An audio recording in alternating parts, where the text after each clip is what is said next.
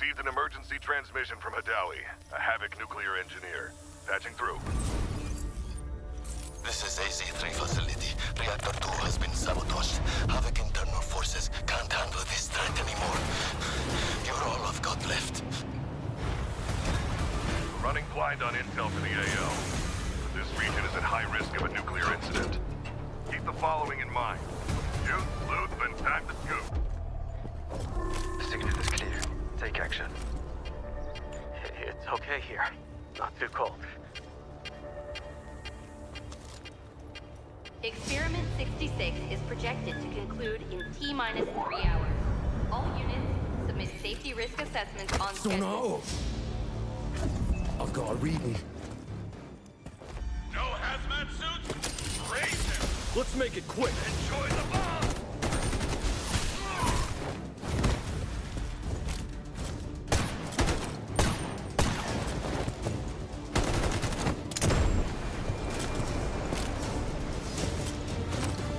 So eager to die. Excellent. I don't know what's happening, but reactor output is still climbing. And security thinks I'm behind this. They're coming for me. GTI, move it, now! Key verified. Access granted. Hostile signal detected. Lethal action authorized. Damn it! Someone take control of this piece of junk! Entering manual mode. Executing command. Those bastards in fusion research won't authorize shutdown because of their experiment timeline. I know better than anyone how important this research is. Hold this position. Once I finish calibration, use that console to insert the control rods immediately. Data set. Follow me. I know somewhere the signal can get through. Steam explosion at reactor 2. Incident level confirmed. Estimated contamination radius. Careful! Don't fall! We're outside the signal blackout zone. Upload the data package to Skynet immediately. Encryption keys in the archive. Just send it! Critical alert. Reactor power output has critically exceeded safety thresholds. Core meltdown imminent. All personnel evacuate immediately.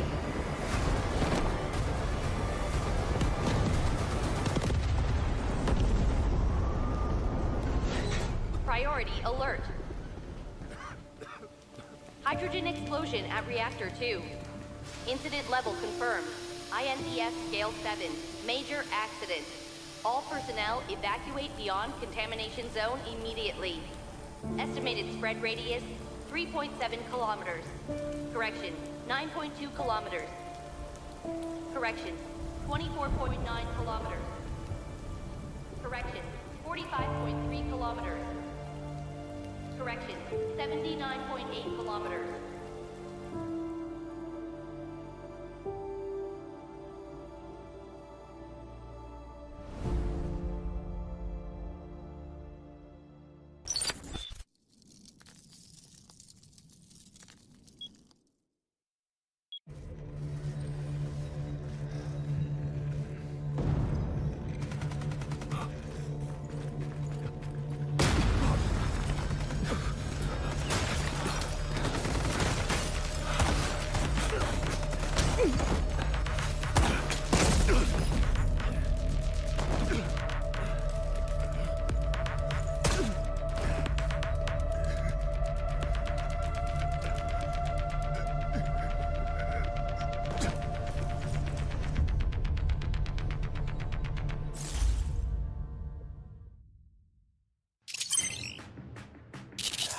My hands are sweating.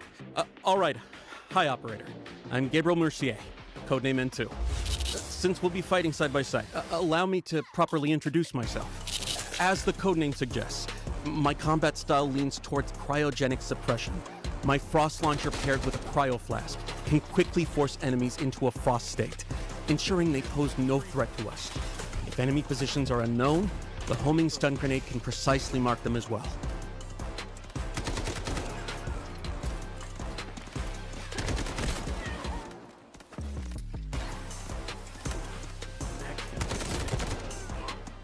Right now, I'm in the middle of a critical operation. one where failure is not an option. I hope this mission can make up for some of my past mistakes, even if just a little. Mission Target Zone, AZ-3, Asara's only source of nuclear power. The plant's power output is spiking abnormally. This time, I won't let it happen again. An emergency shutdown is our only chance, but the risk is extreme. We not only have to breach Havoc's heavy defenses, we have to face lethal radiation head-on. Some containers within AZ-3 have already been contaminated by radiation. You can follow distinctive sounds to locate them, but keep a close eye on your own radiation levels. Radiation is divided into 4 levels, each causing different effects. Accumulated radiation can be cleared by leaving the contaminated zone and using decon chambers or mobile decon units.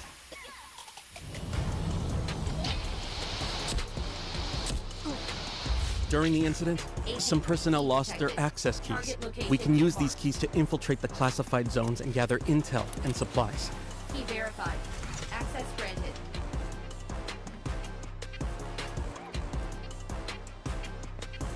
AZ-3 key detected. That's not all. Severe leaks have occurred across multiple sections of the plant. You can choose to endure radiation exposure and enter these zones for high-value supplies and rare data, or stay clear. The choice is yours. Havoc has deployed a large number of purification soldiers at AZ-3.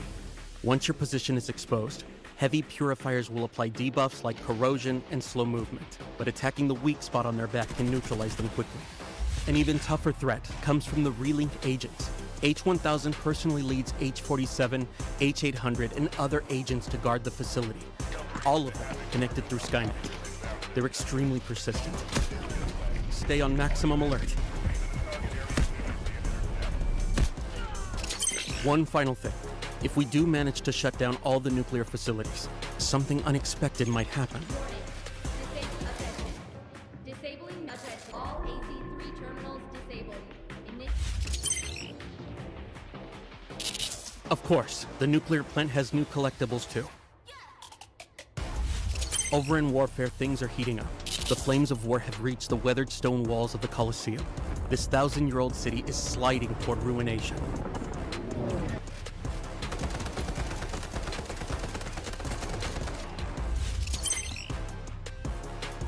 We've got new weapons.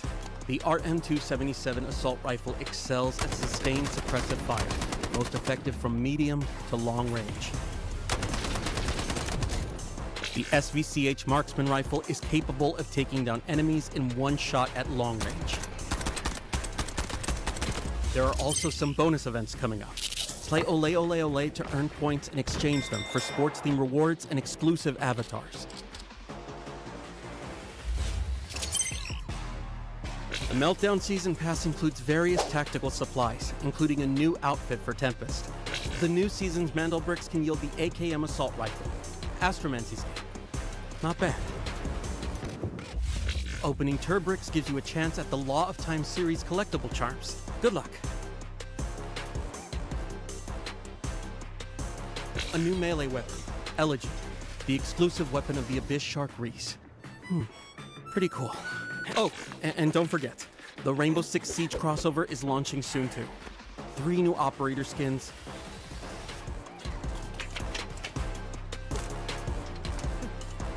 Black Ice weapon skins and special collectibles.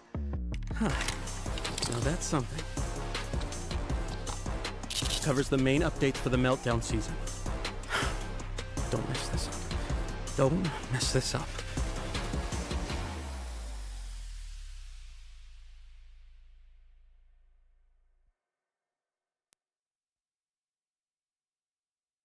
Hi everyone, I'm William, the art director of Delta Force. As many of you may already seen, Delta Force is launching a collaboration with Rainbow Six Siege in our next season. Since launch, we've seen a lot of passion and discussion from our community around the tactical shooter gameplay. And whenever players talk about the genre, Rainbow Six Siege is one of the names that come up most often. So, we reach out to Ubisoft. Bonjour, je suis Émilie Besson, directrice de la réalisation sur Rainbow Six Siege. Oui, Siege a toujours été défini par son gameplay tactique. le travail en équipe et aussi la variété des opérateurs que les joueurs ont appris à connaître et reconnaître au fil des années. Ces collaborations nous donnent l'occasion en fait d'amener les éléments emblématiques de Siege dans un nouvel univers tout en restant fidèles à ce qui les rend uniques.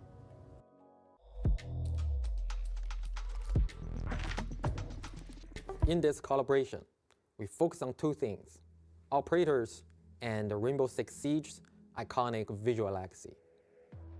We selected 3 operators pairings who share the same combat philosophy. I'll be there you need me. Malbodanen, Hengduiji. Call if you need a hand. For classic Siege elements, we choose to honor Black Ice, the Drone, and the Alpha Pack. Ce qui était essentiel pour nous de préserver dans la collaboration, c'était l'identité, l'authenticité de nos personnages. C'est ce qui les rend uniques. On a travaillé main dans la main avec l'équipe de Delta Force pour s'assurer que l'authenticité de Siege, l'identité de Siege s'intègre naturellement dans leur jeu. Both games share a realistic art direction, and finding distinct recognition within that shared aesthetic was actually the harder challenge. We started by preserving the core silhouette and color framework of Siege operators. Doc and Motin's iconic deep navy uniforms, Vigil's signature custom-fitted gear, these stay true. At the same time, within the finer details, we wove in Delta Force identity. The wear patches from both teams. Motin carries Cineva's badge. Doc has medical kits at his side. To faithfully recreate Black Ice, we focused our material work on internal ice fracture patterns to capture the distinctive texture and cold, austere feel of original. Oui, en effet, Black Ice résonne énormément avec notre communauté.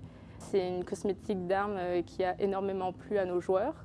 Et l'équipe de Delta Force a fait vraiment un travail incroyable pour la recréation dans leur jeu de cette cosmétique, avec un souci du détail extrêmement gratifiant. We employed a dual-layer material system combined with subsurface scattering lighting model. Using camera vectors and a depth texture to offset UV calculations, we achieved the effect of refractor patterns appearing to exist deep inside ice. Et ce qu'on a apprécié et ce qui nous a impressionné, c'est le travail de recherche de Delta Force. À quel point ils ont été soucieux du détail pour conserver nos opérateurs dans leur jeu, qui s'intègrent vraiment comme naturellement dans leur univers. Beyond the content itself, we want as many players as possible to access and experience this collaboration. By completing in-game missions during the season, you can unlock these rewards for free. One more thing, in the new operations map, we've prepared something special for you. You will find a surprise in the maps that are meant just for you. Once the crossover goes live, go find them. Once more, onto the bridge. Dear friends, once more.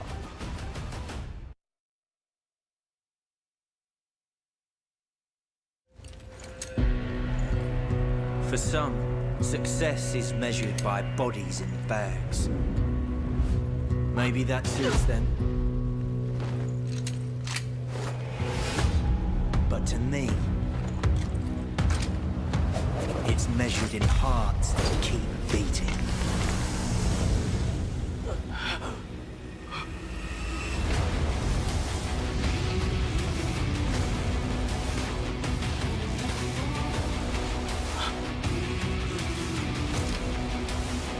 You with me?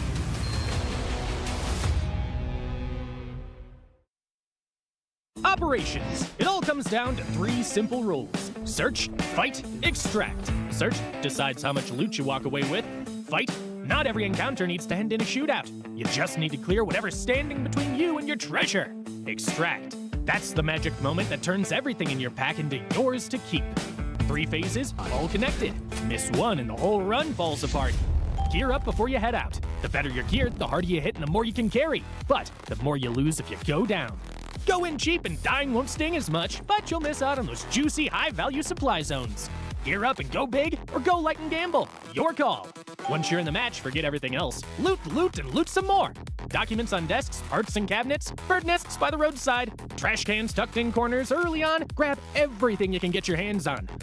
Priority targets, safes, and air cargo containers. Snag one high-value item, and boom! You've already covered your entry cost.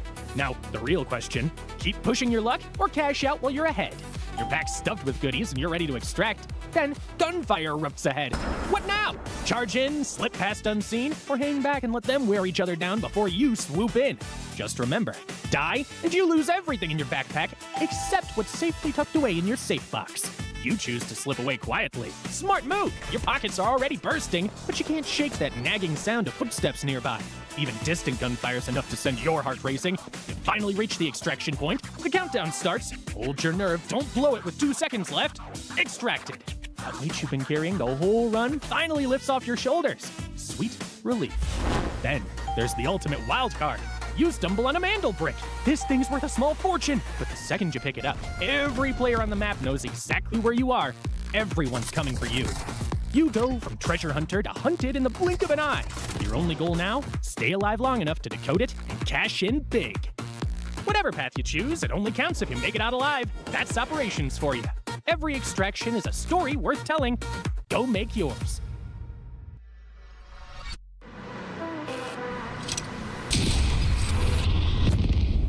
The enemy got the mandel bricks. Find and stop them.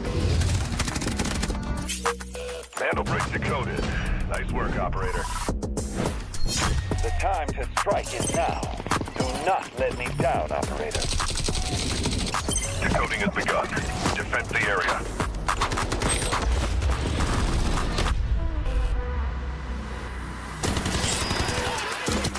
Is about to take the first brick of the tournament. And they're going to do it. What goes around, comes around. Very much. Oh. You get barrel stuff. Skydie is getting aggressive. See what I did there? You ain't seen nothing yet. Let's knock them off their feet. There we go. Damage, there it is.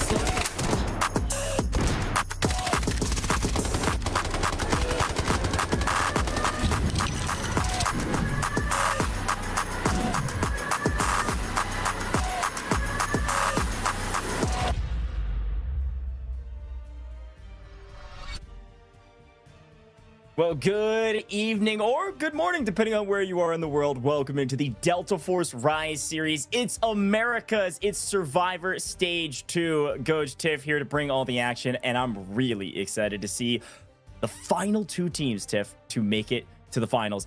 I can't believe we're finally here, right? This is the final chance for these teams. We've already wrapped up EMEA earlier today.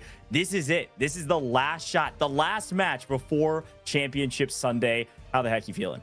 I'm feeling great, honestly amped. We could probably run through a wall at this point because you're right. We wrapped up EMEA earlier and it was so crazy. Came down to an absolute tiebreaker. So if you are playing here today and you're cheering on your team that's playing tonight, they got to lock it in because it's going to be a good one. It's going to be a really good one, and I'm going to get a bit nostalgic, but we got to look back on the group stage, and we got to look back on yesterday, which was our Survivor Stage 1. 2 teams were able to make it through. Let's check it out. By a team like Leviathan and Team Liquid as some of their top competition, as Mindo finds an angle and actually gets traded out. A big engagement in our hands. I'll come back to that point in a minute here, Tiff, because this fight actually dictating a ton. And Nightmare technically in the driver's seat as of current, as Team Liquid getting shot from multiple angles. Farmer Lucas waiting for equal plays to ruin Team Liquid's day. Well, Equals answered back. They grab a knock onto Hudzik. They hit the full send of yellow. It's just boy for Team Liquid, but he moves on in, finds Farmer Lucas, who gets farmed himself. Phase to elect to use their Tempest ult and run back. And here it is, tournament life on it for Nightmare, and Equal clutches up with a massive 1v1. Here comes Team Liquid from down below. They come charging the stairs. Debbie Key Forever is back as a full team of 3 as well. So a big fight inside Centrifuge. We're on the outside. Leviathan gonna have to get aggressive. So out in the open we go. Equal Plays goes down. I think popped ult. Lucas on the point. Takes a ton of util. 2 seconds on the clock. Can anybody get it? Nightmare. Wait. It's stolen. Leviathan, in the nick of time, have uncovered themselves a Mandel Brick decode. The kill feed looking like a newspaper, reading like one as well, a coloring book even. Everybody getting kills. Leviathan, they might have gotten the steal, but unfortunately they get wiped. Timer paused. Boy, gonna be out in the open. Do they know Geogod's here? Yes, they do. Absolutely sniffed out and put down. Boy, with a big play, but here comes FX. Are they playing spoiler? Are they ruining their own lobby by wiping Team Liquid? Team Liquid not able to go for the steal. FaZe is gonna get this brick. It's because of FX. They're trying to make a big play, but they might be hurting themselves. Down goes Team Liquid 2. Hotsick, last alive. Mindo's gonna jump it. He goes in, but no, it's too late. The allure rocket from FaZe. FaZe clutch up when they need it most.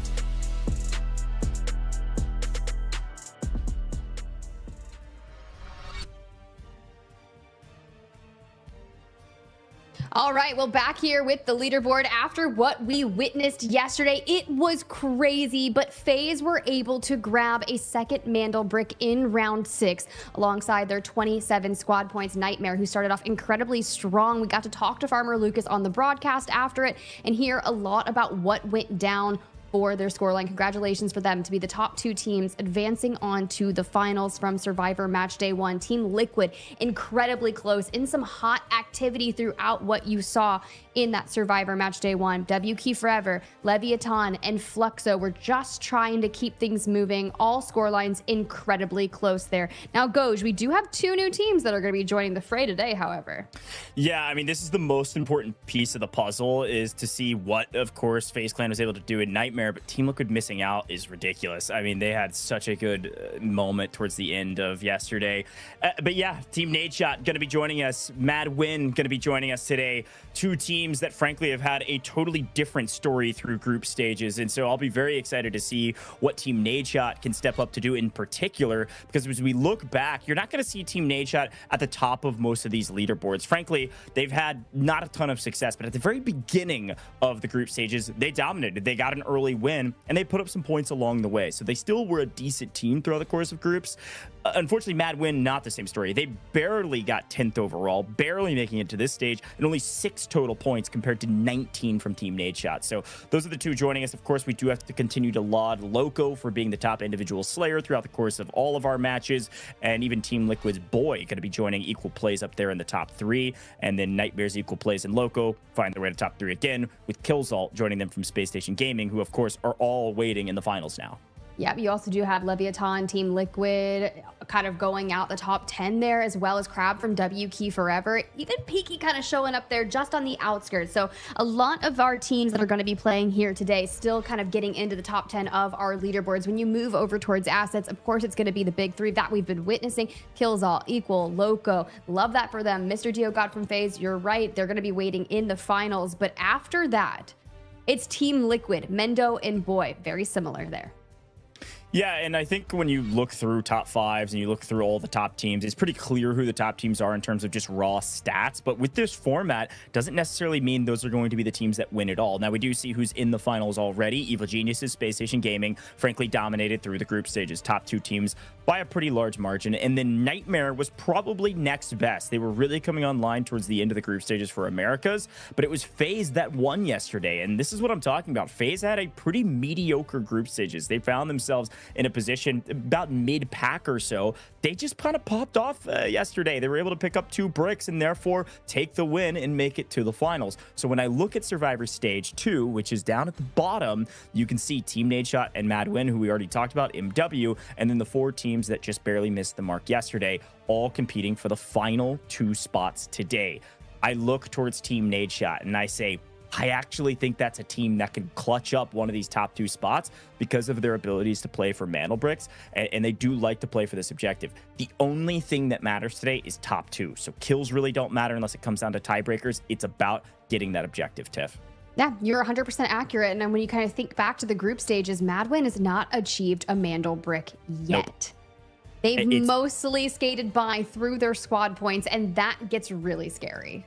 Yeah, that's the exact point I'm making. I'm glad you brought that up. Having not had a Mandel break the entire season, the chances of them getting one today, I don't know. An underdog story for certain. But folks, maybe you missed all the group stages, all the things we've been talking about. Let's take a look back on how the Delta Force happened, the Rise Series happened, and how it all works. Delta Force, 1 game, 2 regions, 1 shot at glory. This is the complete guide to Delta Force Rise Series EMEA and Americas Season 1. Everything you need to know, from the very first match to the last squad standing. The path is the same in both regions.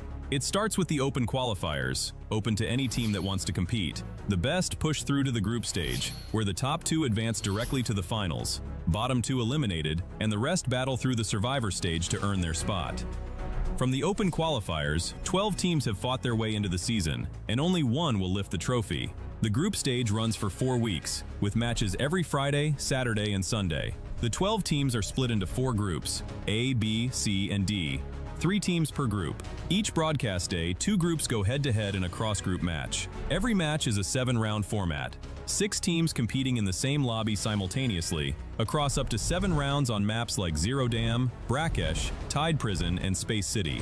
Teams earn squad points by scoring eliminations and accumulating in-game total assets. And on brick rounds, they compete to collect and decode Mandel bricks, artifacts that decide the round winner. Decode 2 Mandel bricks in a match and the victory is locked in, no matter what round you're on. After 12 match days, the group stage standings are final.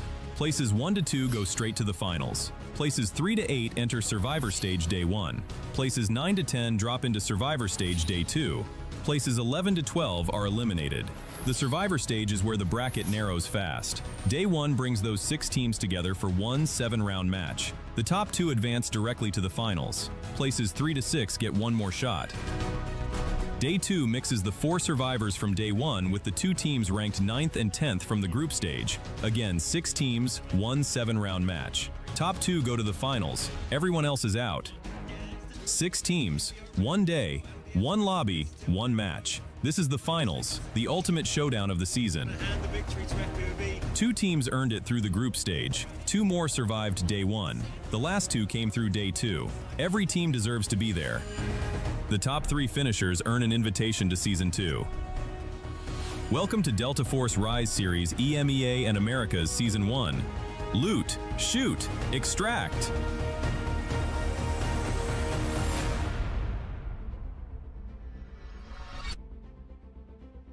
Well, there you have it, but I got to explain what's going on today. Maybe you haven't been here in a while. Well, guess what? Last match, the last chance for these teams to make it to the finals. But today, same rules apply as always. 1.5 million Technic alloy per player, all competing on Season Echo. 1 patch behind. You're going to see Morse, not going to see N2. If you die, you lose your gear, just like pubs, folks. Today, though, and specifically today, the most important thing is Mandel bricks. Got to be top 2 today, but to win, if you capture 2 Mandel bricks, that's how you assuredly win. We could go all the way to 7 if a team doesn't do so, but if you're able to in rounds 2 and 4, we could be done in 4. Minimum of 4, maximum of 7. It's a dang good time. Rounds 1 and 3 are those economy rounds. It's going to be a little bit slower. Maybe go for those kills, get more aggressive, and get your money up. But either way you look at it, no Mandel brick to play for. Now, the other big rule, of course, is that our operators are limited. You can only use each operator a total of 2 times. If you use double knocks on Tide Prison, boom, you can't use them another time. Most importantly for Tempest, though, because Tempest is so valuable in this format, on round 7 everything resets. Now, you do have a 3x3 save box. Store your most valuable loot in there, do whatever you want, put your dog tags in there because those have some value as well. And you also have a 12-slot card holder with all of the cards you could possibly want, so you don't get trapped anywhere on the map. However, besides Mandel bricks, next most important thing is getting your money up. Got to get your points, got to get your money. Best way to do that, go get kills. Every elimination is 800k Technic alloy. Therefore, a team wipe, 3 kills, 2.4 million. Yeah, you heard me right. It's a lot of cash straight to the bank. Maybe more valuable than extracting at times. Even if you're totally broke, even if nothing goes your way, even if you don't get a kill, you're still going to get 700k per round just to make sure you can at least buy some gear and get back onto the map. If you decode some Mandel bricks, it also gives you some cash. Same thing with copying those keys. You'll see people do that, copying the code of the Mandel brick there in the final 2 seconds or so, 20 seconds or so, if nobody's on the map trying to steal it away from you. And if you lose a bunch of rounds in a row or don't extract a bunch of rounds in a row, you get a little extra cash as well, just to make sure you have some money. So those are the ways you get resources. There's a couple other ways, but those are the main ways. Kills most important. However, the most important thing today is Mandel brick. So let's talk about the rules. Most important rule is that once you put the Mandel brick into a decoding station, there's a 4-minute timer starts. That's how long you have to make sure you get that decode. Every time it's stolen away, that's that 2.5 second interruption time, that intercept time. It takes about 2.5 seconds of interaction to steal it away. People will die inside of those 2.5 seconds and it will not go through. But if you are able to steal it, that maximum time of 4 minutes will reset back to 4 minutes, but minus 30 seconds per steal, which stacks. Every steal goes down 30 seconds. Minimum timer will be 1 minute and 30 seconds, 90 seconds in total. And if your game clock is less than that, well, too bad, so sad, nobody's getting the brick. One way to stop that timer, though, is just eliminate the team currently decoding it. That'll pause it, then somebody can go steal it from there. And one other final rule that I skipped over at the very beginning is that once a brick is taken from its spawn, 5 minutes will start at the top of the screen. If you see that, it doesn't matter where the brick goes or who gets it, or if it's just on the ground, at the end of 5 minutes, if it's not put into a decoding station, it will go back to spawn. So those are the main rules for the brick. Super important to remember because almost all of them show their face in each of these matches. But of course, Tiff, there's more to play for as well. If not bricks, we're going for points. Yeah, these squad points are going to be incredibly important, especially if someone gets double Mandel bricks incredibly quickly and you don't have one. This is going to delineate between the rest of the leaderboard, and that is basically the sum of 2 parts: kill points plus supply points. Each kill that you obtain on the map is going to be worth 1 point, and then we're going to look at your supply points. Every 2 million in total stash assets earns you 1 point. Not 1.9, not 1.8. You do kind of round down as well. So if you're at 3.9, it's rounding down to that 1 point from the 2 million level. It'll go 2, 4, 6 million to get those points. You add them up, you get your squad points, and that's what'll be reflected on the leaderboard. Now, there's a lot of things that our teams are playing for tomorrow, but as you can see, our prize pool for the Delta Force Rise series over here in Americas. Tomorrow in those finals, if you walk away with first place, you're getting $60,000. We're looking for the top 2 today to slot into that lobby, which would get you at minimum $10,000 for 6th place if you come in last tomorrow. As you can see, BTH and Liquids already out on our group stages there, 11th and 12th place respectively, grabbing $1,000 apiece for those teams. So we are looking for the rest of who is going to get all of this money. In this economy, this is great. This is great, Coach. Totally agree. And here's our schedule. Here's where we've been and where we are going. You can see wins across the board. You see Team Nadeshot's win in week 1 there, second match, July 11th. You see Space Station Gaming and the dominance. They had 3 wins in the first 2 weeks. Ridiculous stuff. And then the clutch up there of NTMR, they pick up 2 wins back-to-back for their matches they played. Evil Geniuses the same. And then Space Station Gaming wrap it up. But FaZe Clan yesterday get the win. And you can see where everybody landed after all those points that have been gained through the group stages. We had Evil Geniuses and Space Station Gaming make it to the finals. And then yesterday, we saw FaZe and Nightmare make it to the finals. So today, the biggest question is who the final 2 teams will be that will make it to the finals. Assure at least minimum 10K cash and at maximum 60K. Team Nadeshot, mad win. Their first chance.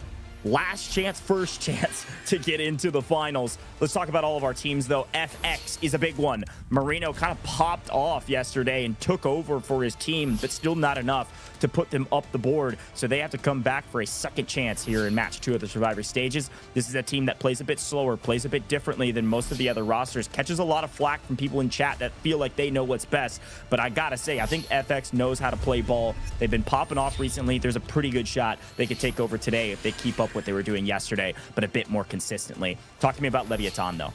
I mean, look, they're looking great. They were definitely grabbing some of those steals when it came to the decodes just yesterday, but they couldn't quite get that momentum they needed to get some of those bricks fully decoded because it was kind of unleashing the chaos. But expect this team to get aggro, maybe a bit quicker pace than what kind of FX was doing yesterday. LEVIATAN definitely moves faster on the maps, but then you look at W Key Forever and you amp up that pace. If we were seeing fights, these guys were definitely included in it, and they were putting a lot of resources to being able to play for the objective and get those bricks in addition to fighting.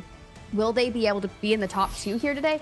Honestly, I freaking hope so. They had 3 Mandel bricks during the group stages and 137 kills. That puts them inside, I believe, like the top 5 as a team in terms of the fragging potential, which explains why they're always getting aggressive on the map. Yeah, and MW, again, this is the storyline for this roster that, hey, frankly, they're just the underdogs. They struggled through the group stages. They barely were able to eclipse the bottom 2 teams, which put them in, I believe, 10th overall. So they just barely scraped through to make it to this stage. But they've been in the lab. They've been working. They have crazy amount of hours in the game. And the biggest question today is, can they get their first Mandel Brick throughout all of the matches they've played thus far? Would be a crazy storyline. Definitely watch out for them. Team Liquid, a roster that started slow yesterday, was ending hot, but unfortunately barely missed the mark. The only other team to get a Mandel Brick that didn't qualify for the finals. They're technically the top seeded team, I suppose, going into this competition. They had a solid group stage. Frankly, these guys find their way to a ton of kills. Team Liquid was 4th overall in the group stages. This is a team that should qual in theory, but they've got a tough competition with the folks like Team Nadeshot. A fun conversation. I know these guys for a long time now, and these guys won the first qualifier to get into the Delta Force Rise series. They were the top team technically going into the competition, and they started on top as well. They got their first win, but since then, been pretty slow. They're a lot more patient. They've got a slower playstyle than some of these other rosters. They're not as aggressive, but that could pay off today when the only thing that matters is top 2. Nobody's playing for placement. Nobody's playing for points necessarily. You're playing for the bricks. Watch out for Team Nadeshot today. I'm excited. I kind of hope that they just play the objective and focus on it. And it sounds so simple saying that, but every player that we've been talking to has been like, hey, we've been paying too much attention to what other teams are doing, and it's all about focusing. Where that starts is, of course, going to be on our map rotation. Zero Dam to kick things off with that airdrop eco round. All of the operator selections are available to you. Typically, we'll see, some D-Wolf action, especially Raptor, 1000% coming out on Zero Dam. What's the rogue pick for Americas and what they like to invest? Maybe a little Viren or a Nox. We did see that overall in EMEA today, so curious to see. Yeah, here's a look at it. Total 13 attempts for this trio in particular, which is frankly very low. Zero Dam has a lot of variability. You're going to see a Raptor probably on every single team. You'll see a D-Wolf on most, and then the third is kind of totally up in the air. Toxic technically is the third most viable, or the third most picked rather, for Zero Dam. But folks, as we hone in on this first match in Zero Dam in particular, I pose the same question that I've posed the last couple matches we've casted over Tiff. In survivor stages, when the only thing that matters is top 2, it is the only way to move forward. Everybody else is eliminated. Do you play slower? Do you play more patient? Do you play more fearful of throwing and losing? Or do you just get aggressive and go get your points early? Gain your advantages where you can. And if you risk it in an eco round and it doesn't go your way, does it change much? Does it change enough to where you don't want to go for it?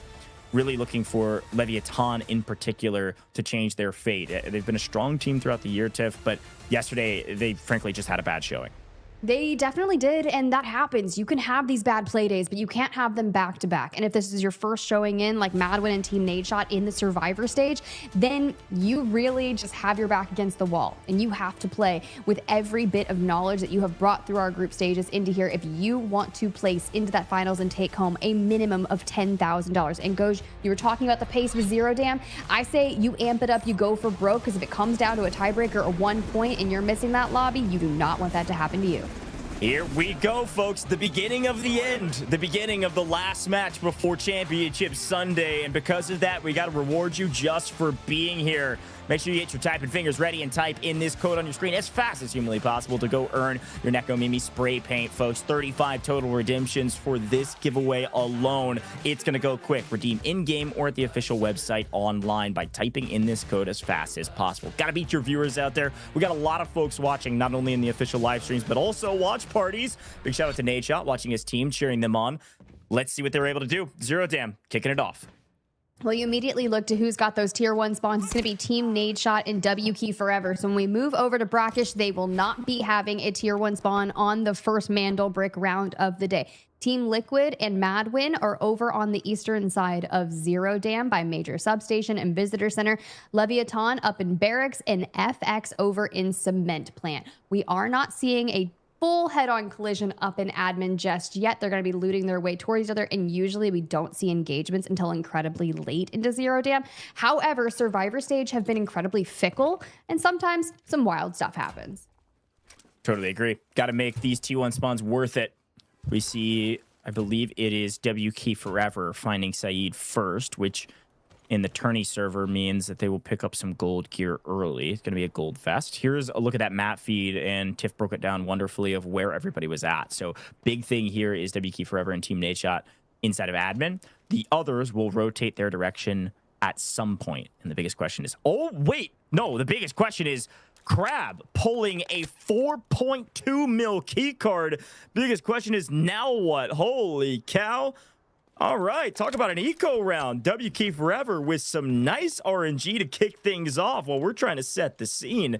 They're taking care of business.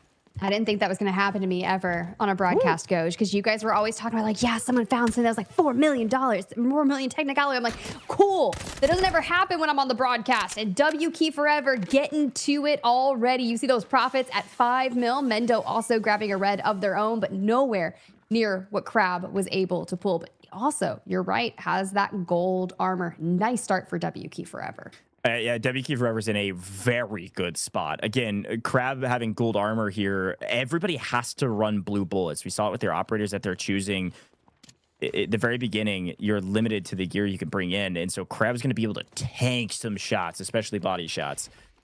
But we'll see if it matters in this engagement. Here's a look at that. Everybody running blue, and then everybody brings in purple gear on top of that. So Crab with a very nice advantage. And they're going to push the engagement. They know they had the advantage, and they want this fight. Team Nadeshot in a bit of trouble. Who knows? Maybe they'll be the one to cause the trouble. Crab goes through first. Crab just tanking shots, but he gets shot from both sides. A little too overconfident. Team Nadeshot starting off hot. They go up early. Now a 3v2, and WK Forever got to think twice about this engagement. Maybe trying to play the flank. Yep, and their gold armor player is down and out. And honestly, if you lose that red keycard, bro, we are in shambles. And the peak comes in. Team Nadeshot are incredibly aggressive and are breaking down WK Forever. However, Peaky still upstanding, playing on Nox. Had to expend a lot of resources. Only has one flash in the back pocket, but is full on disengaging. Run. Team Nadeshot's hot. Run away. Holy cow, tables are hot. My goodness, what a start here for Team Nadeshot. And frankly, what a misplay. I mean this with the utmost respect. WK Forever's a great team, but it was a huge misplay. Crab leaps through the window thinking like he knows the full scope of the situation and where Team Nadeshot was, and he's getting shot from both sides by himself. Just to go down, and WQ Forever had such a good start. Now they lose their gold armor. We see Team Nadeshot pick that up. They still have that key card, I believe. Somebody can correct me if I'm wrong, but I'm pretty sure you can Should be in the safe bot. Yeah, maybe? bought key cards, or sorry, found key cards can go in the safe box. Of course, bought ones cannot. So that's the difference. If you find them, you can. So he should have it on him still, which is nice. I was definitely a little nervous when I was immediately thinking about that. I'm like, our resources, WK Forever, we need to keep them. But looking at Team Liquid as they have rotated over towards the west, turtled up on one another as they crawl through the tunnel. They do know that FX is on the horizon. They're probably trying to swarm past whoever would have started at Cement Plant. But we know that in Americas yesterday, goes for Survivor Match Day 1, how many engagements happened by that Southern extraction? Yeah, totally agree. Well, let's do a quick vibe check here with MW's Loud. Let's see what he was thinking before the match. Obviously, the main goal for our teams is to play well and finish in top 2 to make it to the finals. I think that's all. We want to make some other strategies that we have in mind and try to get in there and play in the Sunday. Fair enough. I think the notice and the words that you were saying all made sense. The confidence was a bit lacking there. I'm a bit worried. Our underdog story that is potentially one of the greatest stories in the Delta Force Rise series history for MW to get their first brick here when they need it most. I don't know. We'll see. I need some more confidence from the gentlemen. We'll see what they're able to do today. But of course, an being picked up on main here. That's a big high caliber weapon for future use. Dude, we didn't even talk about the fact that airdrops were coming down immediately, and we usually always set the precedent where they've landed and such, but good work for them to get the in the back pocket. Team Liquid still on the hunt, doubling back this time above ground. I didn't expect this much action to break out so soon, though. Well, yeah, I mean, the admin fight went off very early, which is isolated, frankly. So with that fight done, I don't know where you're going to see the next fight on this map. I mean, you can see FX is popping into minimap view, so there's a chance Team Liquid walks into a bit of a trap here as FX is just camping this southern extraction zone. We'll see maybe, golly, a daggum alligator in the water, but first shots being thrown out. Team Liquid assuredly know that there's a team on the other side, and I don't think they're going to take this fight. This is one that's going to be very tough to win. They're also running a unique composition, right? They've got the D-Wolf Toxic Hack Claw. So we're running Hack Claw instead of Raptor, and usually Raptor is like the tried and true recon. I do love Hack Claw, but if you're running what you feel the most comfortable with, you have to think about what happened to Team Liquid yesterday. They weren't even allowed to play their game for the first 2, maybe even 3 matches, just getting full sent, full wiped off the beginning. So the fact that they even got a brick in a later Space City round was phenomenal for them. But they are on major damage control to get into finals. Yeah, to be honest with you, I'm kind of blown away that they're not running a recon operator. Like, I guess Hackclaw technically, but like not really, not comparatively to what Luna brings and what Raptor brings, right? So they had no idea if FX was there. If FX would have just been more patient, I think FX get a team wipe. I think they just hold their fire till the last second. And we do a quick check-in with Peaky, who is hiding in a corner, not going to move anytime soon. Let's swing back over to Team Liquid, see where they're going. They're going underground. They're going to rotate up towards admin, probably through underground. I'm actually interested to see MW. There they are. Perfect timing from production. They have rotated over. They picked up the from the airdrop, and they're looking now with Raptor drone in air. They're going to know that FX is right around the corner. They may take this engagement. Well, this is also going to be a little interesting, too. That airdrop is landing right outside of major substation. So when it drops in about a minute 10, minute 15, you're going to have those high-valued supplies. It's usually a bunch of golds. But with FX on the horizon, potentially looking to kind of pay for that extract, block it from everyone else. But what we saw yesterday on this map in particular, that's where LEVIATAN was playing from and kind of sent players up into major substation, gave away line of sight, and was losing some of their players. But we'll see. FX for now, still at a good enough distance away and being more cautious. Yeah, it does look like they bought it, so that extract is now not an option for anybody else. FX must have done a mission and then bought the extract. So they're going to be the only team that could theoretically leave the map through the south. But it does look like FX, I think they know that MW's here. I mean, they saw the drone likely, so they should know there's teams in the area at the very least. But second airdrop landing, again, not extremely valuable. Don't want to die for it, but if you can get it, certainly go for it. LEVIATAN and FX still staring at each other, trying to figure out what the next move is. Yeah, just a moment of pause. But for now, the airdrop is coming down, and with Madwin having that AWM, I'd imagine they're going to scout it out, invest some smoke, and then go pop and see what they can grab from that. It's like Loud is actually going to be the one to breach into it. Some golds, okay. Breadbin out of the safe box, and hey, one nice red we'll take. I was about to say they got scammed, but no, we'll take a champagne bottle. All right, at least we got one red. We saw a diabolical all gold earlier today, so we'll take what we can get here. But yeah, I mean, right now it's a patient waiting game, and I know this feels slow because it is, but this is the eco round of the survivor stage, and these teams are not wanting to risk anything yet.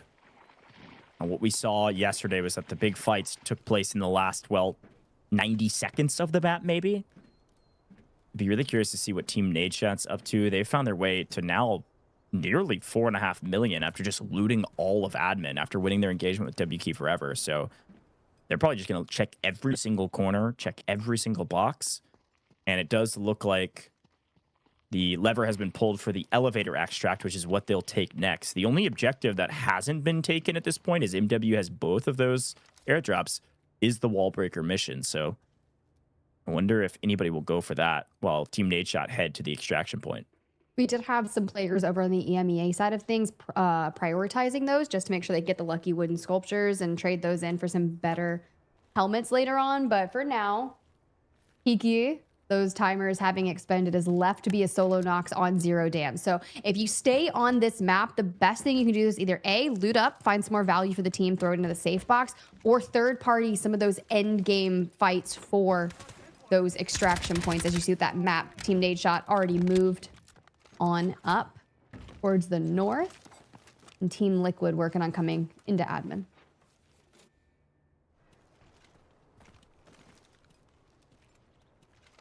Really feel like some of these teams are missing out, not getting aggressive here. I think Team Nadeshot are in the best position by a country mile.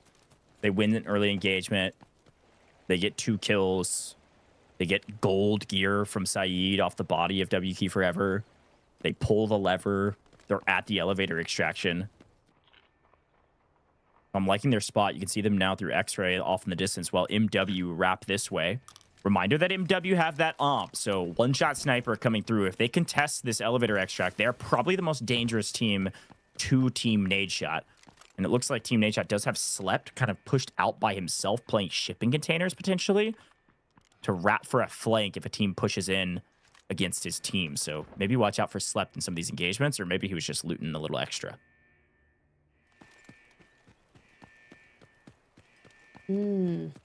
Okay.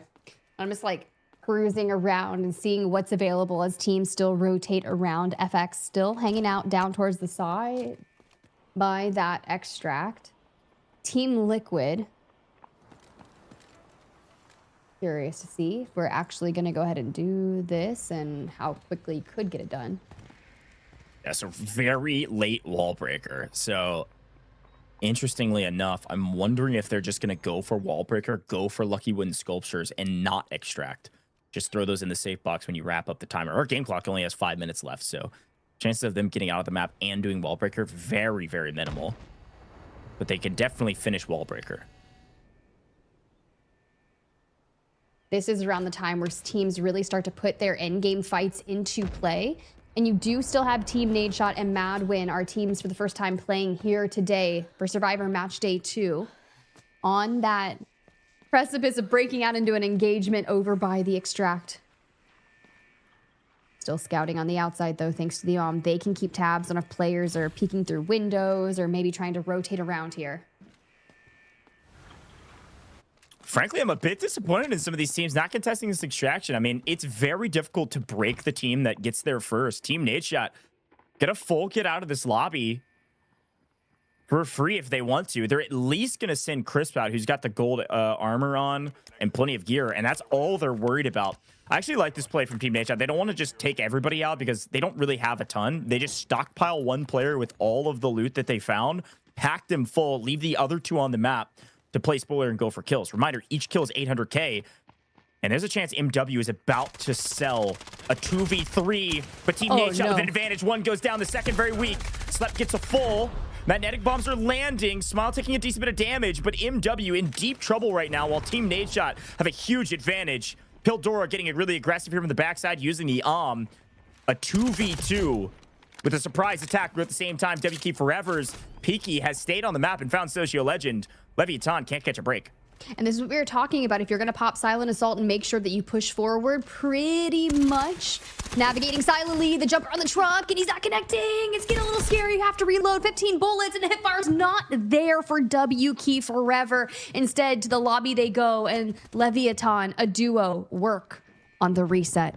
Still 3 minutes, 20 seconds on the clock, and job's not done. Team Nadeshot finds Team Liquid and opens the door.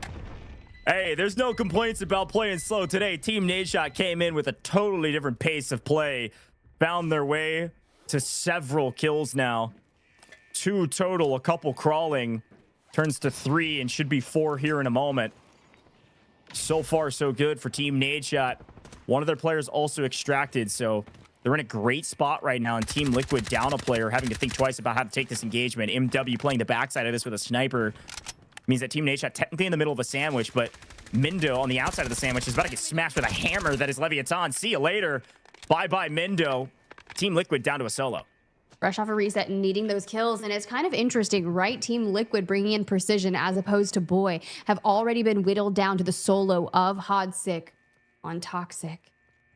Having to just maybe see what he can find. benefits are needed. They started out really slow, being one of the first teams wiped just yesterday on Zero Dam. We've made it a bit longer with W Key Forever being the first team out, but a solo isn't going to be the best case scenario. You can see Hodzik up on the map. That red, or yeah, red. No, it's definitely yellow. Again, Leviathan getting shot in the back. Widows goes down. And if you're wondering, yes, the elevator extract is live again. Somebody pulled it from substation, so another lever pulled means another chance to get out, and the only other chance to get out. A minute and 30 on the extract, a minute and 50 on the game. If you want to get out of the map and you want to do it with all of your gear, it's got to be through this one, and MW have complete control of it. So as much as I was questioning their position, they've made it work. At least going to take the out of the map, if not more. As two members of MW approach the exit of the extraction, Eclipse is fighting for his life. Leviathan, though, Socio Legend, does find one member of Team Nadeshot off in the distance, but it's about to be utter chaos. FX pushing the equation, a ton of util landing through the smoke, hip firing anything he can get his hands on, trying to get some intel, but guess what? Pildora peeks his ugly head out the door and says, peekaboo, I'm not leaving the map, I'm gonna kill you. See you later. Socio Legend picks up 2 as well. FX down to a solo. Socio going so massive there onto the knocks to make a big difference for Leviathan, but it's Mad Win. Loud down. Pildora still trying to hold the front line if you can, but Leviathan is out of our lobby, and here comes Hodzik. Smile picks up 1 as well from Team Nadeshot, so Smile's on 1. His teammates down. A bunch of solos on the map, and MW, they leave a duo out, at least for now. Hodzik fighting for his life. Just trying to keep a point away from his opponents, or maybe catch one at an off angle. Smile's on 3 right now. Slept's on 2. That's 5 kills for Team Nadeshot. A great play to send 1 out and leave 2 on the map. They're getting paid for that strategy. Here's the difference with Raptor being able to pop into the drone and immediately sight out where Hodzik currently is. It's a 1v1 with Madwin being back onto the extraction point. And you can see both remaining players of Madwin will be leaving Zero Dam. So 3 total players have extracted for now. 10 seconds on the clock. Will Hodzik and Smile settle this score? Highly doubt it. 4 seconds left. Smile content with his winnings. Not gonna scam. They both trade some damage, but that is it. Woohoo! All right. Little taste of blood at the end, but Team Nadeshot, they may have been the big winners on that one. Big shout out to a roster that's been a little bit quiet throughout the group stages, but maybe waking up at the perfect time. Last chance to make it to the finals. They're starting out with a solid 5 kills and a player extracted with gold armor. Mad Win, you give them some credit as well. They get the out of the map. They're going to have that high caliber weapon for some future rounds, maybe even the next one on Brakkesh. Yeah, I'm curious to see if they do bring it into Brakkesh. Brakkesh has been one of the most unique maps that we've had so far in our series. In the group stages, it's been electric. We are always seeing different bricks, different recoveries, especially at Royal Museum. But our best team of the day on Zero Dam, like you said, Team Nadeshot, 6 KP on the map, 3.8 million assets gained. And basically, after not getting to play Survivor Match Day 1 with 1 opportunity to place inside the top 2, they have at least started off on such a good foot for our series today. Yeah, great effort. 3.8 mil in assets. Plus, reminder, every kill is 800K. That's another 4.8 million straight to the bank from the kills alone. Definitely the best team out here today in the first round. We'll see if they can keep up that momentum. Leviathan, though, a much stronger start. Yes, they got shot in the back a lot again this time around, but finally, Socio Legend feels like he's back in the form that we saw him in the group stages after a really brutal day yesterday. Does find his way to the most individual kills at 3 total, tying some folks here from Team Nadeshot. Smile picks up almost 1,000 damage on the map, which is crazy to say. And then some nice assists from the Leviathan boys here on main, with MW picking up a couple as well. Nice all around, but of course we can only imagine why Crab is up here. Dude getting the lucky hands there in Zero Dam and finding a 4 mil plus key card. But our MVP of Zero Dam is going to be none other than Smile, walking away with 3 KP. Brilliantly done there for starting off with the Team Nadeshot. Listen, it looks like Nadeshot tuned in for the watch party and his boys popped off. I'm loving it. Okay, here we go, folks. Excited to see what happens in Brakkesh and in round 2, our first mantle brick round, the first chance for a team to pull away on the leaderboard and be 1 step closer to making it to finals. But as a reminder, maybe you're watching for the very first time or you've been watching all season, this is about to be the end and season 2 is right around the corner. If you want to participate in season 2, guess what? Registration opens in 2 days' time, literally the day after Championship Sunday, the day after season 1 wraps. go get signed up with your team here in a couple days and participate in Season 2. We'll be maybe casting over your gameplay not too long from now. We're going to head to a very short break here in the booth. When we come back, first Mantle Brick round, Brakkesh. It's going to be a ton of fun.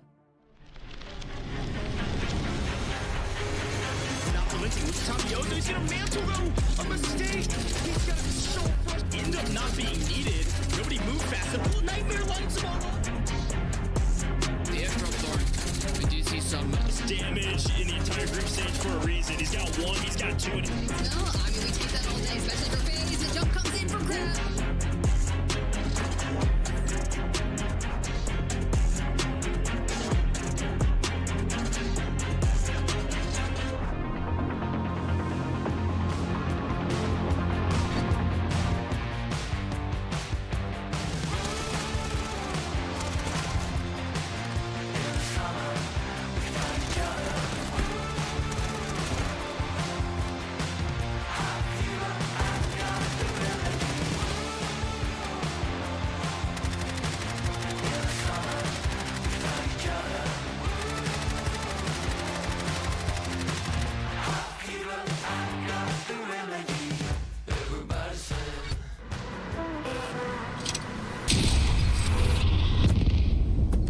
Got the mantle bricks.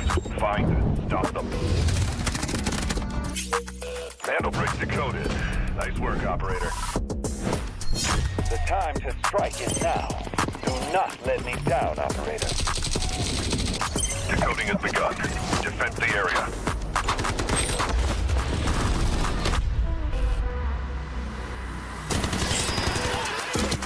Is about to take the first mantle brick of the tournament, and they're going to do it! What goes around, comes around. Not going to do very much, though. When you get barrel stuff, Skydie is getting aggressive. See what I did there? You ain't seen nothing yet. Let's knock them off their feet. There we go. Much damage, and there it is.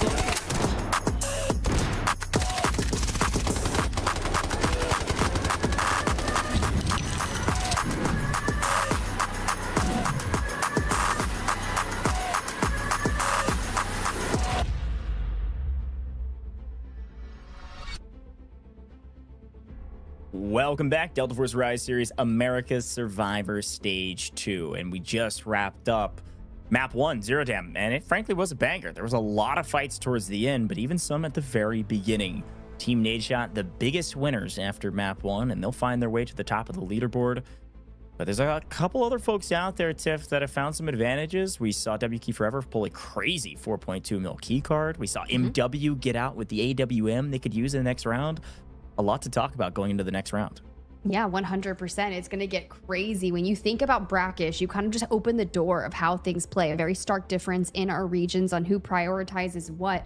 But Brakkesh in the Americas yesterday is where we saw our first teams make their move. It was Nightmare yesterday with 6 kills getting themselves a brick. But coming into this, fresh off a stellar performance, Team Nadeshot start with 12 squad points. We've already breached double digits, and we're showing that we can consistently kill and also get those supply points that are needed to add up for your squad points. LEVIATAN, a little bit of a slower start.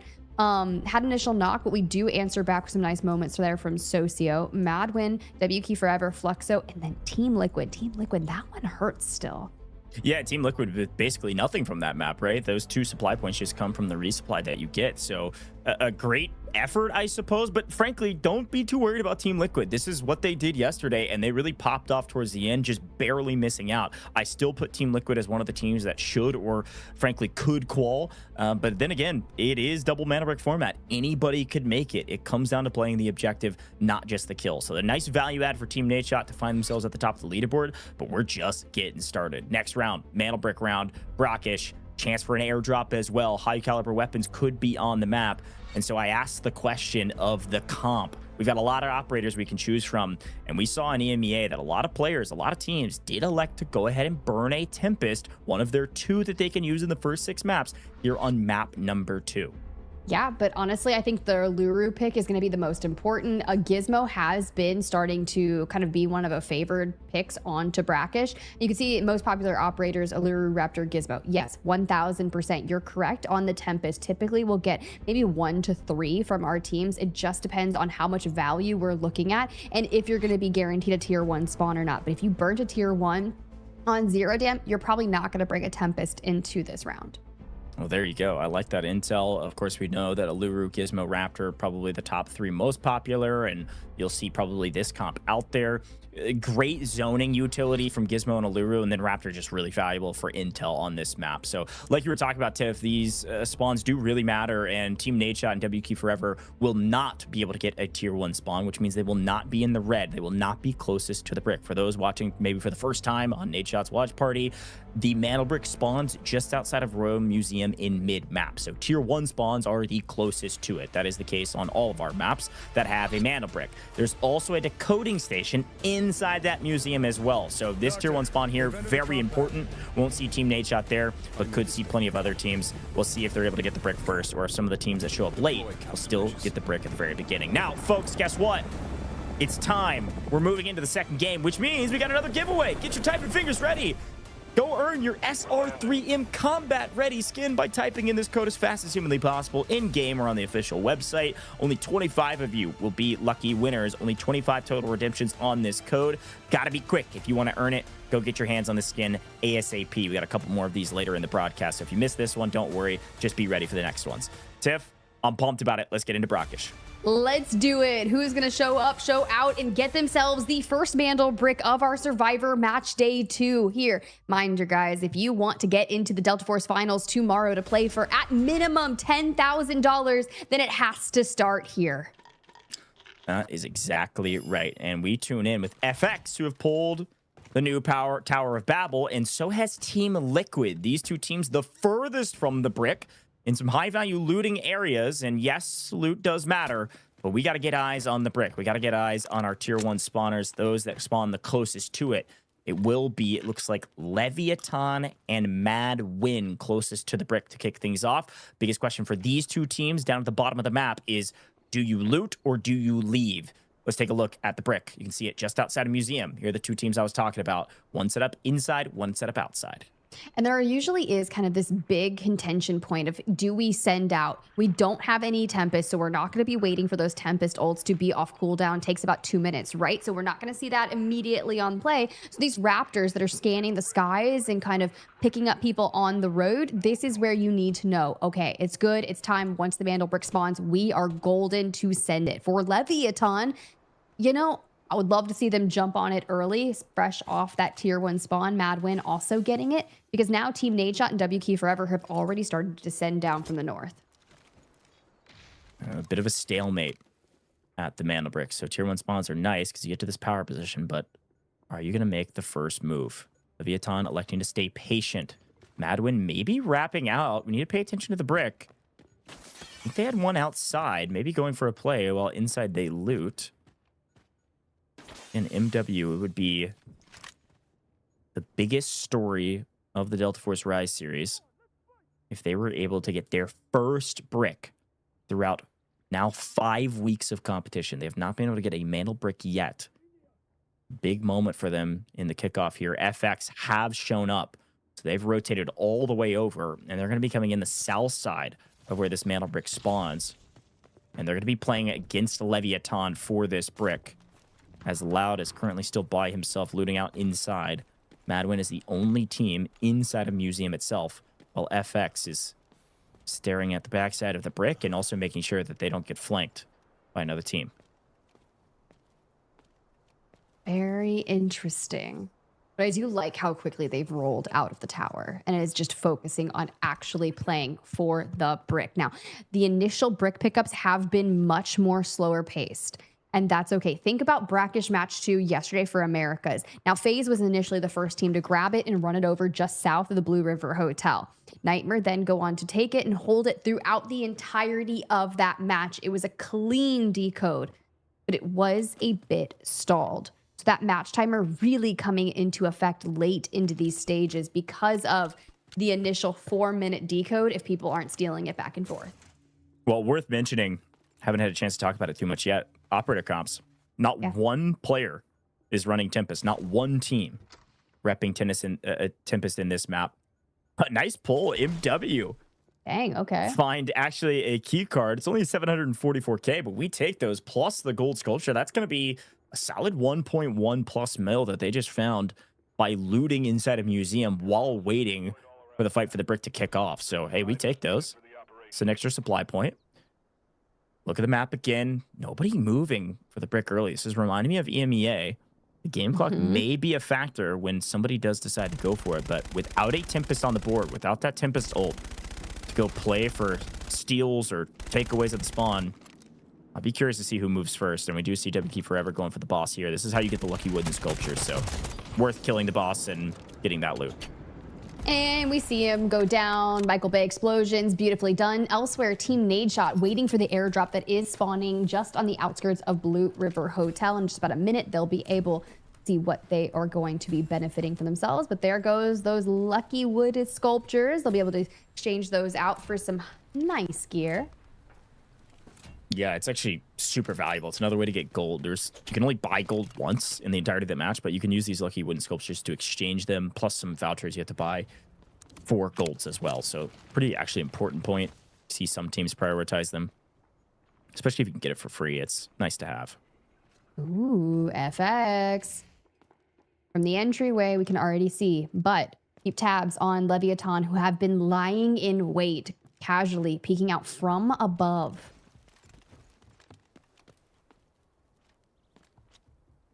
Yeah, Team Nadeshot, you see that airdrop landing. Reminder for folks, this first airdrop is going to be that high caliber weapon. It's going to be a big sniper. FX, though, playing for the brick. No qualms about their place. I'm covering fire, unfortunately.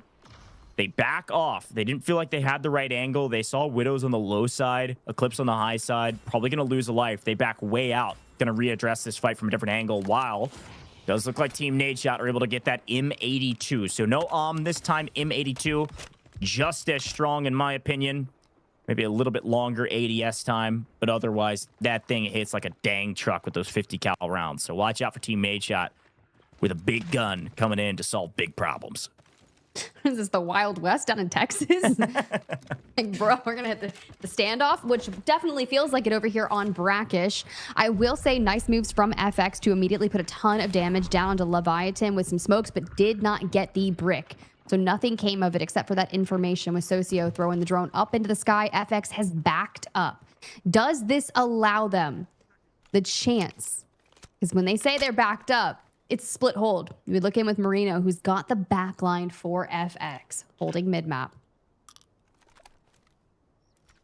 Now listen, I'm not one to complain about playstyles, okay? I'm no pro. But man, I'd like to see some aggressiveness here. I'd like to see somebody take a step, a leap of faith. Get your teammates to covering fire for you. Go play the brick here. I think there's a pretty good chance that either MW or Leviathan could go for it, but since it's taken so long, FX is now thinking twice about themselves pushing either and just waiting for somebody else to scam first. So it turns into this big waiting game. But the game clock timer, it's been 7 minutes. Hardly a bullet has landed on an opponent yet. Hardly blood put out at all. Spilled. There we are. Thank you. I found it. But the problem is, is it really spilt though? Because nobody's even gotten knocked yet. You know, it's just like a little flesh wound. Yeah, just some mere poke damage through the window. But it's like you're taking the stick. You're like, come on, do something. And I respect it because you don't want to fall early. All the times we see our teams go out early, they're not really able to not only not get the brick, but you're not getting squad points. And it did come down to a squad point differential over in the EMEA region once Genius grabbed back-to-back bricks in maps 4 and 5. So very important. Yeah, I mean, technically, it came down to squad points in Survivor Stage 1, too. We had 2 teams with a single brick and a team with a double brick. So, you know, it is very important. Definitely don't want to make any big mistakes here. And Team Liquid have just decided that, hey, guess what?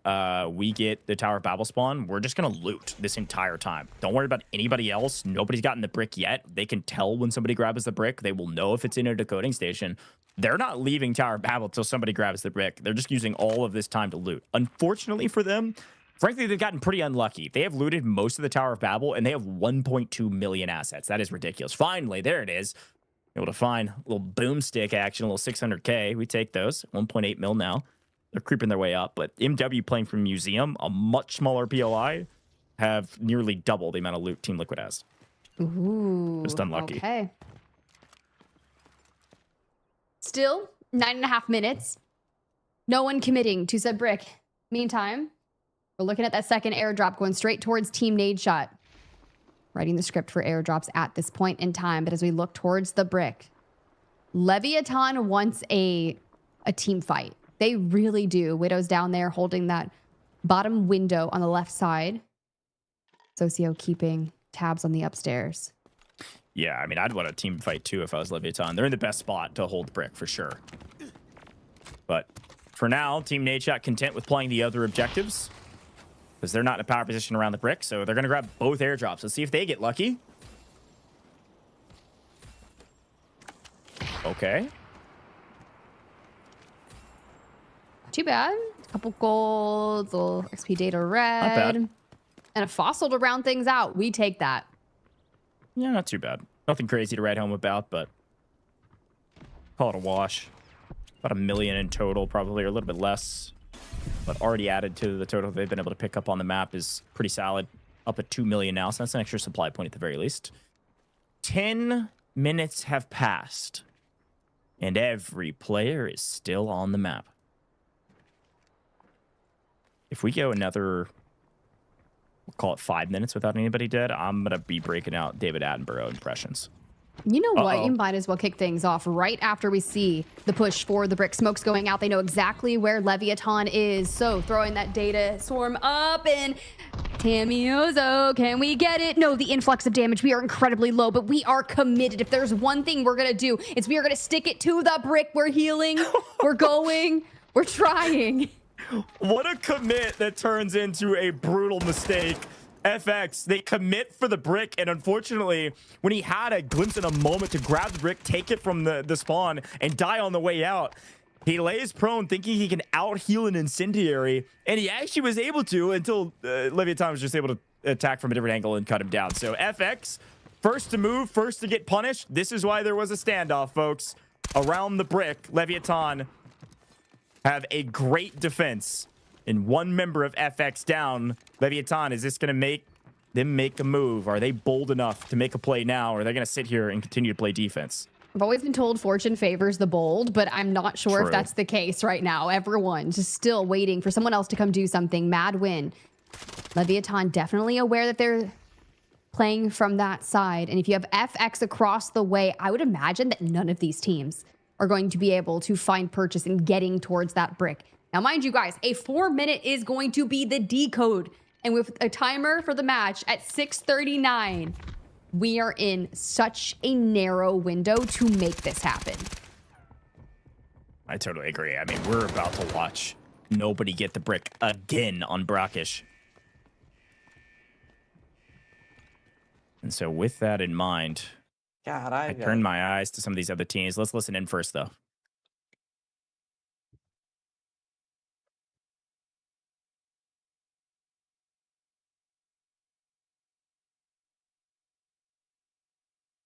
Lucro de cima.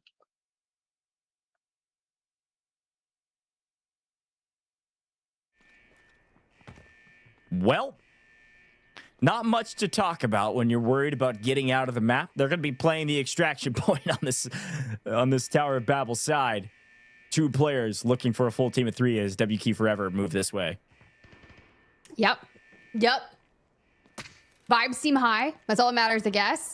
But for Team Nadeshot, fresh off both airdrops, taking down a little bit of a sniper over there. They've moved to guard one of the decode stations out towards the left south of Blue River Hotel, which is what we saw happen for Americas yesterday. But not a single soul committing to the brick.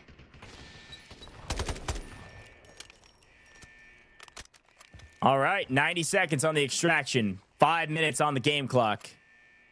FX content to leave and lick their wounds. W Key Forever. No wounds yet, but maybe trying to do the same. Slep does have an angle with the M82, but not wanting to take the shot too early. Nice trigger discipline here from Team Nadeshot. Waiting for the right moment. Every single bullet is 100K, and you have to be able to get the confirm as well. That knock, probably not going to turn into a confirmed kill, but now FX feeling the pressure as Team Liquid go swarming forward. Quite literally, the swarm flies forward, giving them an advantage in this engagement. Both low. Hodzik able to find one. FX in a deep blender. The trenches, there's no way they're getting out of this one.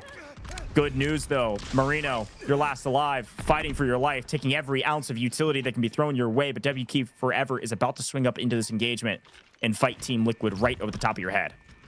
You've got the Alluru ult at Mendo, ready to invest it straight into the hands of Marino, but FX eliminated. Goodbye, FX. Brilliant effort actually trying to play for the brick and get it going. But once you're a duo, now the third party's here. WK Forever, C-Bots initially throwing out the resources, trying to catch the angles, but Mendo behind cover. Make sure he grabs one. Yeah, nice shots there from Mendo. And with that in mind, WK Forever now at a huge disadvantage. We also look at the game clock. Less than 4 minutes. Nobody's getting the brick. Uh-oh, folks. It's going to come down to points. And who's got the most points right now? LEVIATAN are finding a couple kills from distance. They find one member of Loud from MW. They also find a member from WK Forever who's now down to a solo. Again, this WK Forever team can't catch a break in these first two maps. And now Crab is 1 HP in a dream. Dip, dive, duck, and dodge, but unfortunately eliminated. LEVIATAN pick up another kill. And actually, it's going to go to Team Liquid's Precision from distance, credited the kill. Having to pick up the last couple bullets their direction. So some shared animosity and some shared love of kill points across the bow between LEVIATAN and that Team Liquid squad. So we'll see what MW and Team Nadeshot do now that nobody is getting the brick. Actually kind of wild. You're going to have to work on getting some of those kills. Stack your numbers as much as you can. Honestly, Team Liquid spent the majority of the entire first part of the map looting the entire new Tower of Babel. So for them, getting these kills are going to be the next best thing for them to rack up their points line so much quicker. I guess the only other question is now who gets out of the map? Is anyone going to get out of the map? We stay on the map for the kills. Missed opportunity. That helicopter, so it's going to come down to the fights now. MW pushing up. They've got all three back on their feet. Lure Rocket's trying to get them weak and cause them some disturbances while they push forward. Used for recon as well. They get a read on where LEVIATAN's at, but Team Liquid on the backside. Nice angle here from Precision. Certainly landing some precision shots as he's able to pick up Socio Legend and Eclipse Falls as well. So Team Liquid, a huge advantage. Widow's last alive for LEVIATAN. Team Nadeshot have grabbed the brick just for the funsies of it. They could put it into a decoding station just for a little bit of extra cash as well. But definitely not enough time to get that thing decoded. And unfortunately, Widows gets netted and taken down like the prey that he was in this engagement. Back on a Team Nadeshot, though. 3 bullets in the M82. And we're smoking our coverage on the right side of things with Mendo back on him. Madwin across the way. Precision is down. Hodzik and Mendo have to hold the line. Here come the resources to identify. Tries to shoot it out, but he's still dizzy. Now, with the nade down below, the incendiary is to burn them. We've got to hold on, but Mendo is just swarmed by Madwin. Yeah, he just gets aped there. They had player advantage. It was a great push by Madwin. Team Liquid is in trouble already, and so they've got one player left alive. And Team Nadeshot trying to get a piece of this action as well. Slept peeking around the corner with gold gear. Does open up an opportunity for Crisp, actually, from a different angle to find the kill. Hodzik leaves the map, so Team Liquid protecting a bit of assets, but Team Nadeshot, yet again, finding their way to a couple kills here at the very end of this game. Madwin on the run. It's going to be a 2v2 in this engagement, with a third joining it. Team Nadeshot now with player advantage. It feels like a matter of time, and that's exactly what it is. Look at Crisp go. Pildora down. Loud in trouble. Can he get at least one? Nope. Can't even get a knock. Team Nadeshot wiped the rest of the lobby. Team Nadeshot last alive on the map. Back to 30 seconds left on the map to just peruse through everyone's bodies and stack the safe boxes as high as possible. Mind you, I mean, they were able to get both of the airdrops. Lots of golds, lots of reds, but we'll run it back with a replay. Yeah, and it was actually on the back of this knock here. Team Liquid couldn't get anything going. M82 was able to get the knock. They do get that cleanup too. So great job from Team Nadeshot yet again, likely winning the map. They get a little extra cash for putting that mantle brick into the decoding station. and probably wondering to themselves, hey, why did the 3 teams that were all around the brick not go for it early? We'll take what we can get. They take the scraps, and they leave with the most reward, most likely. What an interesting game. That is not tongue-in-cheek. It was interesting because I wasn't expecting it. All right. Let's see where the leaderboard lands. So different, Goj. Like we talked after EMEA, right, with those players that had just got through it, and they're like, we anticipate our finals to play out a mix between the group stages and the survivor matches. It's all just kind of stalemating, and LEVIATAN was, I would say, the majority of the reason as we look towards our best team being Team Liquid. After getting Hodzic out of the map, they get some nice assets gained, but also 7 kills.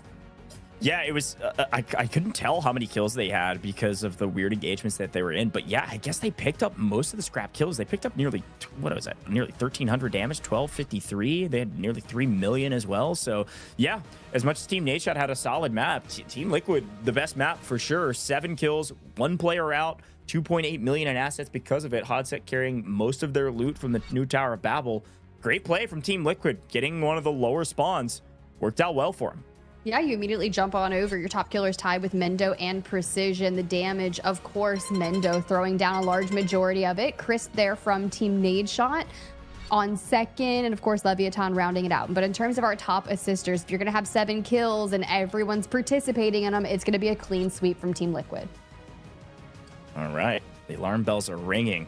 Everybody wake up. This is your last chance to make it to the finals. Hodzic finding his way to top asset earner, but it's Mendo going to be MVP, mainly because he picked up several kills and assists with plenty of damage. Great job from Mendo and Team Liquid to go from the bottom of the leaderboard to near the top. Probably won't be in first, but likely up into second or third place instead of the bottom where they got nothing at the very bottom of the leaderboard after 0 dam. Nice turn of the tides, and frankly, a turning of the tides that is happening much earlier than yesterday for Team Liquid. Congratulations to them on a great map. Team Nadeshot should see themselves still at the top of the leaderboard, but we'll let the mathematicians all figure that out because nobody clearly at the top with no Mandelbrick captured again, Tiff. Kind of scary, right? A bit slow start here towards the Americas, but I'm not worried. All the action really starts to heat up once we jump into the back-to-back-to-back space cities that we could potentially see. Who knows? 4. Maybe we go to Game 7 over here for Survivor Match Day 2. But of course, before we do that, we got to get through Tide Prison. That's exactly right. Tide Prison next. You think things slowed down in the last map? Get ready. Tide Prison plays nice and slow. Sneaky. You gotta check every single corner. We'll see who gets the most eco out of this one. And then it's going to be all Mandelbrick maps all the rest of the day. Not going to want to miss it. We'll be right back in just a moment.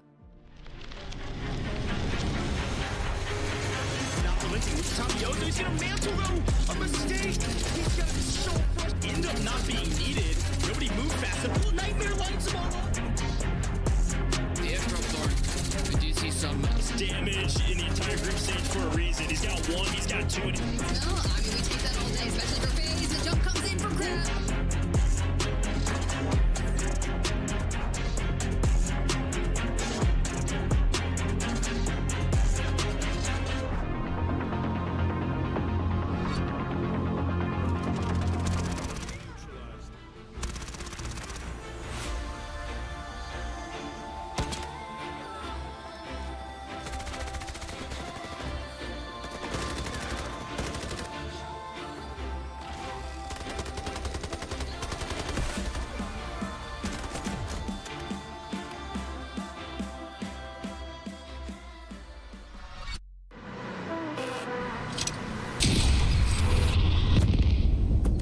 Got the Mandelbrick.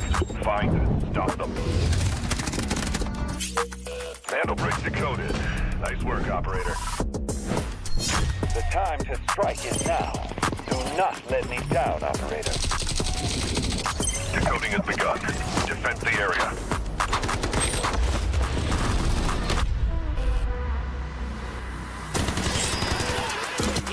Is about to take the first brick of the tournament. They're going to do it. What goes around comes around.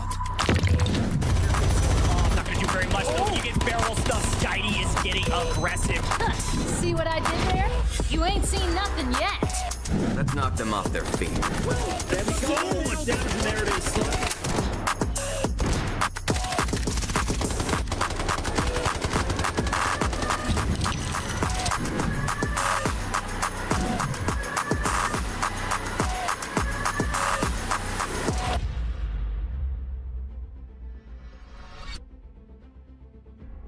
2 maps down here with the Delta Force Rise series, America's region, Survivor Stage 2, the last chance to make it to the finals, and everybody has elected to play nice and slow. Of course, we do see that Team Nadeshot have put up some pretty solid points. Team Liquid find their way to 7 kills at the end of Brakkesh, and you might be thinking 7 kills. Things must have been a big bang out, a bunch of fights. Well, no, there was a big stalemate around the mantle brick, and nobody walking away with the mantle brick after this last map. So we move into another eco round, and it all comes down to squad points. Squad points. That's exactly what you're going to need here, especially if you want to make it into the top 2. We saw what it did for FLC early on. They were at the top of the leaderboard with their squad points, and it bode them well. Guess what, guys? They're playing in the finals for EMEA, and Team Nadeshot with 17 squad points after 2 rounds is looking to do the same. Team Liquid and LEVIATAN pretty close on that scoreboard right behind them. Teams that haven't breached double digits yet are going to be Madwin, WK Forever, and FX. So we charge you with your thing of you've got to wake up. And we're going into Tide Prison, which kind of halts the pace substantially. It's going to be difficult. Yeah, Tide Prison, another eco round, another chance to get a high caliber weapon, another chance to find some loot, and another chance to find more kills so your squad points can go up dramatically before we get into the mantle brick rounds.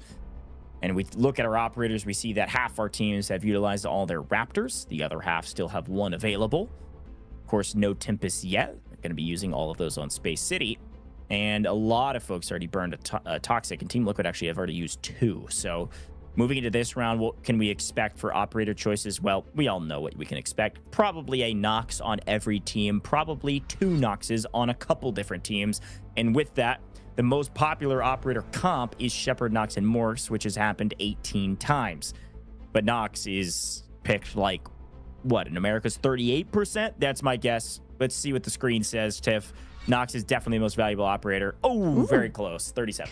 37, we will take it. Morse and Shepard are going to round it out. But honestly, Team Liquid likes to bring in a Saniva. And they love to throw it onto Hodzik. But when we look at our spawn predictions, of course, LEVIATAN and Madwin were the 2 teams that had tier 1 spawns on Brakkesh. And they're like, yeah, that's cool. I can't get a tier 1 spawn on Tide Prison. Whatever. They'll live their best life. But teams that are capable of getting them are going to be WK Forever, Team Nadeshot, Team Liquid, and FX.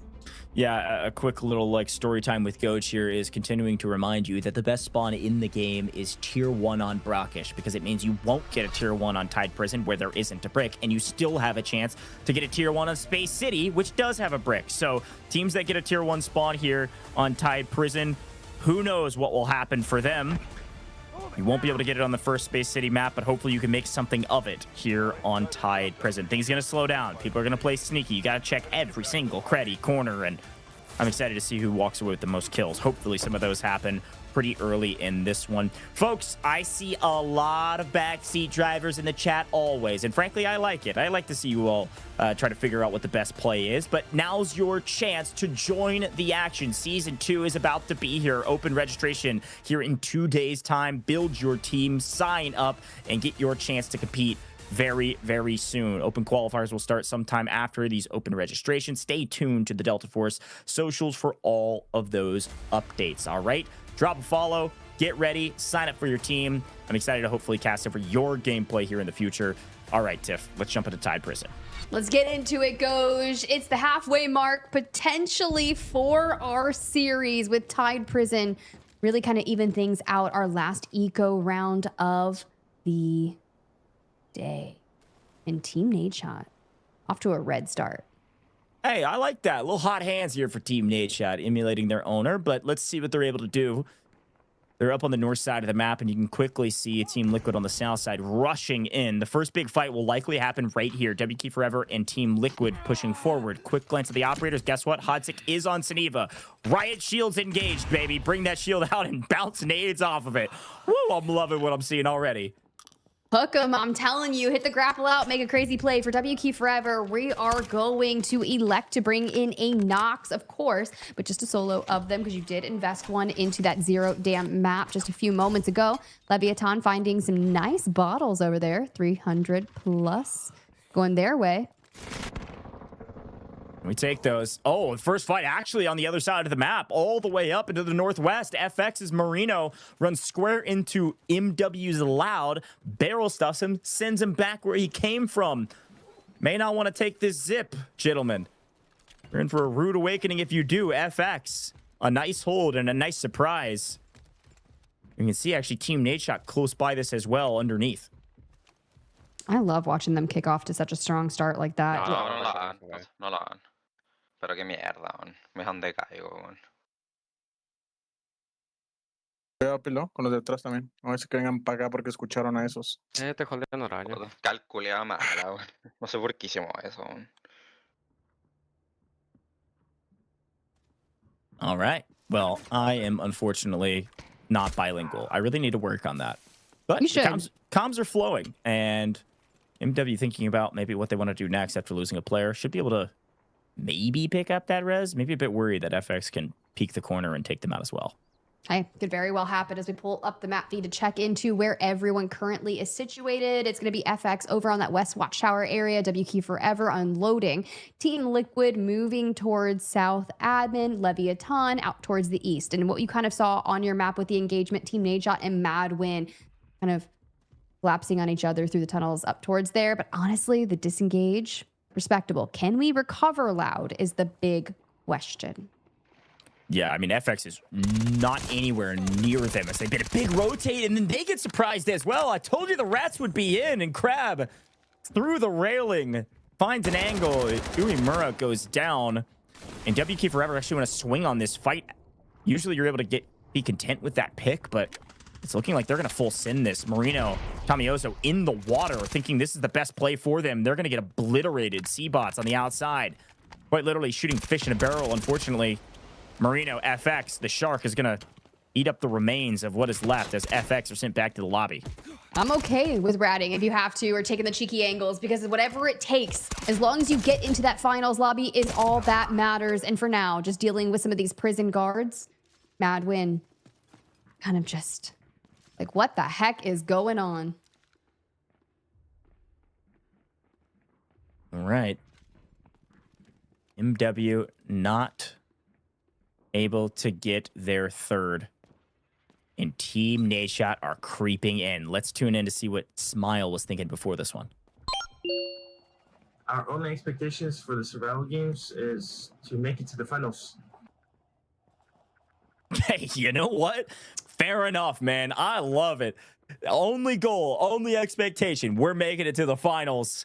And as they creep forward to try to pick up the remains of MW, we're going to see Loud. Unfortunately, timeout. Nobody's getting that body. It actually fell in a very interesting spot where that's going to be extremely difficult to grab, and just no way. Not zipping up and falling and breaking our legs to pick up our teammate there. Not risking dying for it. So only 2 will remain for MW. Yeah, that is actually a really difficult scenario, and relegated to a duo this early on with 13.5 minutes left on the timer clock. We'll see what's going to happen. Will Leviathan and Team Liquid keep battling towards each other? Think of the operator difference. We have a Luna on Tide Prison. The only other team I've ever seen do that on Americas when I was kind of on the mic was FX, honestly. And a Luna on Tide Prison is... Yeah, listen, I'm excited to be proven wrong. Let's see. Slap making a push. MW obliterated. Pick up the remains and send them packing. All right. Team Nadeshot. Nobody can question their aggressiveness today. They've been probably the first bloods, almost every single map. Really well done. Now, you see the icon in the top middle of your screen. The airdrop is preparing to drop, but the GTI supply mission is also available. See which team elects to go for it, as Leviathan and Team Liquid are close by each other. oh, Maglab. If I found out that I went out from an angle like this, I'm turning my PC off, Goj. I'm walking away, and I'm going to go outside and take my chances by ripping One Piece packs. Like, there is just nothing left for me at that point. Oh, my goodness. Mad respect, Tiff. You were saying what we were all thinking. Oh, that's funny. Well, Leviathan going to back up from this one. Not liking their chances either. Team Nadeshot using Raptor on Tide Prison. Mad respect here as well. recon operators very valuable for Typers. I mean, look how much intel Chris was getting. He just cleared like what a fifth of the entire map with this one drone. Like, yeah, he's basically drone racing really. throughout. Yeah, that's skill, to be honest. That guy needs to, do a couple different esports at the same time. Drone racing and Delta Force Rise series, okay? Great play there. Clears basically their entire rotate into mid. So Team Nadeshot should be on the move here shortly. Honestly, ready to see what they keep bringing to the table. They've been looking really dang good for not getting kind of I wouldn't say the nerves out, but we've seen for the most part in EMEA, the teams that played yesterday went on to be in the finals by qualifying here today. And this is Team Nadeshot's only chance to get top two. One day, one chance, one opportunity. You can say however many ways you want. It's just the case. Yeah, 100%. Glad they're showing up, man. They've been in the VOD review room. They've been practicing for this. Trying to make it count.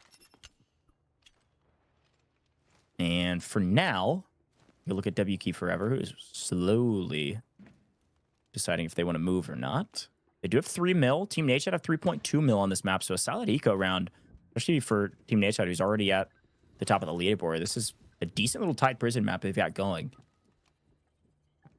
Honestly, I think they had, 17 squad points coming into this? So, not too bad.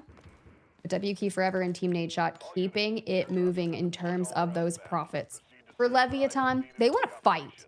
And they're not afraid of waiting for a fight that stacks into their favor. Think of what they did with FX there on Brakkesh. We sat inside that building guarding the Mandel brick like the craziest watchdogs for the longest time.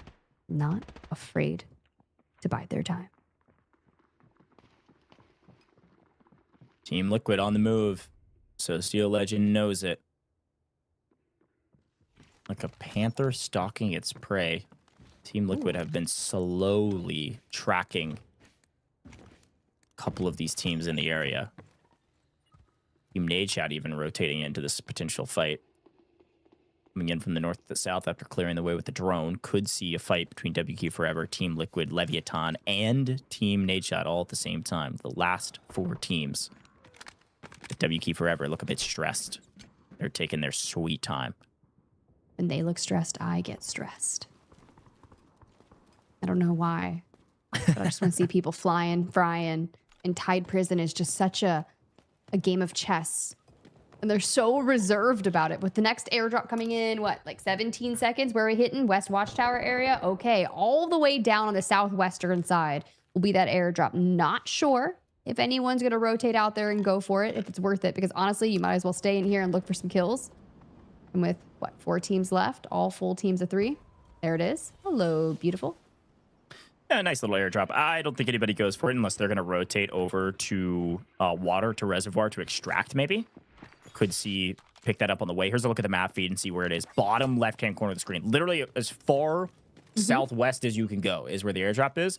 And then that water reservoir area extract pops in 3.5 minutes. So could maybe hit both of those on your way out if you want to. But Team Nadeshot liking to stay on the north side of the map. The other 3 still on the south. Like a party favor. Kind of giving a little small gift on the way out. Be like, yeah, here you go. Have some fun, right? But I don't know. Honestly, I just want to see this Team Liquid LEVIATAN fight. I'm itching for it. I'm ready for Hodzic to Saniva to walk his way in there. Shield up, ready to go. Bash some skulls in. I don't care.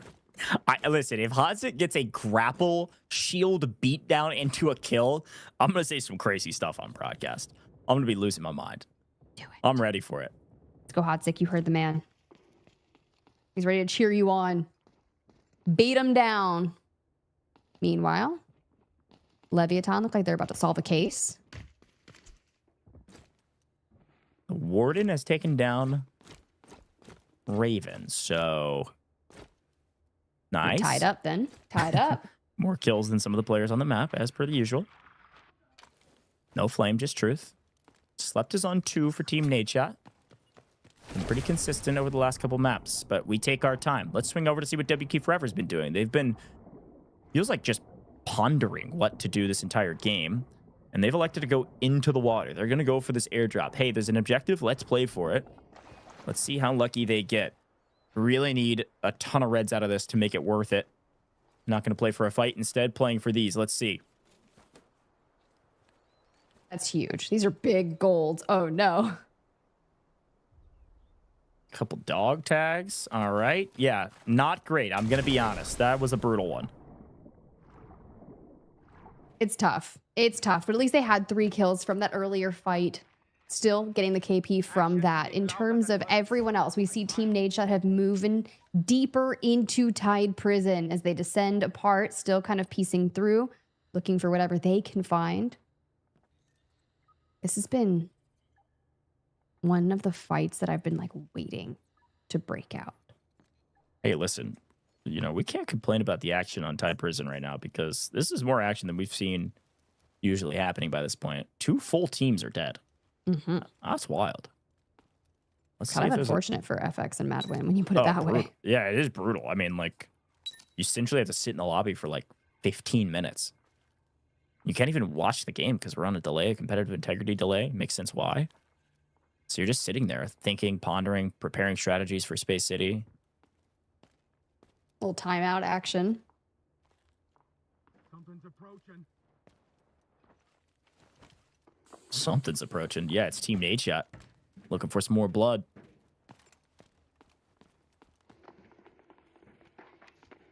All right. Well, it doesn't look like anybody's going to extract through Reservoir. Nor would they really need to. Nobody's even popped GTI supply mission yet either. So nobody's picked up a high caliber weapon. If they do, they'll likely go out via construction area, swim down, take the gun out that way. You can see Team Nadeshot's Chris getting a bunch of intel again, allowing them to rotate. This is why Raptor is so valuable, even on this map. Team Nadeshot's moved. If you did step counter, Team Nadeshot's moved the most for sure. Oh, yeah. They're moving. They're grooving. And now I feel like the final battle of Tide Prison is about to unlock. We're down past that 5-minute mark. And we can see now we are Hat Claw hunting. Hat Claw hunting indeed. I like that. All right, a team has picked up the mission. See who decides to do it. It is going to be W Key Forever. So they're doing the GTI supply mission. They're going to blow open this door and pick up the high caliber weapons. So W Key Forever picked up 3 kills. They picked up a couple objectives as well. Nice. We should hear some shots right now, and maybe it's going to be Team Nadeshot rotating for this. You can see them through X right here. And Crab knows it. Ooh, all right, Crisp. Show us the angles.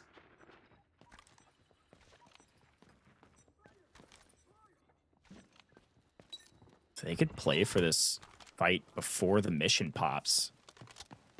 Win the engagement. Oh my, is WK Forever bailing on the mission? They failed it. They bailed. They don't want to die. Wow, I am surprised on that one. Feeling like they were at a disadvantage in the Team Nadeshot fight. Team Nadeshot scares them off. They fail the GTI supply mission. They do not get the high caliber weapon. Call that a win or call that worry. Either way, WK Forever exit from what could have been a fight. And it looks like they're going to try to extract.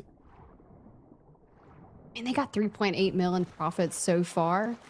Getting out would not be bad for them, honestly. If they can get there, okay. Then, yeah, I was going to say, you have to zip probably. Let's see if maybe Team Liquid peeks this direction. 8 seconds on the clock. All right, this is why they bailed. They wanted to leave. And they barely get there in time, all 3 of them. See you later. Nice extract. All right. No high caliber weapon, but they're out of the map. Yeah, I mean, they're going to have all of their resources preserved and ready to go for Space City, but it's not oftentimes we see a triple extract out of Reservoir, but it does happen now. Team Nadeshot saw some things, heard some things, and here comes Chris with a nice lay of the land. He said, man. Very beautiful. He said, man, they got out. All right. Oh, dang it. Ah, dang it. No, that's what the comms sound like. I don't know if you all know that. Pretty much real.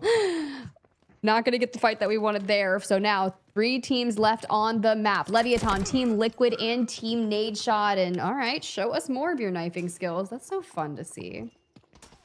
Uh-oh. A fight. Team Liquid. They sprung a trap. Will Team Nadeshot walk in here unaware? Will Precision shoot his prey? Lurking. Oh, they absolutely know. Get EMP'd. Team Nadeshot have all the intel. Oh, dang. And he just got his ult in check, too. So Slept likely going to pop that Nox ult and get crazy for it. Oh, no. We're chasing a Saniba. Oh, no. Precision through the stairs. Here comes Hotsick. Yeah, here's the problem. Look at the kill feed. Widows has found an angle on Smile for the backside of this engagement.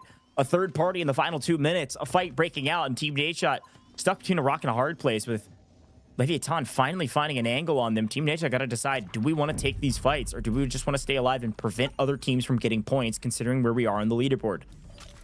They're going to back off and at least play together as they're getting pushed by Team Liquid. Yeah, he pops the ult, immediately disengages and reunites alongside Slept. This is the time where we have to focus up as a duo, maybe push Leviathan into Team Liquid and let that fight that's been dawning since Tide Prison has started here be like, we want to third party this engagement. Alrighty. An angle. Will it yield anything besides a bit of intel for Leviathan? No. Chris pushing forward. 45 seconds on the clock. Quick look at the map feed shows that this is the main engagement that will probably pop here at the very end. Can you get anything for it? Team Liquid going to try to join. 3 teams left, and they're all going to try to fight in the final 30 seconds. There's nothing else to do. You're not getting out of the map. You might as well go for it. But for Team Nadeshot, it may not be worth it. They're at the top of the leaderboard. They don't want to give away points. They're at a player disadvantage. Let's see if they can find any angle as Hotsick is going for a grapple. Hotsick's going for a kill. Precision.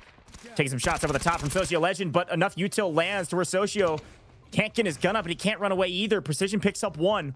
That's a nice kill point in the final 20 seconds of the game. 10 seconds left. Can anybody else get something? We're going for it. Oh, no! A trade back and forth. They both go down to red, and Precision has to reload. He can't get the full. I don't know if that'll count or not. We'll get the judges to get the final ruling. Okay. Fair enough. Some early engagements and some very, very late engagements. I don't know who the biggest winner was, but Tide Prison got theirs. Tide Prison gets paid. The house always wins. Let's be real. But for us, we are done with Tide Prison. 3rd round of the day, done, dusted, and it's still anyone's game considering no Mandel bricks have been achieved from round 2. So we start to look forward to what resources were claimed here. What did our kits look like moving into Space City? And our best team, W Key Forever, thanks to that triple extract down in Reservoir and a full team wipe. Plenty of assets gained. Yeah, good shout. It makes a ton of sense that they're going to be the best team and they're going to have the best map because they all got out, right? They had a couple kills and so did some other people, but all 3 extracting there. As much as I was critical of them not going for the high caliber weapon, they probably didn't feel like they were going to get out with it if they did get it. So they left the engagement, didn't want to take the fight. They already got paid. Let's get out of the map and protect our assets. So a great job there. They find themselves just a bit better than Team Nadeshot, who did pick up 3 kills on the back of Slept, but they did not extract. So 1.5 million in safe box is still a great map for Team Nadeshot. They will maintain their spot at the top of the leaderboard as Slept picks up 3 as an individual and therefore is our top slayer. There we go. Brilliantly done, boys. Looking pretty nice out there on the map. Of course, Slept there going to have 400 plus damage, but Seabots and Widows incredibly close alongside them to round out the top 3 for Tide Prison. Then you have to really start thinking of what the rest of this looks like. Top assisters, W Key F, W Key Forever. Sure, Tiffany brain occupied. Team Nadeshot kind of in the 2nd place there. And we move on over top asset earners. It's the boys at W Key Forever, guys. They got out of the map. They made the most of what they had, and they also were able to get an airdrop. Yeah, nice job from them. And again, I was a bit critical, but I think it was the right play, all getting out there, protecting their asset value and taking out the loot that they brought in. We do see Seabots actually finding his way. Interesting. MVP. Slept picked up 3 kills, but Seabots, with the extra assets gained, whatever the math is for MVP, puts him just barely ahead of Slept from Team Nadeshot. So Seabots will be our MVP of the round. Nice job there. Congrats to him. We'll see what W Key Forever can do in Space City. Folks, Tide Prison is done finally, and with that, it's only Mandel bricks from here on out. Space City going to be a ton of fun. Not a team with a brick yet as we move into round 4. We are at minimum playing a total of 5 rounds, and who knows, we could go the maximum of 7. You're not going to want to miss it. Space City is next. Team Nadeshot in the lead, but will they maintain that position? We'll be right back in just a moment.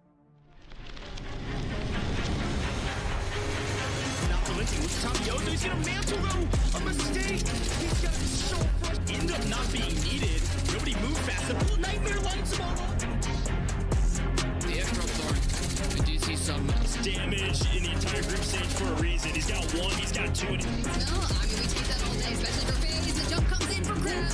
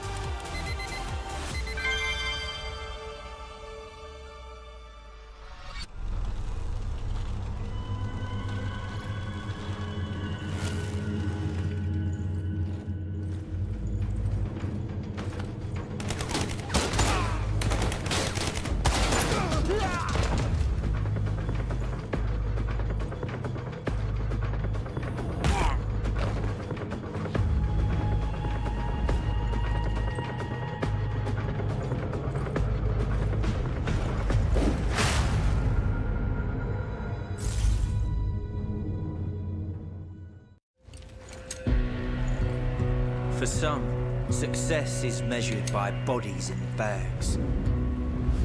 Maybe that suits them. But to me, it's measured in hearts that keep beating.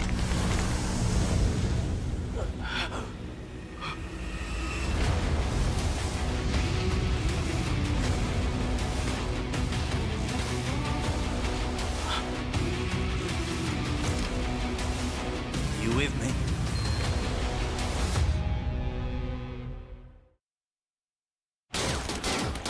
We can't hold them off! Fall back! Move! I'll cover you!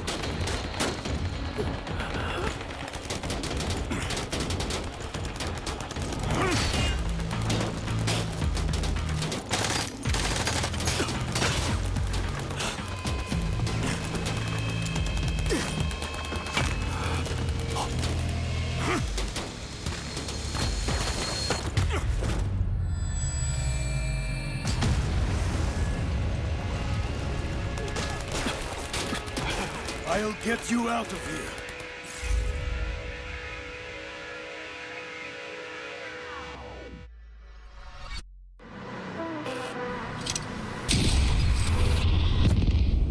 The enemy got the mantle bricks.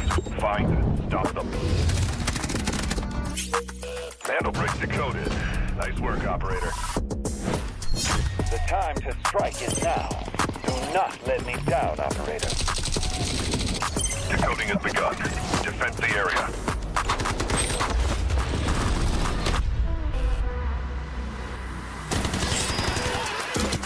Is about to take the first brick of the tournament, and they're going to do it! What goes around, comes around. Oh, I'm not gonna do very much though. When you get barrel stuff, Skydie is getting aggressive. See what I did there? You ain't seen nothing yet. Let's knock them off their feet. There we go. There it is.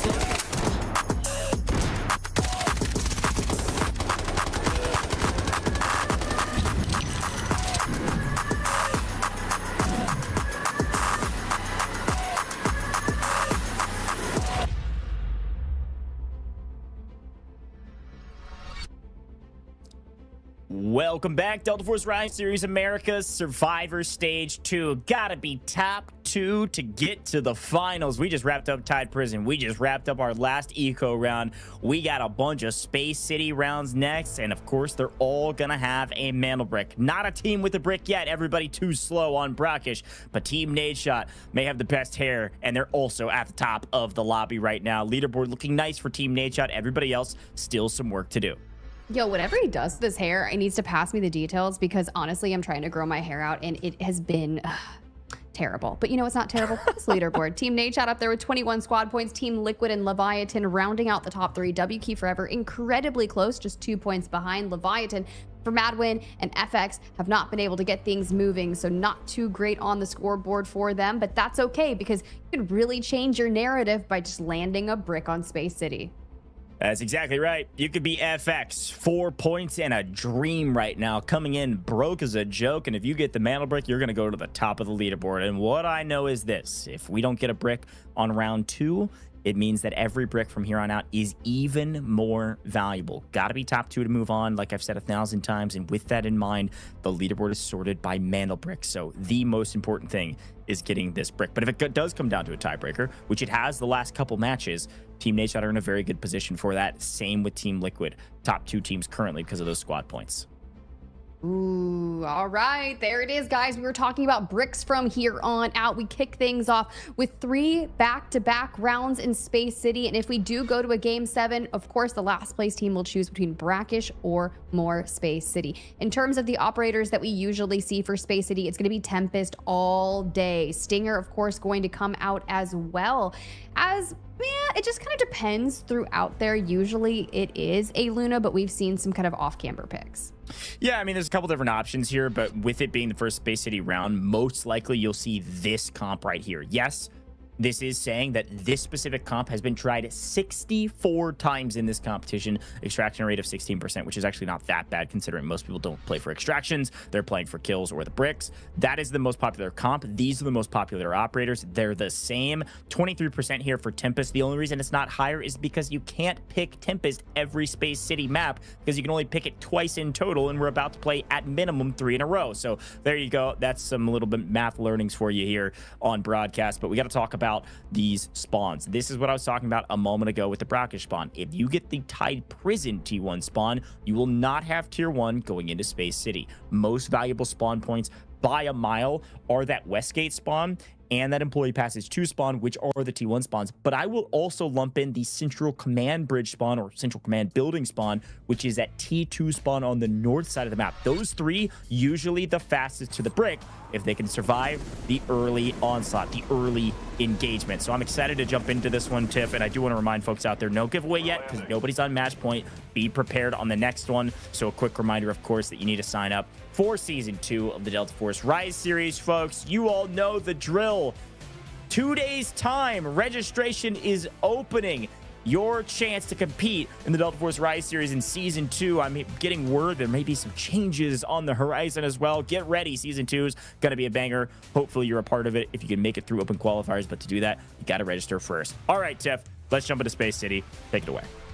Put us in. I was looking around to see what players we're bringing in. We just have a couple Tempests on the map.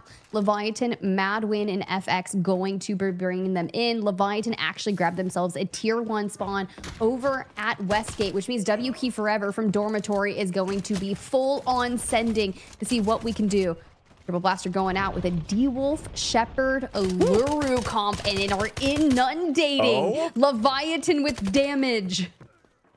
Barely able to stay alive. My goodness, Eclipse was 1 HP creeping his way through Westgate. I told you it's a little dangerous on these T1 spawns at Westgate. A lot dangerous with Dormitory throwing a ton of things downrange, but nice save. Able to stay up, and on the other side, guess what? Madwin, Pildora breaking out the sniper and breaking down the haters as well. FX in trouble with 1 knocked already. MW are swinging on this engagement. Of course, we got to pay attention to the brick and where it spawns, which is right in front of Team Liquid, but a big fight potentially about to break out on the other side. Oh, here we go. A little molly to the face. Elsewhere. Curious to see if we're going to have a stalemate like we had in Brakkesh. But what we have been seeing, especially in EMEA today, if some of our teams from Americas were watching over there, is we were locking down our decoding stations and then going to get a Mandel brick and escorting it to where we've already secured. Yeah, good shout. And I think for the likes of MW, they're just a bit too slow here. Missing out on the player advantage that they earned by getting the knock here. They had brought in that MW AWM that they had secured earlier. So once they did that, they get their knock, but now it's wasted. Each bullet in the AWM is 100k. And unfortunately, aren't able to capture a full kill. So earning nothing for that besides a new engagement where they're at a disadvantage. They worked their way up to the top though, and MW is rocking some gold. So they're coming in to swing for the fences here in round 4. Let's see if they can win this engagement. MW also have that Tempest on play, but so does FX. Little D-Wolf Raptor to go alongside it. Uemura on the front line for Mad. And Madwin's just pushing, but here we go. Look at the operator comps. Okay, Madwin brings in 2 players full golded out. Their Luna and their Tempest. That just means we're playing for the brick and we want to pad them the best we possibly can for that front line when it comes to escorting the brick. But for now, they've got to worry about the fight at hand because they're down to a duo. FX does have one knocked on their side, but still not done. Good grief. Slept is finding one on the backside. Pildora down. So Team Nadeshot yet again strike first. And Uemura goes down as well. Loud able to get credited that kill. But Leviathan have the brick and they've started the decode. So yes, a bunch of chaos. Yes, a bunch of swings early. Couple players down. Leviathan in the power position right now with the Mandel brick currently decoding it. There we go. Leviathan making moves. Who's going to be the one to chow them? If you got 2 teams as a duo already, those are going to be really difficult to make that happen. But finally, some movement on the Mandel brick horizon, and we're going to thread Luna's arrows straight into the distance, but not connecting onto FX. Not connecting yet. All these fights away from the brick, as guess what? Team Nadeshot's going to join this engagement. They've got an angle. Marino totally unaware that these 2 players were going to be here, and now all 3 players of Team Nadeshot swing on this. They lose one in transition, but that's no problem. They're willing to trade one out here while MW strikes from the low side and picks up the rest of FX. FX, unfortunately, getting farmed today. They have basically no points on the day. They only have those 4 points on the score just from the resupply that they get per round. FX having a brutal day after a decent showing yesterday. Unfortunate for them. A lot of work to do on this leaderboard while MW licks their wounds and figures out if they want to take this engagement against Team Nadeshot. And even if they don't, they might have to. Team Nadeshot on the hunt.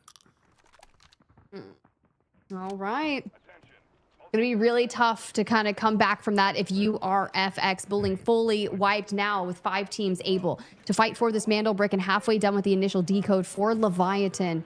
It's all about getting there and breaking down the defenses. They do have a Tempest, a Luna, and a Toxic, so you know they're going to be ready and waiting for those ults. Elsewhere, we have contact. W Key Forever have taken a knock onto Socio. A big fight around the brick. Need to swing back to it and see what's going on inside. W Key Forever trying to push the engagement. It was a knock on Leviathan's ulting Tempest, so he's back onto his feet after a self-revive. But a lot of util being spent on the low side of this engagement, as looks like Team Liquid are going to try to get a piece of the action. W Key Forever strike while the iron's hot. Unfortunately, knock themselves, but they also knock Team Liquid as well, and they take down the full team. A self-nade is fine when you wipe a full pushing Team Liquid squad. Well done to the side of W Key Forever. Team Liquid have to watch and wait and see who gets this brick from the lobby. My goodness, but we stay into the action. We see Team Nadeshot, a very aggressive play. They go for the steal and they get it. Chris goes down for it, but Team Nadeshot, double D-Wolf. A ton of util can be thrown down at this brick. And unfortunately, they lose a body, but they do have control of the decoding station currently. They've reset the timer. Leviathan not going to get this one for free. Madwin back up to a team of 3. Same with W Key Forever. And Leviathan push through the door and get annihilated by Slept. The duo still holding on to their decode. Haven't been able to get Chris back up on their feet. But you're right. That double D-Wolf is putting out a ton of power. Slept just put him to sleep. My goodness, what a win there. I thought the swing in, I believe with Firen, if I saw that correctly, was going to win the engagement. But Slept just turns and burns. That was sick. Chris still down. Going to try to get his body back up. not really worrying about holding the brick right now. They just wanted to reset that timer so that LEVIATAN didn't get the brick for free. It was down to like 30 seconds, so able to steal it away. 2.5 minutes for Team Nadeshot, but they're more focused on getting their teammate back up, play as a full team of 3. I'm really liking what I'm seeing from this team thus far. I mean, we're carrying him out into the depths to make sure that no one is around and this regain goes off without a hitch.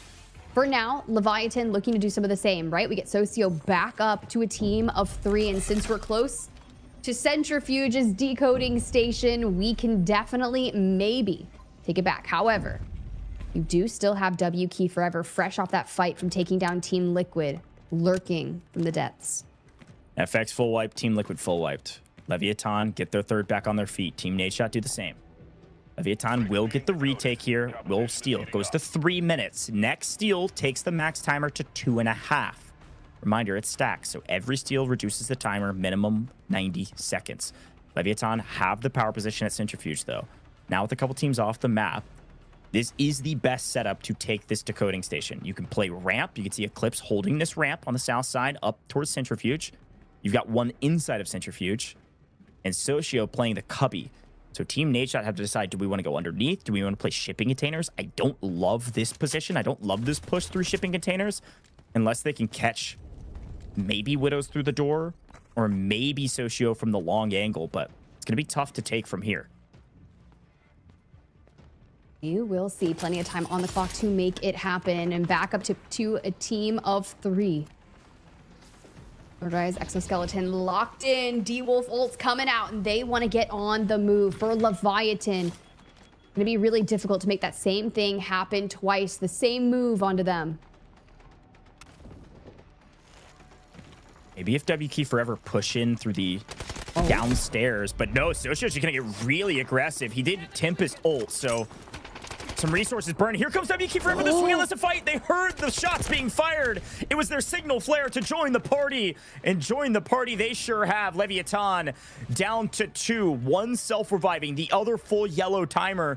LEVIATAN still technically control of this brick, and Eclipse control of the ramp, but that's all they control. They lose Centrifuge on the inside. WK Forever in power position, and with that, Team Nadeshot gonna go get the steal for free. Slept on the decoding station, gets the take back. We move to 2.5 minutes on the clock with Team Nadeshot in control of the brick. Oh, wait. Yeah, double back because Madwin's potentially going to start filtering up this bridge side of things, and ramp is going to get messy if Eclipse isn't careful. Timing is crazy. And Socio's still up ahead over there.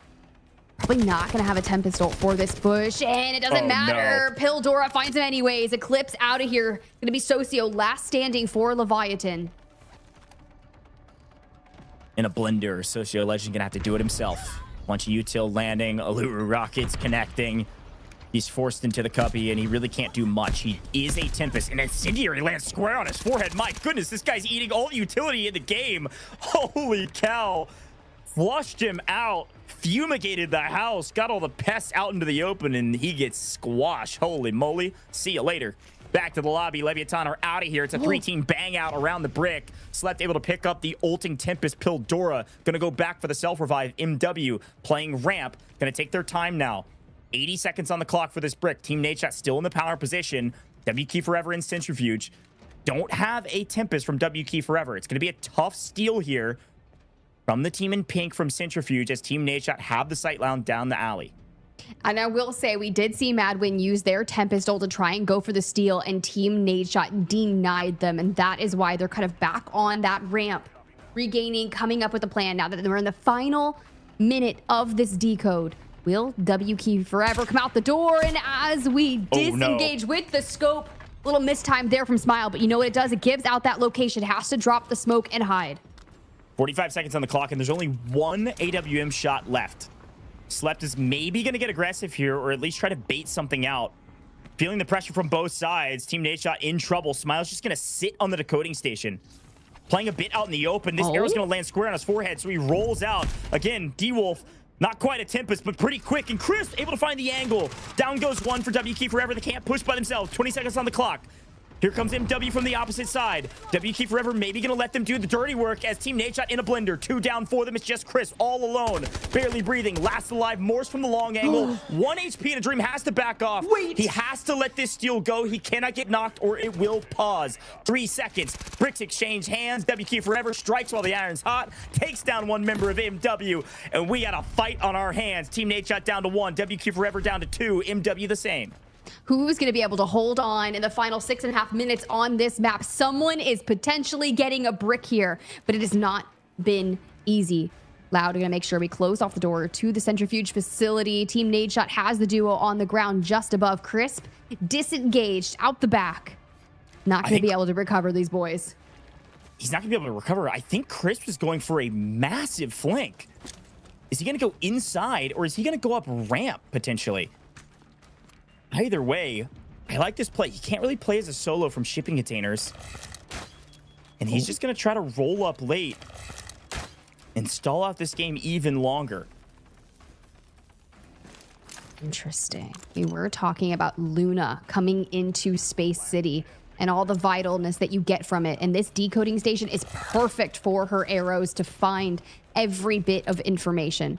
Still on cooldown. Last util is going to be this frag. We're cooking, we're throwing. Does it work? Because W Key Forever are now back up to a team of 3 after we get Crab back on his feet. Yeah, Team Nadeshot, Crisp, is rotating all the way around ramp side. Could catch the backside of MW. Currently decoding.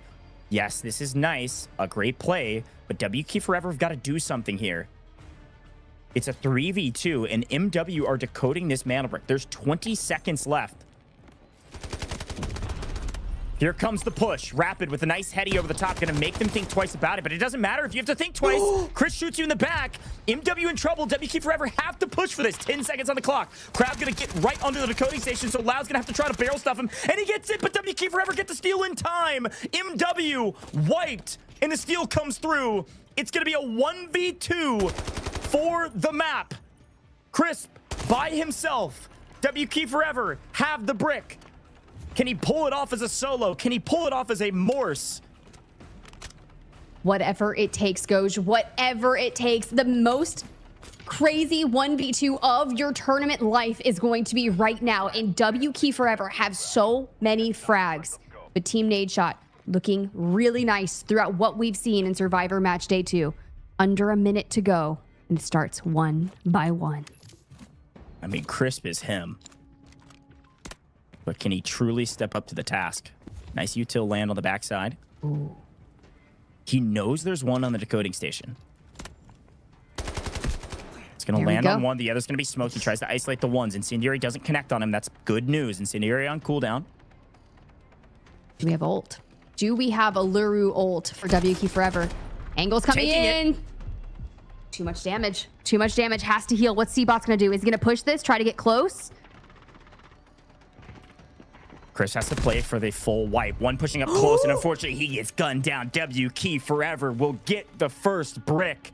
Chris, a great effort. W Key Forever take the win. Let's listen in. 这5头满5，这基本上满到区拿着。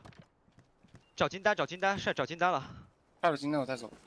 OK， 我金丹只有枪。打的太好了，兄弟们，我操 Again, I am not bilingual. But one thing I'm sure they were saying was full wipe, full wipe, full wipe. And some celebration there. We know Team Nadeshot was full wiped, and that is likely everybody on the map, or that's what they're thinking. We know that certainly is the case. What a fight for the mana brick. Fun that was one to honestly watch. crazy. Like, honestly crazy. If Crisp clutches that, like, game changer. Get him in the finals. I don't even care. That's not how it works. You got to get 2 bricks, right? But of course, they are definitely going to be fighting it out in our next Space City. But you think about what W Key Forever has done. They were patient. They made the Om do a lot of opening damage for some of it, but they also got 10 kills. We wiped 3 full teams and then some, essentially. Yeah, I mean, that's ridiculous. Yeah, they ended with 10. Yeah. That's wild. I mean, honestly, I really liked their play too, right? They came up from the low side of Centrifuge. They popped up at the perfect time when LEVIATAN was getting pushed from the front by Team Nadeshot and Madwin, actually, from the ramp. So they came up from the low side. They got some kills. They certainly earned this brick. It's not often where the team that picks up the most kills gets the brick as well. So WK Forever go from mid to great very quickly. Not even just getting a mantle brick here, but also a ton of squad points. 10 kills, for those that are maybe tuning in for the first time, is 10 points and 8 million Technic Alloy straight to the stash. 800k per kill, 10 kills, 8 million. So their squad points go up dramatically just from the kills alone, let alone if they can even send one out via test workshop here. That's 14 points straight onto the leaderboard. Great effort by these guys. They're going to be rich going to the next map. And if Seabots gets out as well, which he certainly will, he's also keeping his gold gear for the next round. And an Okay. I mean, what else would you guys want? You want a cookie too? Yes, good grief. Honestly, might as well. What is it, 9:30 p.m. on a Saturday? I deserve a cookie. Fair enough. So does WK Forever, to be fair. They deserve the Mandel brick. They worked incredibly hard for it, and sending Seabots out is the icing on the cake.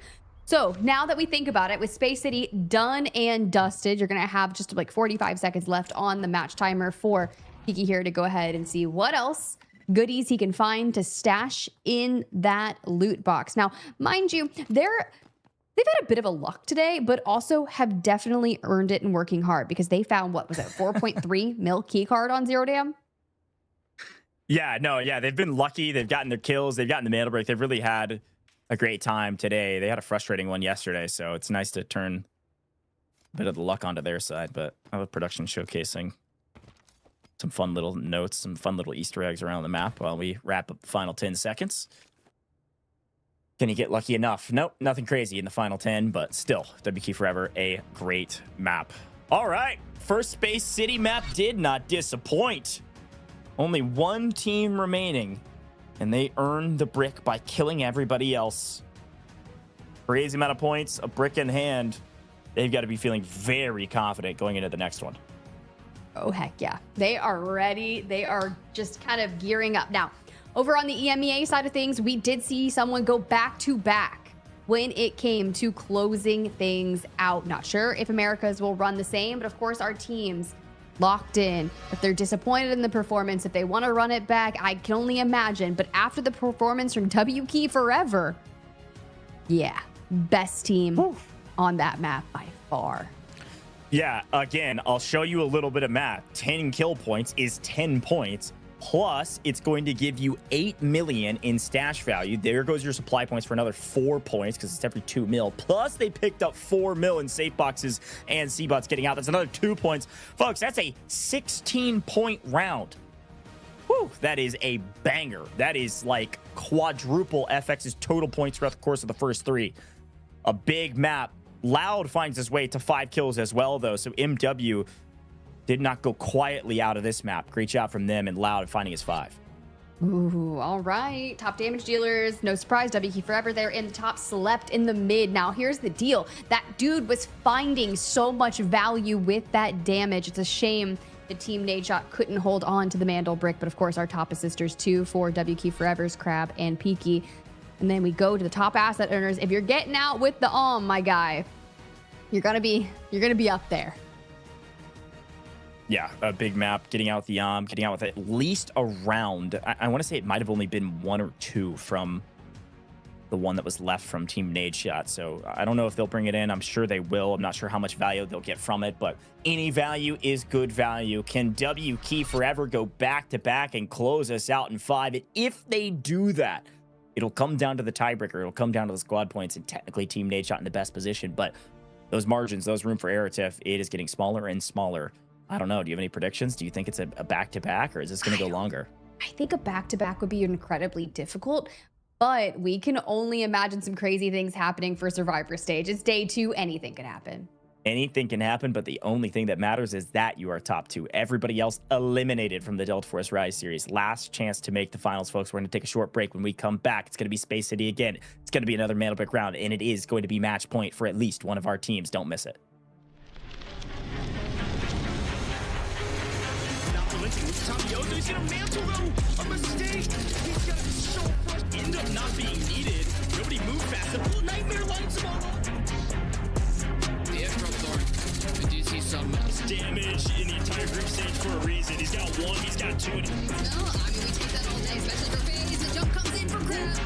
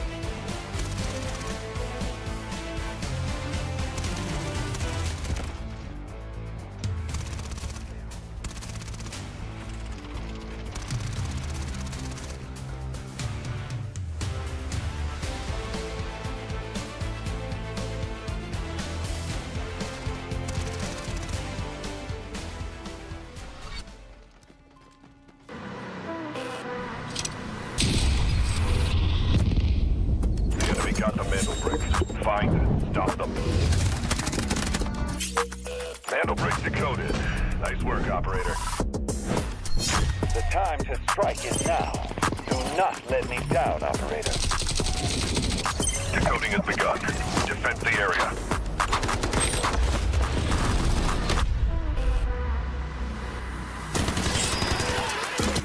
Is about to take the first Mandel brick of the tournament. And they're going to do it. What goes around, comes around. Not gonna do very much though. When you get barrel stuff, Skydie is getting aggressive. See what I did there? You ain't seen nothing yet. Let's knock them off their feet. There we go. There it is.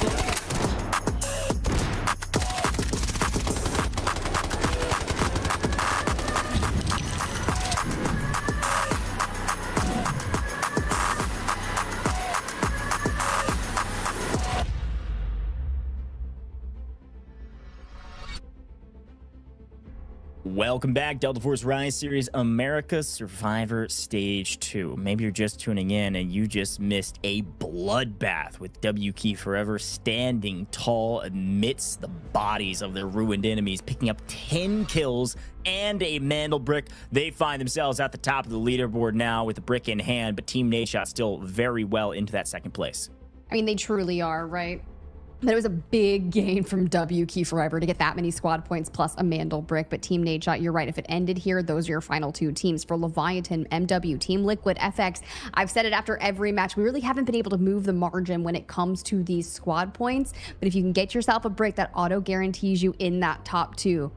Or at least for now. Unless WQ Forever goes back to back, and then we have a same situation like we saw in EMEA earlier today, and it got really scary really fast because the team that had the most squad points got wiped out of the lobby first and it just had to wait. Yeah, I totally agree. I mean, this tiebreaker may matter quite a bit. So we got to watch out for the squad points, and we got to keep that in mind. Team Nadeshot still top fragging as well. That's our second tiebreaker. If you somehow tie in squad points, yes, that happened. It does go to kills. Got to go back and watch EMEA Survivor Stage 2. It was a banger. But for now, we tune in to the next Space City map, and of course, we have to talk about operators. WK Forever did all of that without a Tempest. They and Team Liquid and Team Nadeshot have both their Tempests for maps 5 and map 6. So a nice little advantage for those two teams. For now, though, everybody will use a Tempest on this next map, and therefore, well, maybe not 100%, but likely most people will. Going for this brick, we see, of course, the same operator choices coming through. Luna, Stinger if you can, and maybe a mix of Uluru getting thrown in here if you can't. Yeah, it's all about what works sense for you. Who had tier 1 spawns last round, who's not going to be able to get them. Leviathan and MW had tier 1 spawns, are not going to be eligible here in game number 5 to be able to pull that out. I mean, look, WK Forever got a brick from a tier 3 spawn. Dormitory's not super far, but they ran at Leviathan, and now knowing that they have potential to grab the tier 1, I would imagine they're going to come back even more kitted out. I agree. Let's see what their kits are. Let's see what operators they decide to choose and who could maybe get the next brick. Here we go, folks. We are on match point, and those that know ball know that guess what? We've got another giveaway at hand. Get ready, ladies and gentlemen. When you see the code pop up on your screen, enter it in as fast as you can. Redeem in-game or the official website. Type it in. You could be one of the lucky 15. Only 15 people will get this redemption, and if you do, you're going to earn 1,000 Delta tickets for yourself just by watching the broadcast and having faster fingers than everybody else watching the show. So the top 15 people, the 15 fastest, will get this reward. And if you miss it, don't worry. We've got a few more later down the line. And of course, you got to tune in tomorrow for the finals as well. Thanks for being here. Let's see if it's the last map or the beginning of the end as we move into map 5. Let's go, Space City. We're getting into it, guys. Who's going to make it into our finals lobby tomorrow? FX has been getting wiped pretty early on. They're going to be spawning over here in Dormitory with Team Liquid over at Westgate. For W Key Forever, they do get that tier 1 spawn over by Employee Passage and Central Command Bridge. They do bring in the Luna Tempest D-Wolf. You can see Team Liquid get through Westgate without too much of a worry. Precision just going to make sure he gets through, healing up before finishing the push through the smoke. Put a good shout on where everybody's at as everybody pushes towards the brick.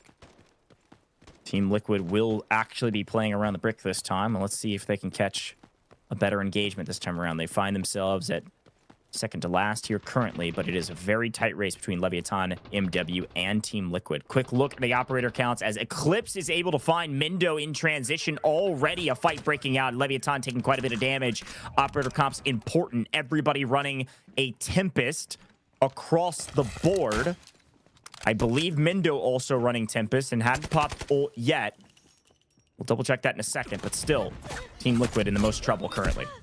Things are looking very difficult for Team Liquid trying to get things moving. Now, mind you, when you think back to America's just yesterday, Team Liquid did get their brick in map 5 on Space City. Well, they're going to have to do it as a duo. They do trade one back, though. Widow's knocked, and Socio knocked as well. So, yes, you had player advantage, but unfortunately, you peek, and you didn't know where all 3 players were. Precision, a great play over the top. 2 of LEVIATAN go down. These 2 teams fighting. It's going to give a lot of room for some of these other rosters to go for the brick, including W Key Forever, who is technically on match point. LEVIATAN in deep trouble. Yeah, that's also true. If a lot of our teams get wiped out here early, it just gives the odds to W Key Forever to close it out. And here goes Team Nadeshot. Slept getting crazy yet again. Finds a pick onto Pildoro, and Chris finishes out Rapid. Mad Win are in shambles. Loud can't hold on, and they're out of here. Ain't no way. The trap at Water Tank on Bridge works. MW walks straight into the trap, and the trap collapses, finding all 3 members of MW obliterated. Team Nadeshot pick up 3 kill points off rip. But of course, we turn our eyes back to the Mantle Brick. Where is it? It is in W Key Forever's hands, and they go to Black Chamber to go decode indoors. Things gonna look a lot different now. Everybody headed indoors, and W Key Forever are electing to play for a much more chaotic decoding station. This is going to be one where everybody's going to be in CQB, and they're going to be battling, going for steals, playing off their Tempest ult cooldowns. Oh, let's get it. Let's get it. During group stages, we had a Black Chamber decode on a map. Change hands 17 times. Gosh. Good grief. Well, here's a look back at the trap that was laid. Great trigger discipline to wait until they were out in the open. Couldn't get to safety. Smoking and hiding isn't going to help you when Team Nadeshot had set up the perfect kill box. We do see Mindo get re-knocked. I want to say, yes, that was on a Tempest ult, so he's back up onto his feet already. And he self-resed after going for maybe the brick or just pushing out with the ult to get a lay of the land. So that did confirm that everybody brought in a Tempest this round. Big expenditure there. W Key Forever, solid gold. Still on the decode, under 3 minutes. Now, with Team Nadeshot shooting the way they are, it's going to be really interesting once they make their way over here to Black Chamber. FX still on the map, but as we go back towards the replay, this is what happened. Yeah, Mindo was ulting to loot. I respect that. Pop the ult, go for the bodies on the ground. All right, now here's the important note, okay? For those new viewers out there, a quick couple reminders. Maybe you haven't watched competitive Delta Force in a while. there used to be a big ping that goes out to the server basically saying, hey, the team on match point is currently decoding. That is not the case anymore. So nobody knows that it's WK Forever. The team on match point, the team that will end the tournament right here, currently decoding. FX, the only one playing aggressive. Marino just eats a ton of utility and is going to be able to get the steal. There's that ult. This is why Tempest is so valuable. Look how far he's able to stretch that emergency evasion device to get there, get the steal, reset the timer, and then get back to safety. WK Forever will immediately steal it right back. And if anything, it resets the timer down to 3 minutes, just getting that timer lower and lower for every steal. All good. All good. WK Forever's like, sure. Good luck wasting your ult there for Team Liquid. Working on getting over closer and closer as they make their way through Buoyancy Lab. We do still have a solo of Leviathan who's lurking up towards the north. Could try to get into some action in third party, maybe find a kill later on during the map, just when we know how tight those squad points can get. Every kill matters. Interestingly enough, not that they know it, but Team Nadeshot have such strong score right now that if WK Forever get this brick, that's good for them. They will likely secure second place as long as somebody doesn't just pop takeover and wipe the map and take all the loot and get out with it. So Team Nadeshot not too pressed about getting really aggressive towards this brick. Now, of course, they'd like to, but they're in a pretty powerful position on bridge, and they've already picked up 3 kill points. They are in full gold with the Tempest. I'd be surprised if they don't come try to make a play late. But I don't know. It's a tough decision for them to make. They don't technically know it's WK Forever currently decoding. No, but they have enough squad points to know that if it does somehow end here, we're chilling. Yeah. Exactly. But Crab waiting and saying, okay, nobody wants to play brick. Good for us. It's going to be FX to make the first move again. Waiting for Tempest ult. They certainly have it now. And we know Marino's going to pop that and go for the steal. This time, will they let him? It's definitely getting spicy, which is making me really happy. But a minute left on the clock. And here we go. Team Liquid from Buoyancy across the way have finally entered the Black Chamber. And to WK Forever, the influx of damage could be a little too much, but what they do is they all 3 stay up. Mendo forced to heal up. Hodzik now on the peak with the Luna. Can we thread the Volt Arrow throughout? We do see it being stolen in the meantime, thanks to a Tempest from FX. Yeah, a classic play from FX. They hear some shots and they go, oh, perfect, cool. We can just grab this for free. Nice steal. 2.5 minutes now. Next steal puts it to 2 minutes on the clock for the decoding station. So, like I said, this indoor decoding station, you can't just sit on it. It's just a wide open hallway. So you have to kind of play for these steals and then play a chow when somebody goes for the steal and then back up into safety again. So just keep that in mind. WK Forever are doing the right play with Team Liquid pressuring on top. FX pressuring now down below. Team Nadeshot are electing to push up, or at the very least, they're sending their Tempest to get recon. You see that blue dot on the mini-map? That's one member of Team Nadeshot getting aggressive, likely their Tempest, and you see them now zipping all the way off your mini-map back to safety. Yeah, there you go. They got their intel. They know for WK Forever from the stairwell as we work our way back on up. They really benefited from the fact that there were so many teams not left in the lobby, so we're gonna have to fight for it. Crab with the triple blaster, throwing it through the doorway up above, gives you the angles and the information that you need. But honestly, if FX times this right, they don't even need to push. They have the decode, but they just have to hold that hallway. Yeah, FX is just going to hold the low side while these two teams fight. At some point, something's going to break. Either they have to take the engagement or go for the brick. And if somebody turns to go for the brick, the other is going to take the engagement. So a bit of a standoff. WK Forever looking to get aggressive here. Peek the corner, get pressured for it. Throwing util out, does basically nothing. Smokes a galore. WK Forever can't make a decision. So FX are getting the results of that, which is literally nothing on the bottom side. Team Liquid are peeking over to get some intel. 40 seconds on the clock right now. Team Nadeshot have entered the building. Team Nadeshot not going to leave this up to chance here, Tiff. No, you can't do that. We cannot afford to have anything left for chance. A Mandel Brick will be the best chance at succeeding into that Delta Force Finals lobby tomorrow. WK Forever have gained ground onto Team Liquid.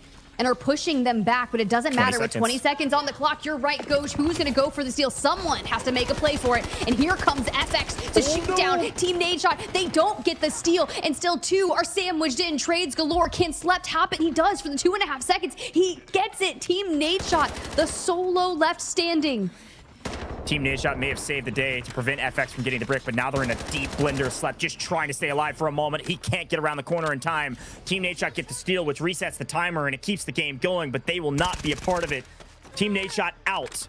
WK Forever still winning engagements on the top side. Team Liquid down to a solo, while WK Forever pick up theirs. LEVIATAN have entered into the engagement. It's just Eclipse left, and he's found an angle on Tomiozo. FX now full wipe. Who's going to end up with the brick? WK Forever in the best position by a country mile with all three up if they can get this res. Mindo has to be a hero here to keep this game going.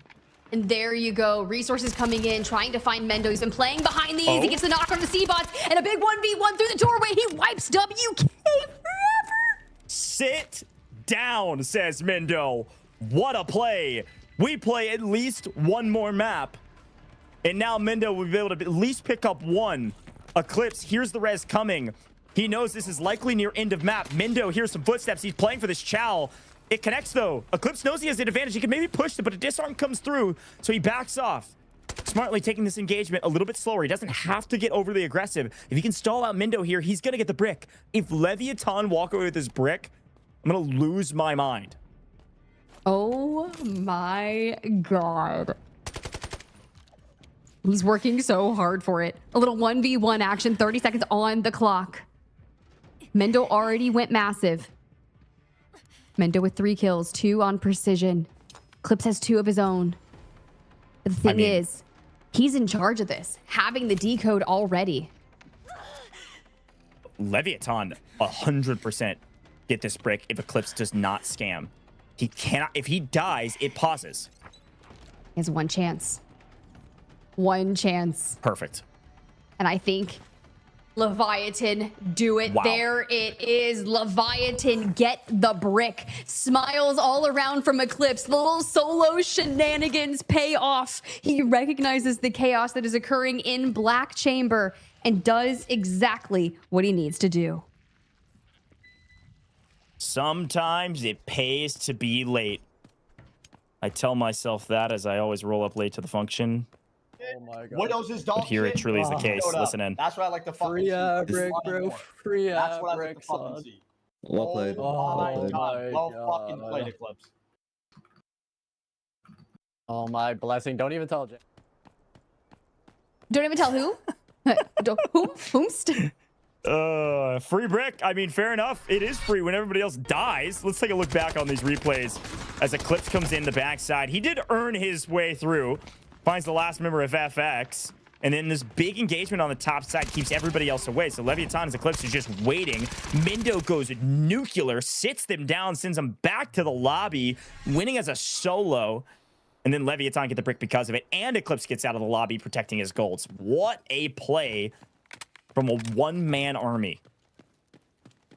Sometimes you just gotta put the team on your back as a solo to get the brick and get in to potentially the finals tomorrow. The first step for Leviathan has been completed here in round number 5. Team Liquid, though, on a full regain, have 5 minutes to traverse Space City. And they don't know they're the only ones here, but they're going to be finding dog tags and loot galore. And they've got to assume at this point. They know that Eclipse is out there. They don't know that he necessarily already got out.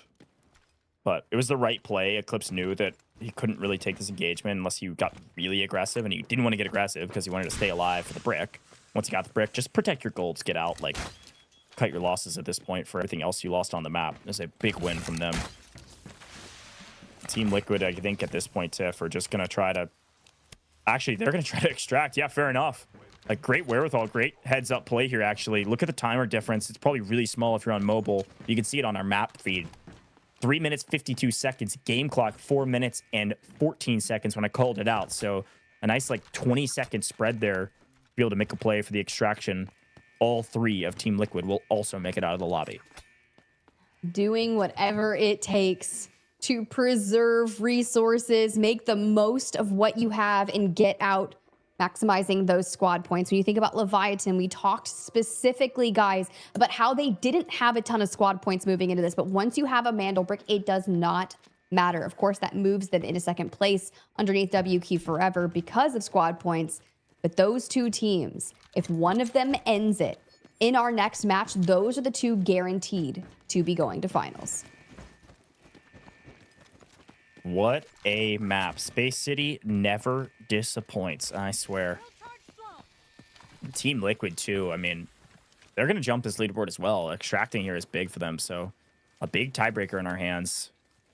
LEVIATAN has been brutalized up until this moment, so it's nice for them to catch the right side of the coin flip.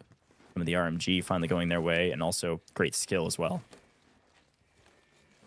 Dude, my heart rate would have been going crazy knowing I just needed to hit a 1v1 to steal my brick. Like, just to have that, like, come on.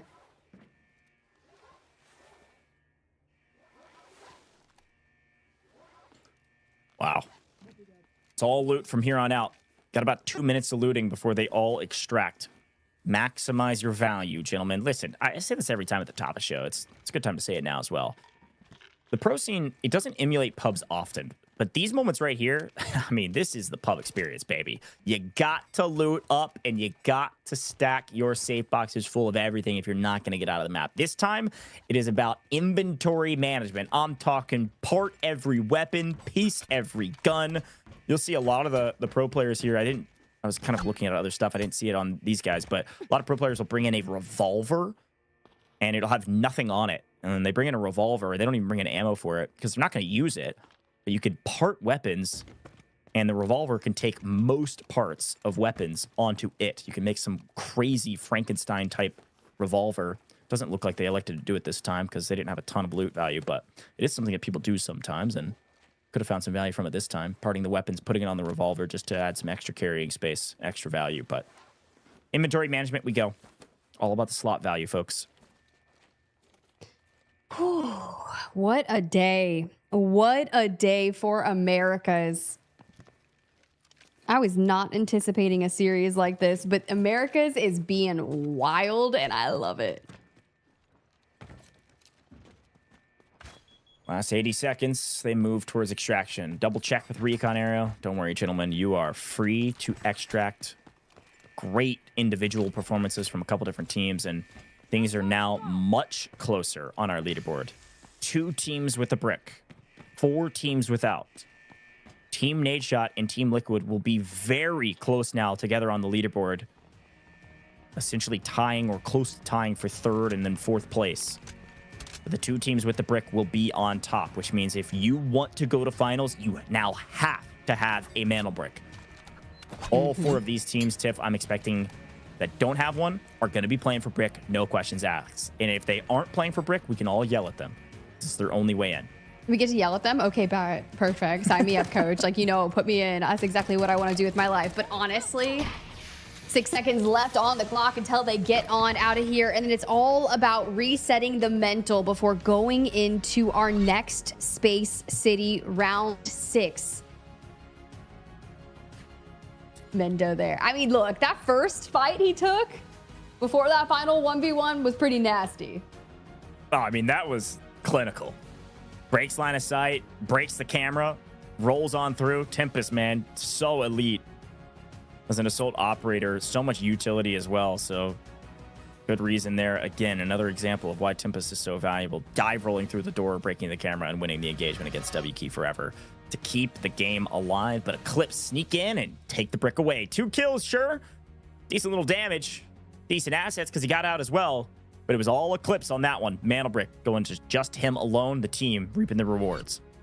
Let's go ahead. Let's look at our scoreboard. Eclipse there extracts 2 kills, 1.7 mil, plus a Mandel brick for Leviathan. Team Liquid, 5 kills as a team. Same with Team Nadeshot. Fluxo W7M and WQ Forever grab a couple to go their way. But as we look through our players, Mendo, top killer, of course, after that play that he made inside the Black Chamber. And Team Liquid also having precision up there as well. Yeah, and again, too, we saw a quick glance there. You'll see it, and then probably the next, I think it's assists and then assets. But the next leaderboard is going to be really important. You see decent assists, I guess, 1 for each of these players. But assets were ridiculous for Team Liquid because they were able to get out. It was over 12 mil combined. Here it is. Yeah, 12.6 mil combined between these three figures, which is 6 supply points. So with that in mind, there's a chance Team Liquid have actually eclipsed the likes of Team Nadeshot on the leaderboard with those extra points that they picked up from all the loot. That's why winning the map can be so valuable. You get all three of you looting everybody and extracting. We talked about kill points being valuable, but sometimes looting is also valuable. That's Extraction Shooters for you, baby. That's Delta Force for you. Tiff, what a fun map. I'm excited about the next one. I mean, I feel like the action's going to keep on moving. Space City has been everything that we needed here in the Delta Force Rise series. Who's going to get their own Mandel Brick, or do we end in 6? Do we end in 6? 2 teams can close out in the next one, folks. You got to tune in to find out. We're going to take a very short break here in the booth. When we come back, could be the last map, could be the penultimate one. Let's wait and see.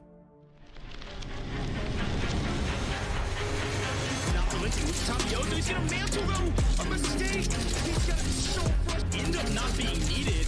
Nobody moved fast enough. Nightmare lights him all up. The Emerald Thorn. We do see some damage in the entire group stage for a reason. He's got 1, he's got 2. No, I mean, we take that all day, especially for FaZe. The jump comes in from Crab.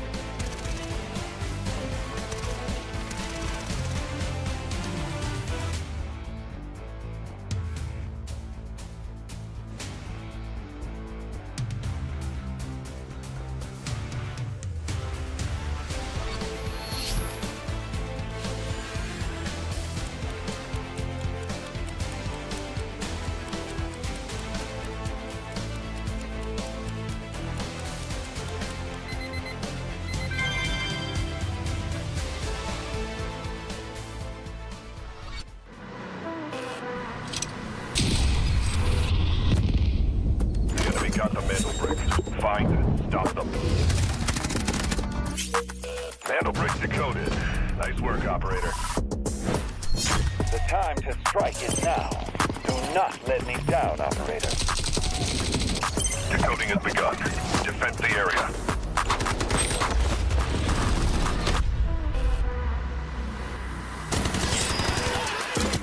Is about to take the first Mandel Brick of the tournament. And they're going to do it. What goes around comes around. Oh, I'm not going to do very much, though. When you get barrel stuff, Steiny is getting aggressive. See what I did there? You ain't seen nothing yet. Let's knock them off their feet. There we go. There it is.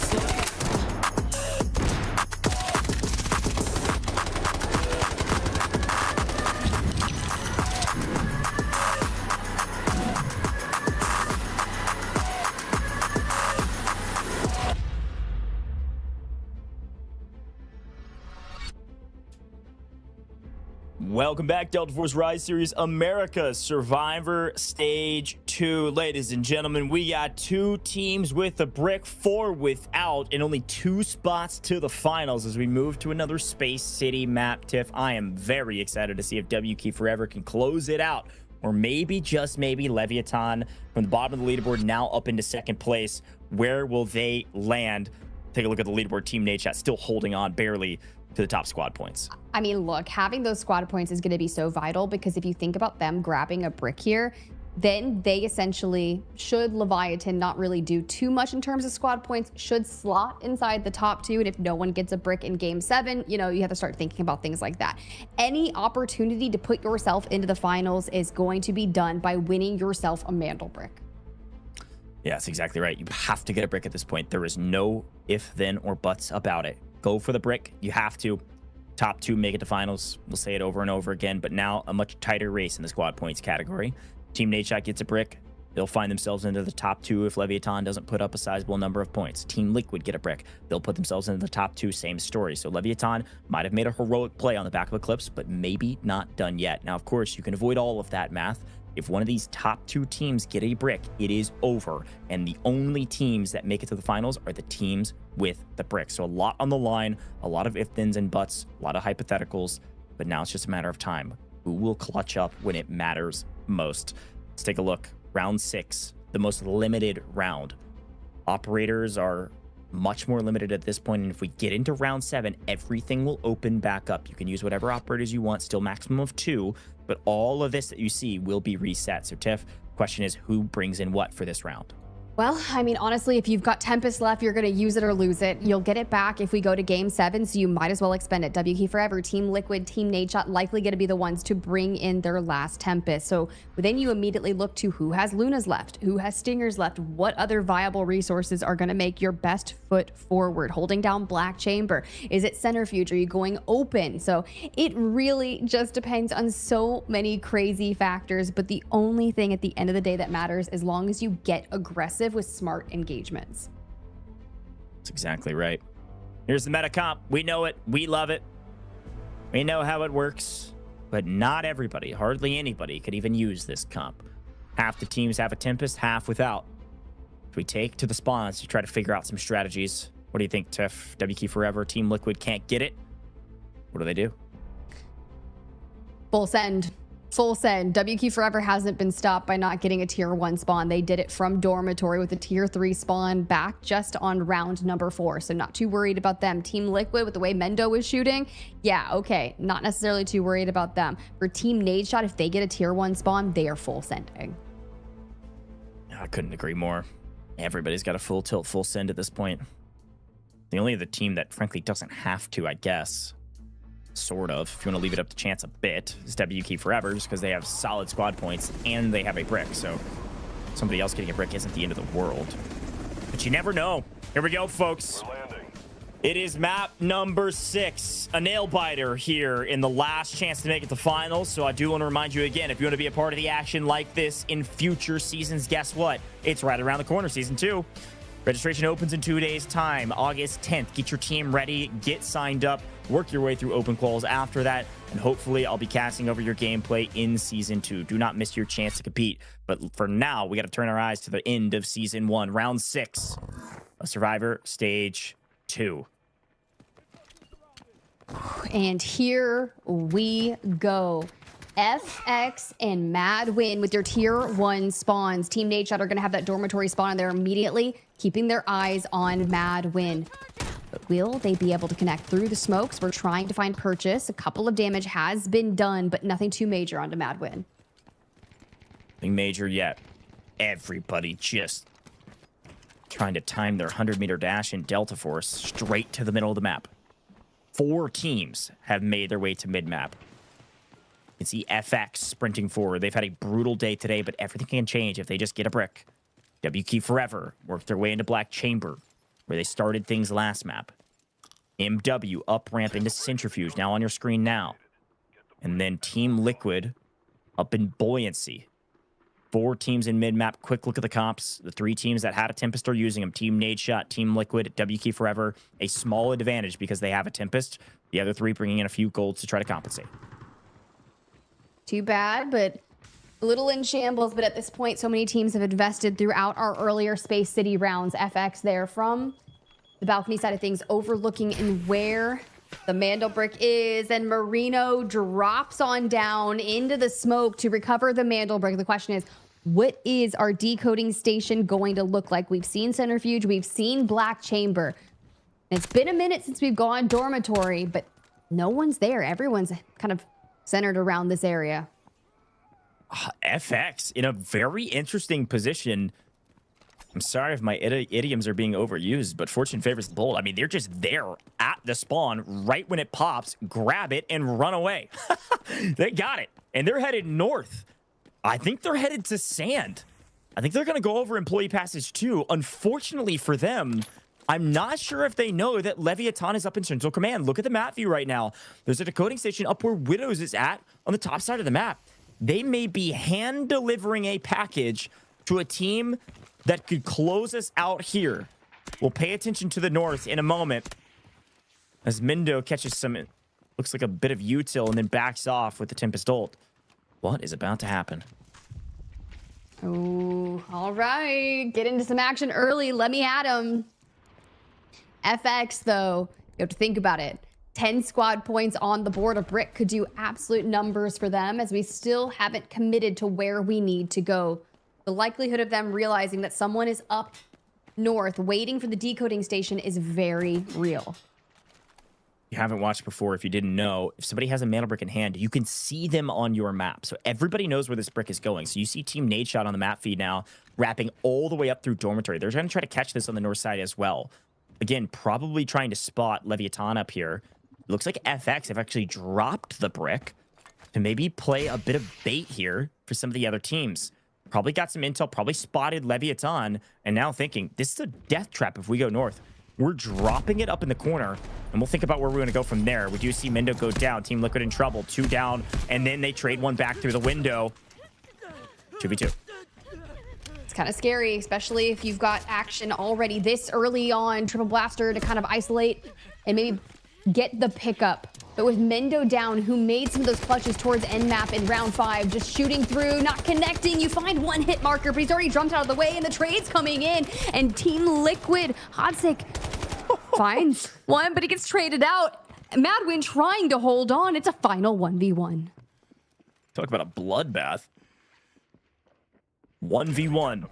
Pildora versus Precision. In the meantime, hand delivered on a silver platter. Who picked up the mana brick? Leviathan. They walk across employee passage, pick it up where FX left it on the ground. Sure. Leviathan gonna do the decode on the north side in complete control. Team Nadeshot will be on their backside. We'll tune into them in a second. Will this fight continue? Here's a look at it. They're just running back to where they know it's safe. They've owned the north for the entire map, and they start the decode. Interesting. Okay. And I mean, Team Liquid could make a reset, but this Madwin being a solo in the vicinity, Precision and Pildora will probably bump heads a bit. Oh, you can see Precision is definitely on the hunt. Pildora forced to disengage down the stairs, hitting on the repairs for the armor. Helmet still cracked, and Precision is solid gold. Just picks up the fallen foes. I mean, this fight off map, I was about to say, this is the one that needs to be on screen here. We're up at Brick. Team Nadeshot, top side of Central Command. FX now below them. And Leviathan on the Brick. Back to a fight, though. Guns firing. Team Liquid in trouble. A team trying desperately to claw their way out. Again, do it. MW go down. Team Liquid survive. This time on the back of Precision's 2 kills, Hodzic 1. These guys are clutching up to stay alive in this match. But all eyes now on Leviathan in this Brick. Guys, mind you, if it ends here, if Leviathan hits a decode and flawlessly holds Sands, we are done. And the only 2 teams with Mandel bricks are the ones advancing onto the finals.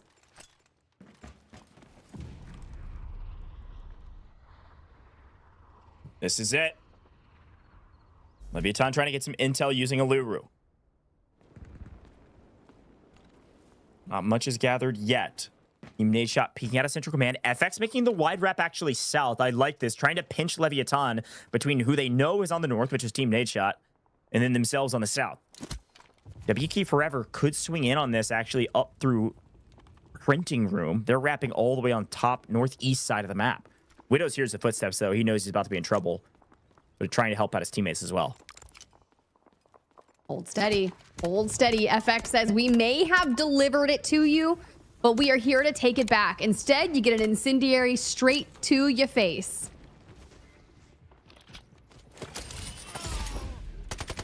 Oh, okay. D-Wolf ult pop from Socio on the top. Hits the finish right there. Brings it down to a 3v2, and he is isolating them 1v1. Instead, we need a little bit of backup there. Eclipse comes in with some final damage onto FX, and they fall. Yeah, unfortunately for FX, they were not in a great position. They decided to play low side. They catch an incendiary straight to the mouth. They go underneath and just put themselves in a kill box. They're in their own trap, and then they just get obliterated. They finally get one trade, but that's it. Now, in the meantime, Leviathan They lost one, so they're going for the res. The only team that can actually go for the steal is Team Nadeshot. They are so far away, rushing for this on the back of a Tempest ult. Team Nadeshot trying to get to the brick and go for the steal. LEVIATAN will see it. They know this is going to happen. They can't do anything about it. Is able to do it, but the ult sticks, so he cannot go back to safety. He's going to stick it out near the decoding station. LEVIATAN going to have to retake. That's okay. It's just going to keep whittling down the decode timer for now. And at least Team Nadeshot is healthy, with 4 teams of 3 still left on the map. Anything can happen. With this angle, could do some damage, but we're just going to exercise knowledge we are gaining from.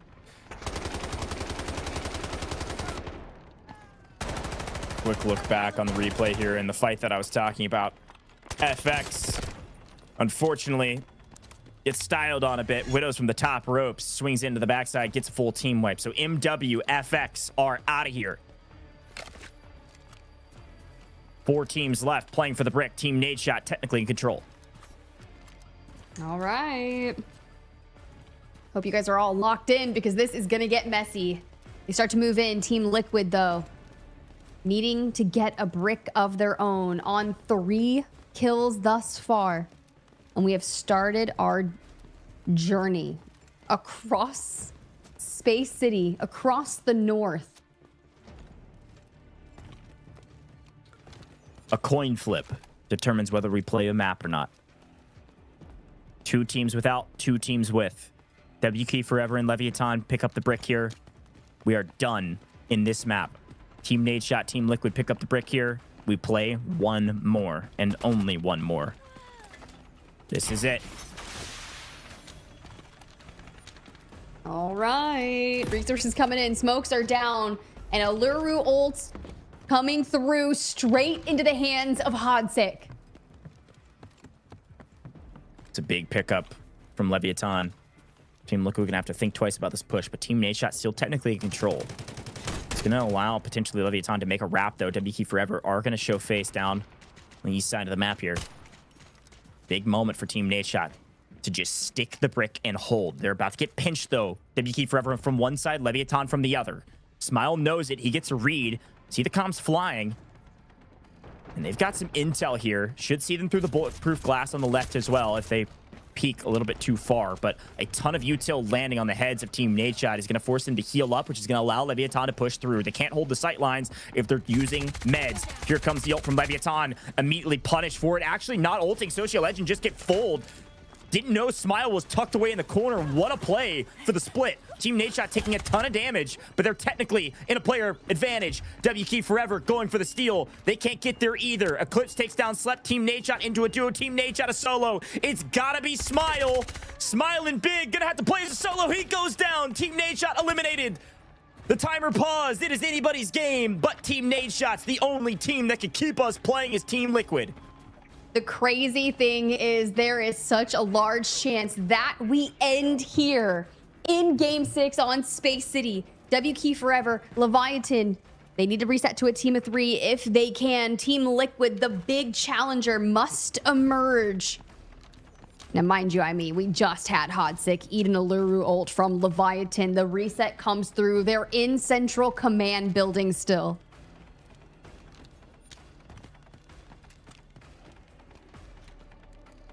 WK Forever pick up the take.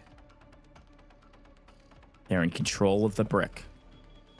Team Nadeshot, MW, FX, all waiting in the wings, hoping and praying that Team Liquid can pull a rabbit out of a hat. Show us some magic. Keep this game going. They're just watching from the southern side of things. WK Forever has spread out. They do have a Tempest. They have a Luna. They're going to be investing those arrows and keeping apprised of where everyone is pushing through. But Mendo on the south side, just ahead of the Central Command bridge, is scouting out for the team. Maybe we can find some movement. Maybe here's Eclipse running straight towards him. That's why Mendo goes prone. The trap is set. Will Eclipse fall for it? Oh! I heard you slam your desk. Right into the open arms. The Rats are in. They get their cheese. A pickup there from Team Liquid and a quick loot means LEVIATAN down to a solo. Whatever it takes. One by one. Still plenty of time. 1:15 on the clock for the decode. Ooh. Widows, what are we going to do? Socio is too close to the brick decoding station to be able to pull him through. So you are a solo. Maybe you pick up something onto Team Liquid, but we send Mendo out yet again. Here's the thing. We learned this yesterday. There is a scope these players have that they can check who the opponents are sometimes. So I have assumed at this point, LEVIATAN have to know that the team decoding the brick right now is WK Forever. If WK Forever get this brick, LEVIATAN make it to the finals. This solo is only eyes on of Team Liquid who are moving forward. 25 seconds. Team Liquid, the weight of the lobby on their shoulders. WK Forever have to have the perfect defense. Oh, no. Can they get styled on twice by Mendo? He pushes in, going straight for the steal, but he can't get there in time. Ult runs out of time. 14 seconds. It's going to have to be precision. They could wipe them all. One down, one fold. 9 seconds on the clock. You've got to wipe the entire team from the top ropes. Precision with the perfect angle. One goes down, the other running away. You got to go for the steal. Can he jump it in time? 0 seconds, and it lands. Team Liquid, keep the game alive. Seabots, a perfect play to run away and stay alive, but we jump it just in the nick of time. Look at Team Liquid's squad points. Of course, it'll change post-extraction and whatever happens after this, but they have the most. If they get this brick, it is going to be a brawl between WK Forever and Leviathan. Team Liquid in the power position. Seabots, unfortunately, a sitting duck. Eliminated. Down goes the lobby. Team Liquid get the brick. They get the lobby. They get the loot. There was a question in my mind after a frustrating start. They start slow rolling their way to some points. They take off in the last one. But this time, they find their way to even more.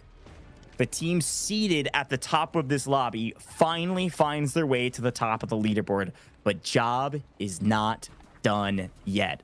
We go one more map. This will be the last map, no matter what. 3 teams with the brick, 3 teams without.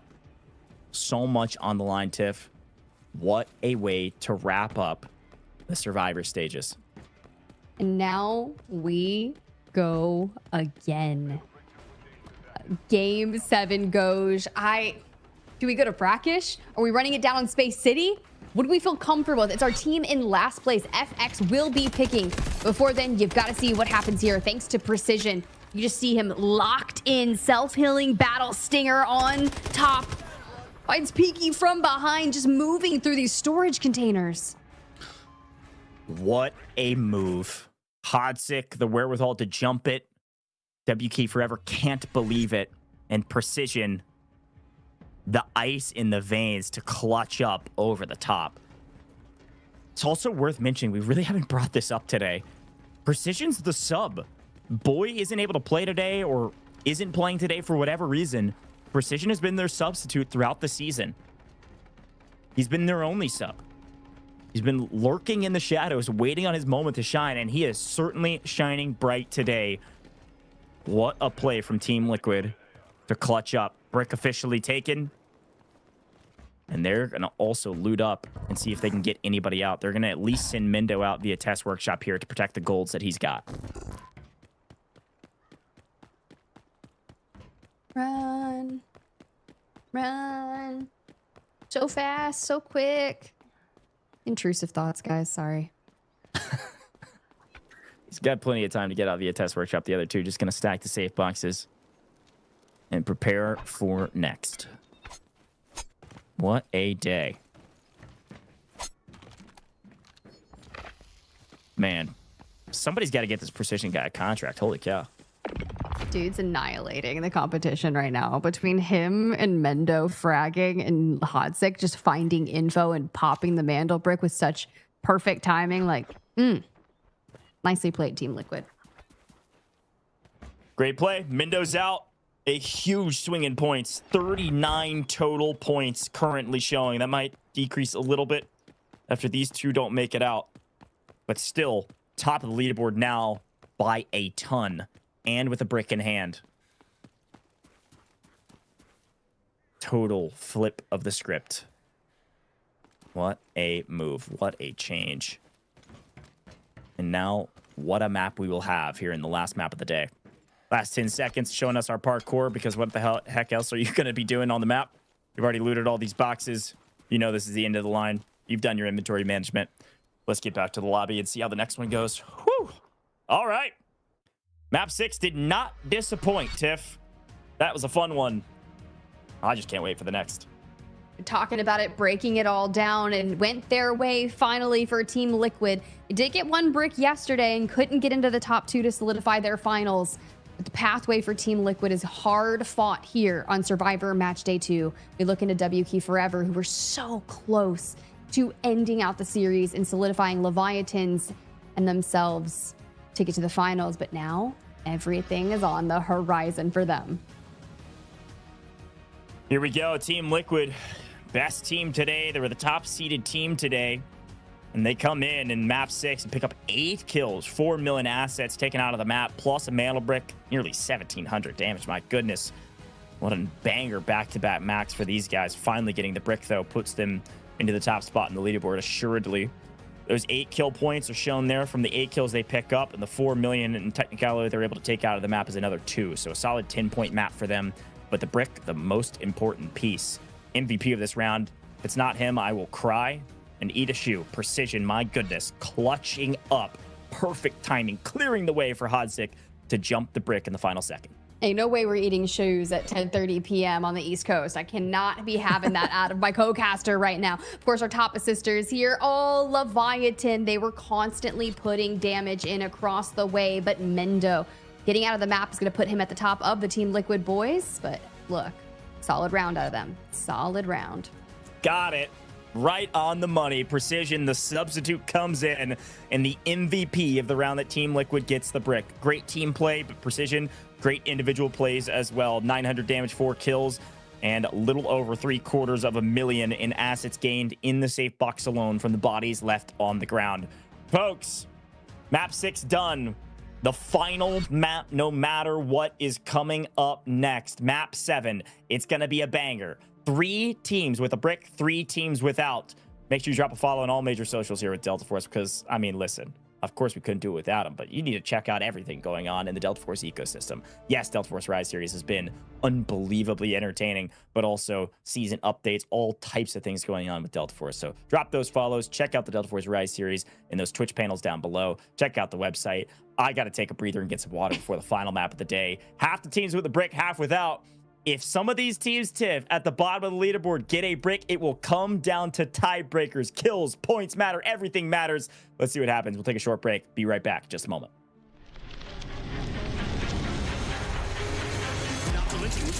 He's gonna mantle though. A mistake. He's got to be so fresh. End up not being needed. Nobody moved fast enough. Nightmare lights him all up. The F-Drop Thorn. We do see some damage in the entire group stage for a reason. He's got 1, he's got 2. No, I mean, we take that all day, especially for FaZe. The jump comes in from Crab.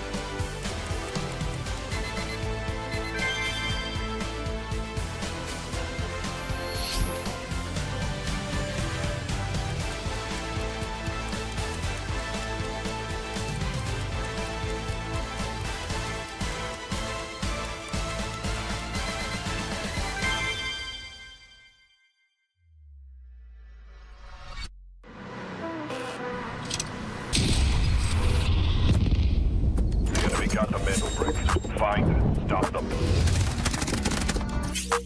Mandel Brick decoded. Nice work, operator.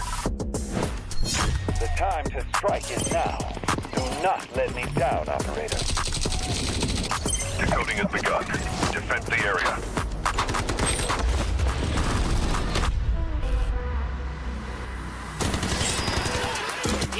Is about to take the first hit to brick of the tournament, and they're going to do it! What goes around, comes around. Oh, not gonna do very much though. You get barrel stuff. Skydie is getting aggressive. See what I did there? You ain't seen nothing yet. Let's knock them off their feet. There we go. There it is.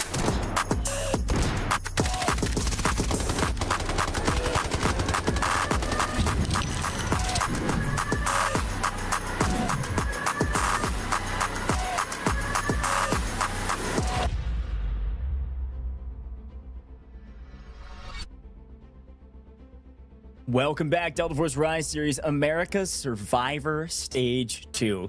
Smiles for precision after a crazy last round. What a moment for Team Liquid to grab the map 6 brick through the chaos and the bodies that stood around them, this time getting the brick, and they find their way to the top of the leaderboard by 11 points over WK Forever. LEVIATAN 12 points away, and now tiebreakers desperately matter. Only top 2 make it. So of course we pay attention to the teams with the brick, but the teams without, Team Nadeshot could grab a brick here and still make it to the finals. Who is going to do it? What is our final round of the day going to bring us? We only have to figure out, because every operator is going to be available as we look towards round 7. Guys, we're going back to Space City. The gauntlet of Space City continues. This is it. Space City is the last map. As a reminder, rules. Couple things. One, look at this screen. Every operator back up for grabs. You can still only use 2, so you're going to see this meta comp likely on most teams. Could even see a double Tempest from a couple of our teams if they want to. But because it's the last map, technically the team in last place could choose between Brakkesh or Space City. They choose Space City. We are staying with the banger maps that we've been having on Space City. We're going to see it one more time, and let's see how it plays out. MW, FX will not have T1 spawns. That is the only thing we know about spawns. Everybody else could spawn anywhere else on the map. And with that in mind, this is going to dictate how some of the people play for sure. But comps is the biggest question in my mind right now, Tiff.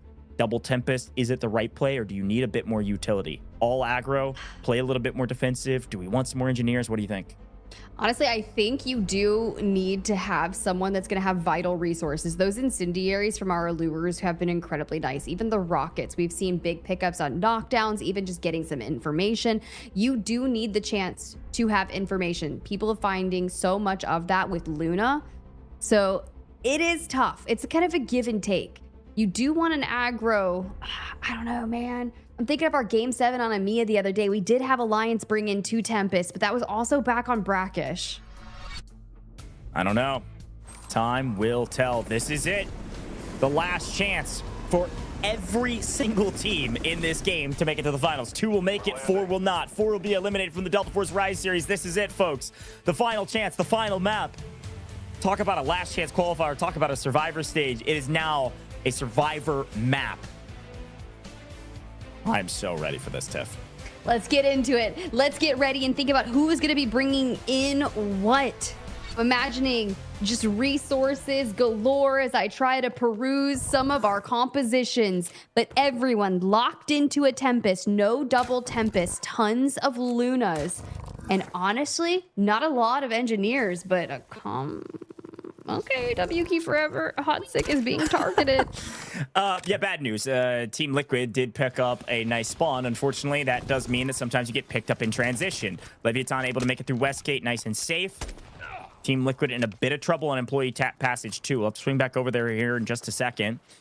But a great call out on the comps. It's a Tempest and a Luna for every single team. And then it's just if you want to run Toxic or you want to run Stinger. This is classic. This is the thing you see on the graphics. This is the meta comp on Space City. Some people just prefer Toxic for the utility that they bring aside from Stinger. Stinger has that extra smokes that are kind of nice. So, but here's the shots from across the way. PQ actually able to find a cheeky little angle there on Team Liquid. We'll see if they're able to stabilize going into this one.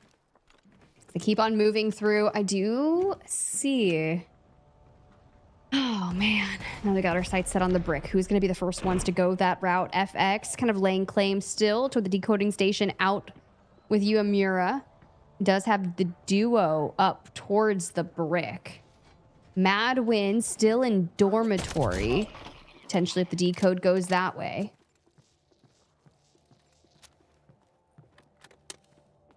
Don't want to be the first team to make a mistake. I like Team Nadeshot's position in the centrifuge, though. I have Leviathan underneath them, but either way, it's still a powerful position. WQ forever now, catching some flack for the shots they were taking from before. Team Liquid shooting back, doing a bit of damage, but not able to get the knock. They do have all three back on their feet, though, so nice job to restabilize.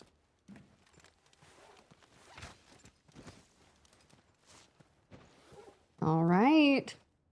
To the north we go. We haven't been able to push back down just yet.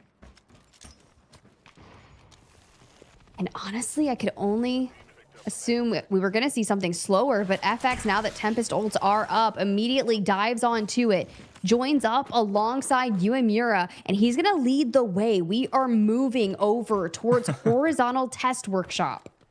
Yeah, this is a great play. FX, again, not wasting any time. They're at the bottom of the leaderboard. They need a miracle, frankly, to make it to the finals. The miracle that they're calling upon is basically, hey, we spawned over a test workshop. We own the south side of the map. We know we're in control of it. Let's just go for the brick and hope nobody shoots us by smoking it. They do exactly that. They take it down to the decoding station. They know that that is free, and they're throwing it down here. We have seen a different decoding station. All three of these maps here on Space City, all of the maps on Space City, actually. We went outdoors, we went indoors, we went to the sand, we went to the south.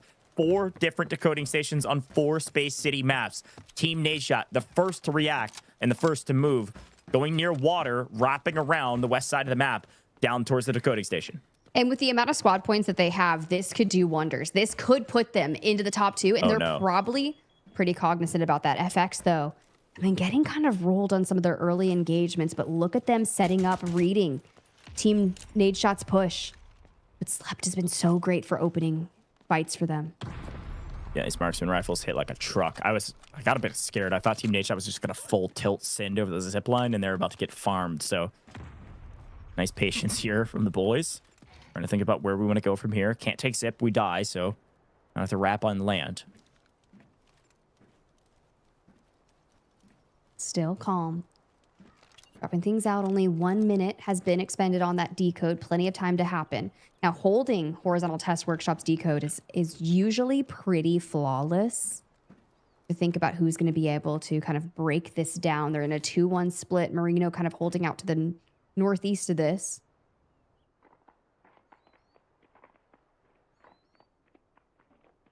Here we go.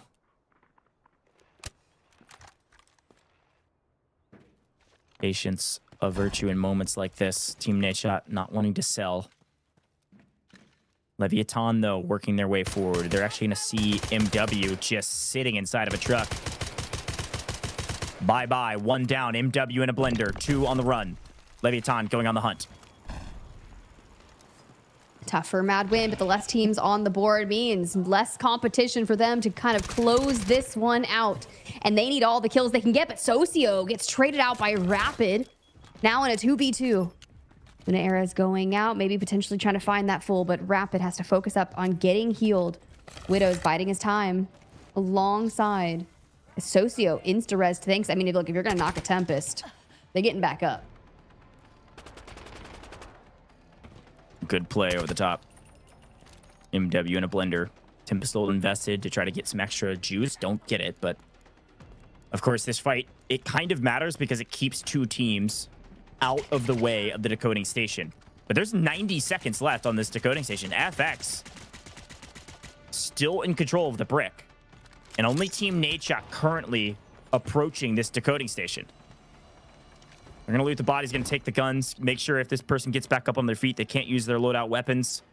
But we got to swing back towards the brick. See what's going on over there. Team Nadeshot maybe pushing up. Here they are on bridge. W Key Forever is starting to come get involved as well. You have to have a brick to make it to finals, folks. 60 seconds on the clock. FX have a kill box around the decoding station. Who makes the first move? Let's see. 50 seconds. It's ticking down. Honestly, if you guys push at the exact same time, too much chaos for FX to be able to handle. You have to invest the Tempest ult, and this is where we look to peak straight on a Team Nadeshot. You're going to need to find some momentum off of this. Instead, don't get the knock just yet. We keep on re-peaking while that ult is enabled. Knife going through. Position exposed. We need to get something, but instead, we get found by Leviathan on the cross. W Key Forever going for it. That gets punished. Marino catches him. 2 ulting Tempest down. Is it too little too late? We're just rolling forward. Stick with Team Nadeshot. Where are they? Slep rolls forward. Ult is up. He goes down as well. FX are going to get the brick. No one can get there in time.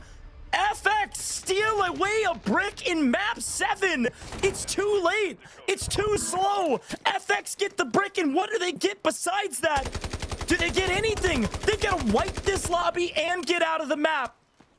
Team Nadeshot and MW eliminated from the Delta Force Rise series. It's going to come down to a tiebreaker. 4 teams with the brick. 4 teams that need points.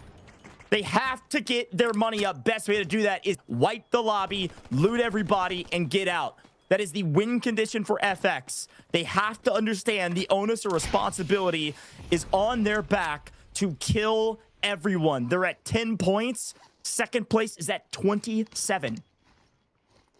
Absolute shambles that everyone who tried to steal the decode couldn't get it done. Oh my God. And now 10 squad points. You have to get literally 20 plus because look who's getting wiped. FX are in shambles now with Yuhimura last alive. It's brutal. It's what they had to do. FX had to make this play. But bad timing in the gunfights means that it won't matter. They're not going to make it to finals. It's going to be a tiebreaker. FX eliminated. I can assuredly tell you now, FX have a brick, but they will not make it to finals. Team Nadeshot, MW, FX out of this competition. Team Liquid, as long as they don't scam, and as long as one of these other 2 teams don't loot the entire map and wipe the last remaining players from every other team, Team Liquid should be in a pretty good spot to make. But Leviathan and W Key Forever are tied on our leaderboard. Things are about to get really mixy on the leaderboard, and you've got to be flawless. Team Liquid are feeling pretty dang good after that massive game, getting Mendo out of the map, procuring as many squad points as they can, and they are still up on the north side of things. In terms of the southern battle, you can see it on the map. Team Nadeshot, Leviathan, MW, and W Key Forever are still down here. Pildora picks up Socio Legend. Leviathan, they can't die here. They cannot get wiped. That's the only win con for them. They need to stay alive. They have to maintain presence on the map. MW now are just trying to play spoiler. There's nothing else they can do. They want to win some gunfights. They want to get some extra cash. It's $50 per kill. That's the only thing they can play for, and they're getting it. Eclipse goes down. Leviathan in a blender. If they die here, and W Key Forever know it, W Key Forever will secure second place. It is all up to Widows. Eclipse has done it once. Socio's done it once. Widows goes to the water to try to stay alive. And he goes for a swim, goes into the drink with a quarter HP. And W Key Forever are giving the comms, hey, someone is lurking below. But the shark! We've seen sharks ruin lives there. Ain't no way. Ain't Not like this. Not no like this. way.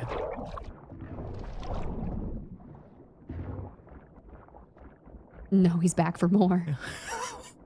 The problem is W Key Forever is just guarding the water. If he pops his head up, he dies. Bro. The shark's gonna come back for more. This is the scariest part of the whole Rise series. Do you have phasmophobia? Or thasalophobia, whatever it's called. I'm so scared of the water now. This is unbelievable. Guys, I don't go in past my ankles for a reason. He's getting chomped. He could drown. There's a lot of things going wrong. But it's okay. Widows is healthy. He is happy. He is locked. Everything's fine.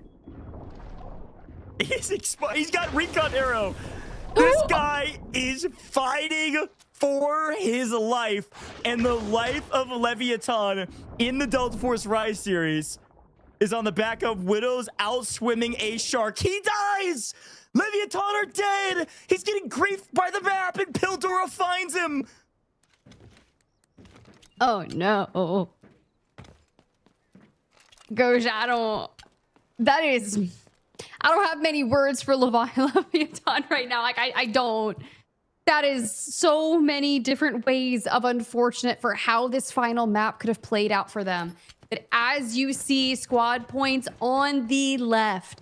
If W Key Forever can just find some kills, put some dog tags up in that safe box, and maybe send one out of the map as we hit the replay. Oh, not like this. Slept also is getting griefed by the map. The shark actually killed him. The shark killed the last remaining member of Team Nadeshot. I can't. The shark has more kills than some players in this entire lobby.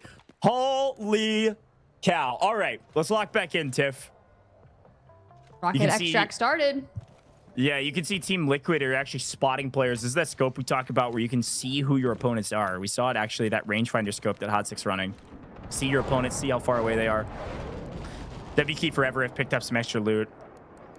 Oh my goodness. Now, the teams don't know everything that we know. It's not 100% over for them. If W Key Forever get wiped, there's a chance they lose whatever gear they brought in and they dip down, but I don't think 6 points of a difference will happen here. And you can see they're stacking their safe boxes full, and it's namely on the back of the fact they already have a team wipe. They already have 3 kills here, Tiff. I think that's GG's. I think we have our 2 teams. Oh my god. It does look a lot more separated out than what we had seen in some of our other tiebreakers. But a game 7 this deep Saturday night proven to be entertaining for dang sure.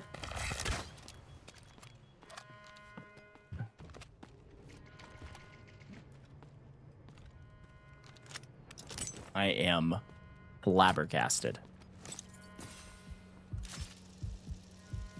Insane. Here goes Pure Loud. Insanity.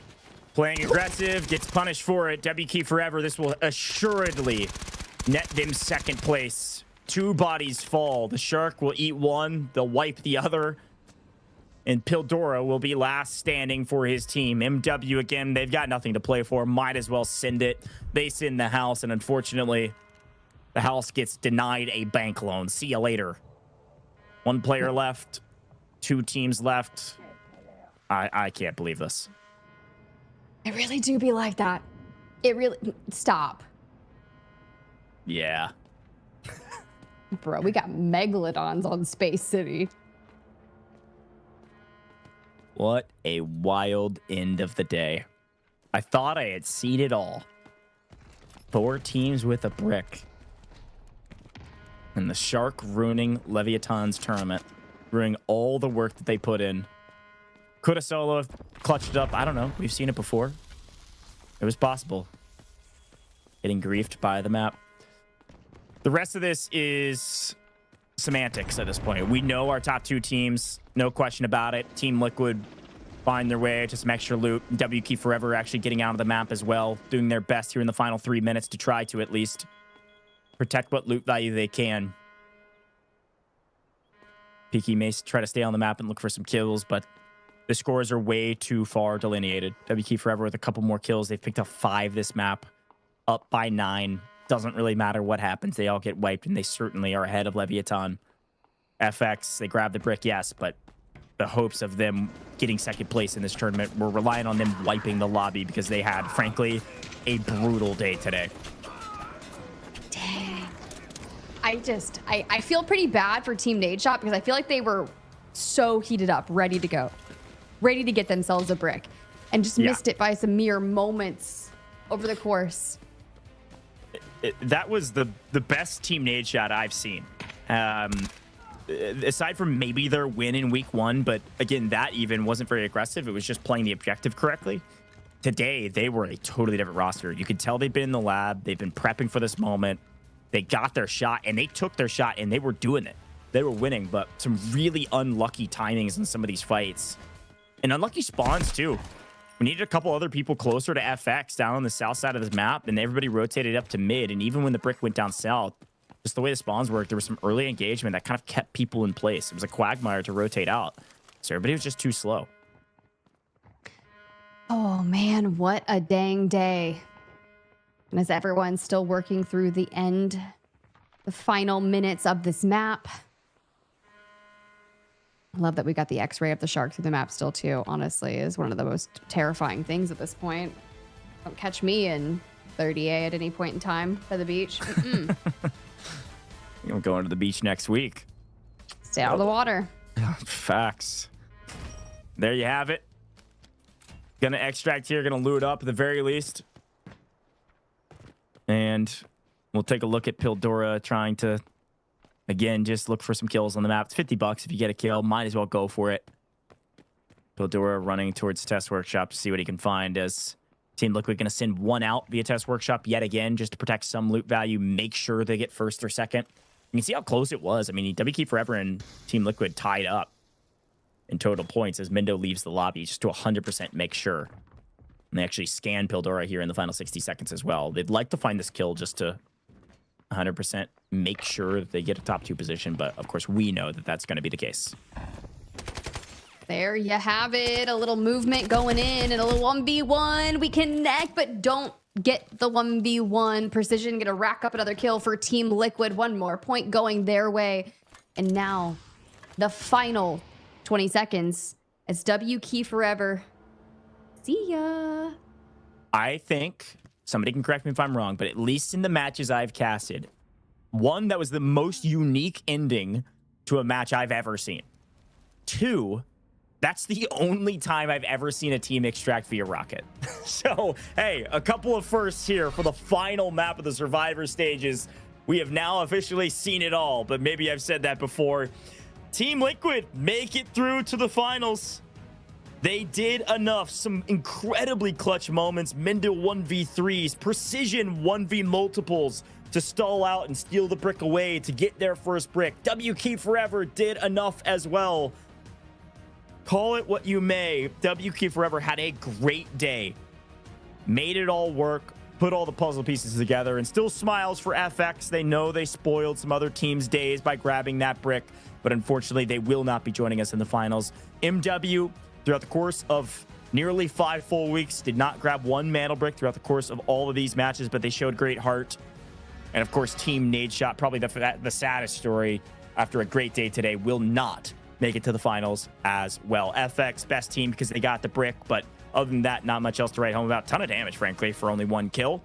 But only 1 kill and a brick means they will certainly not catch the top 2 teams.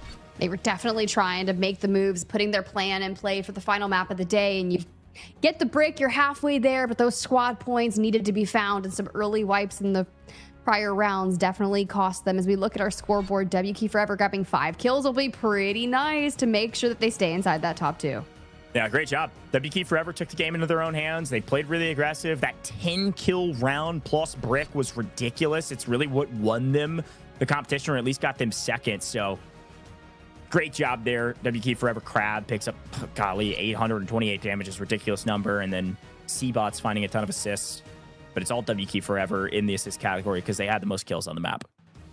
All right, as we filter through the rest of our top players there for round 7, WK Forever, that rocket extraction point is going to allow them to have a ton of assets earned, which just get them even more squad points to go for the tiebreaker. And as we inch closer towards the end here, our MVP is going to be Crab for round 7.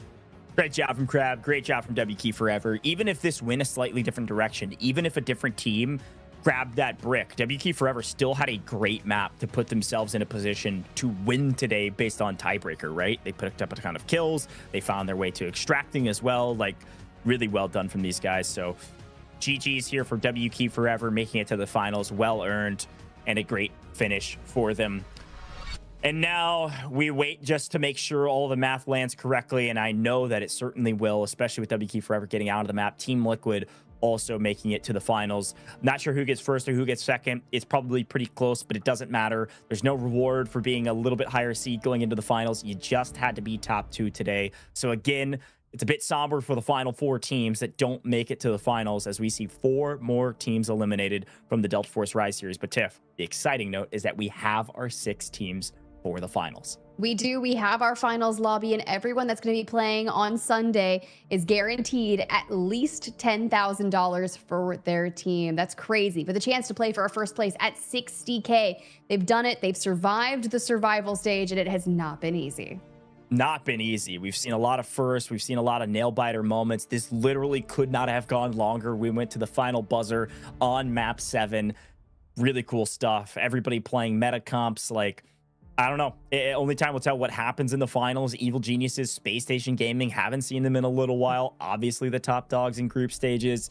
And of course, FaZe yesterday picking up a big win with Nightmare joining them in the finals. 6 teams. Best team today, though, gotta be Team Liquid. They barely edge out WK Forever on the leaderboard with a kill point tiebreaker, funny enough, 34 squad points apiece, and then 22 versus 21 kills at the top of the leaderboard. Big congratulations from Team Liquid. Is it a surprise to see them in the finals? Absolutely not. Is it a surprise in this fashion? Absolutely. What a fun day, and congratulations again to our top 2 teams. And as you see, LEVIATAN there and FX both with the brick, but not going to have enough squad points to beat that tiebreaker. That's why we were talking about that round 7. LEVIATAN needing to stay alive to make it work. And Team Nadeshot and Madwin, congratulations. You had one day to try and get it through, but you did have some good plays throughout the day. Can't wait to see you back for Season 2, hopefully. Well, we've got an interview with our champions today. Survivor Stage 2 was not without trial and tribulation, but it also had Hodzik and the team pulling off crazy plays. Let's bring him in. Hodzik, congratulations, my friend. You made it to the finals. Team Liquid, a chance to represent one more time. How does it feel to get the win today? Feels good. I mean, it feels like we shouldn't have even been here to begin with, but some unfortunate circumstances happened yesterday, and we try to clear up a bunch of things as much as possible and come in fresh today. I like it. Well, fancy seeing you here, Hodzik, guys. We go way back. Right? Me and Hodzik are best buddies. Like, hey, look, I'm so excited that we've got you on the broadcast and to see you lock in for the finals lobby, my guy. But talk me through some of those unfortunate circumstances, because you did have a big game with a brick yesterday, but the survivor stages have been so gnarly and really difficult to play through. So what were you guys working on coming into today? Yeah, I mean, it just felt like we were kind of all over the place, never really on the same page. And, you know, much like the Apex days, this game plays very similarly in the fact that as long as it does not matter how bad sometimes your play is, as long as you're all following it together and playing together. Yep. And it just felt like we were constantly all on different separate pages. And it's just, despite our best efforts, we got really close, but we weren't able to close it out. So made a couple changes, went back to the drawing board, and I think Precision played phenomenally today. I think he filled in that role as well really well. I think he kind of just meshes super well with us, so it felt pretty natural. Yeah, I mean, that was my question. Actually, I want you to hype up Precision, sure, but also talk about that roster change. Was that something that was necessary because Boy was unavailable, or was that a play to try to make the finals, thinking he may be a slightly better fit for at least this lobby? We've done, you know, Precision's been our sub for the entirety of the split. We've done several scrims with him here and there, and so we know what he's capable of and what he brings. And we felt like after yesterday, we kind of just felt like we needed a little bit more of what he brought. He's a little more vocal, a little more heads-on when it comes to making plays with me and Mendo and working off like utility and stuff like that. So yeah, it was a tough call to make for sure. I mean, shout out Boy. I mean, he's a phenomenal player, but we just felt like today this was probably the right call for today, and it seemed like it worked out. He played really well. Precision, I mean, this was his first literal game day, and he fragged out like a demon. Well, and that's what I was gonna say, Tiff, really quickly, is that Boy has had some pop-off moments throughout the group stages. So, you know, not saying anything bad about Boy. I think Boy's a fantastic player, like you said. I want to echo that. Really well done from him throughout the group stages. You all were top 5, right, through the group stages. But Precision today had some MVP moments. Quick follow-up. Talk to me about that brick round and that brick win. I mean, you hopped the brick at 0 seconds. Yeah, I was kind of like that. All that happened in slow motion to me. It was kind of like the Interstellar meme where the guy like is behind the wall, like screaming, "No, don't do it!" Because the whole time in our comms, Precision's up on there. I see him getting kills. I see him getting. Mendo said he couldn't get it when he was on his way back from his Tempest ropes, and Precision the whole time saying, "I can't get it, I can't get it." And I'm sitting there looking. I'm like, "You could do it. You could get on it. I can hold you." He ended up not going on it. I'm glad I stepped up to go for it because otherwise we wouldn't have had it. So it was a pretty funny moment. But I mean, hey, he popped off. He did what he needed to do. He carried the space, and I just wanted to work off that. It's honestly one of those moments where you guys need to cut the content with the comms together because you've got Precision on the storage containers just being like, I got one, I got two, like we're doing it. It was disgusting. And I'm glad you guys were able to pull it off within the last second. But now we kind of set our sights to tomorrow, the Delta Force Rise series, the finals for season 1. Based off of your experience from playing both survivor stages, what are we anticipating to go down tomorrow? It's been a minute since we've seen kind of evil geniuses in Space Station, but they've already locked their ticket. They've been waiting and they've been watching. What are we doing tomorrow? Yeah, I mean, I'm excited. I mean, looking at the lobby, it seems like it's a little bit more of a brick-heavy lobby. It seems, and what I mean by that is like the teams that will actually like play for it. Unfortunately, when you have like 1, 2, or 3 teams that don't really ever play for brick, it becomes really hard to do that yourself. So the game should play out a little more predictably. So I feel like we're very good and we shine when that happens. So we're definitely hoping for that, at least at minimum. But either way, it's going to be a really good match tomorrow, and I'm just excited we're able to get to play it. Yeah, are you guys running it back with Precision? I believe so. He played really well today. He slotted right in. He had a couple, I think, a little bit of nerves game like 1 and 2, it seemed like, but he, quickly overcame that. I think we'd like to be probably running it back with him. Cool. All right. Thank you for all the insight into the roster and, of course, the games today. And a big congratulations again. Want to give you a moment. The floor is yours. You can talk about your org. You can talk about your teammates. You can shout out the haters, whatever you want to do. Any final words for the broadcast? Yeah, I mean, shout out Team Liquid first off for allowing us to have a 4-man roster in a new game like this. And Delta Force for being able to support it as well. I mean, that, really came in clutch today. I'm not sure if we would have made it without it. So big shout out to Team Liquid and Delta Force as well. And yeah, I mean, my teammates as well. Mendo played out of his absolute mind today, had an insane clutch against WKF. We really needed that. So just shout out to anyone that also supports us as well, all of our fans on rooting on Team Liquid. Heck yeah. Cheers. All right, that's Hotsick, Team Liquid. Congratulations. We'll see you out there tomorrow. Thank you. Cheers. What a great interview, Tiff. As expected with Hotsick. Oh yeah, he's honestly such a legend. Like, dude, we come from another title where we've worked on analyst desks together. He has been coaching some of the best players out there. Fireman Fred would be so dang proud of him, Goj. Fireman Fred would be so proud. I love the connection. And again, Team Liquid is such a fun one to talk about because they are former pros, former coaches, and other titles all come together for this moment. And they perform on main here in Delta Force, and they're making it into the finals lobby. Now, I am getting word we are going to talk to W Keep Forever as well. Going to get a read from when they're ready. We'll bring them in and hear what they have to say about the day as well, because they also had a pop-off day. And again, barely missed out on winning today by just a tiebreaker. That's how close it was. But we turn our eyes to the top players, and no longer do we have one player dominate every single leaderboard, but we do see Precision, Top Slayer, KD leader, and then Mendo also finding his way to the top. Precision is the match MVP. Talk about a substitute from heaven itself. My goodness, 12 kills, 4 assists, nearly 2,000 damage, and 8.5 million assets gained. Really well done from Team Liquid, and of course, Precision as an individual. Yo, we call that a super sub. And you heard Hotsick say we are running it back. And as we go through our player rankings from the tournament as a whole, Loco, Equal Plays, 2 teams represented there by the top fraggers were already locked into the finals. And now Mendo going to join them. Yeah, we did see a member of Team Nadeshot there in the individual category on the day. So again, a shout out to them. You will not see them on these leaderboards because they did struggle through the group stages, but it was like a totally different team here on main stage and the Survivor stage too. But unfortunately, didn't make the cut. And you see Loco still topping the charts. Mendo slowly creeping up on him, having played a couple more matches than him. To see Loco still at the top of these leaderboards is pretty impressive stuff. Socio legend LEVIATAN, unfortunately, also not cutting or making the cut either. Top 2 position, and they will not make it, even though Socio had a great group stages. A fun look here. Mendo finally tops the charts in the asset gainers category. Kills all second, Equal Plays in third. So There's Team Liquid finally topping the charts here, at least on one of our graphics. Well, Goj, it's been an exciting day. And as we look at all of our players that are pretty much on the top of those lists waiting in the finals, we are setting up for such a good lobby tomorrow. I'm excited. It's going to be a lot of fun, folks. This is your last chance to earn some rewards today. Exclamation point giveaway. It'll get you entered into our 3,000 Delta ticket giveaway that's going on right now. And if you're watching on Twitch, YouTube, TikTok, or Facebook, all you have to do is type in exclamation point giveaway to enter. If you're watching on X, just repost the live stream. We'll announce the winners in chat like we always do on all of the main platforms. And if you're watching on X, we'll announce the winner in the comments under the live stream. Good luck out there, hopefully earning your rewards. While you're doing that and spamming your giveaway, we do have Crab, I believe, from W Key Forever. Crab, congratulations. You did it. You made it to the finals. How does it feel to make it to the finals lobby? Absolutely, it's amazing because everyone in the final lobby is a really strong team against. It's an honor.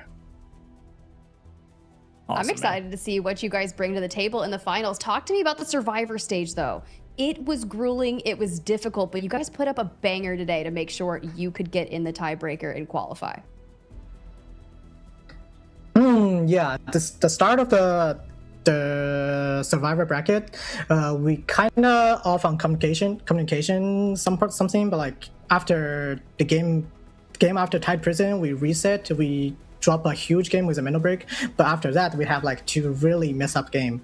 It was like we got really close to get a break most of the game, but at last we after match we evaluation the information we got, we get it like we cannot just let the Leviathan get the break. We can just play for kill Leviathan team and also getting as much kill as we can, and we extract. That's how we win. That's our strategy.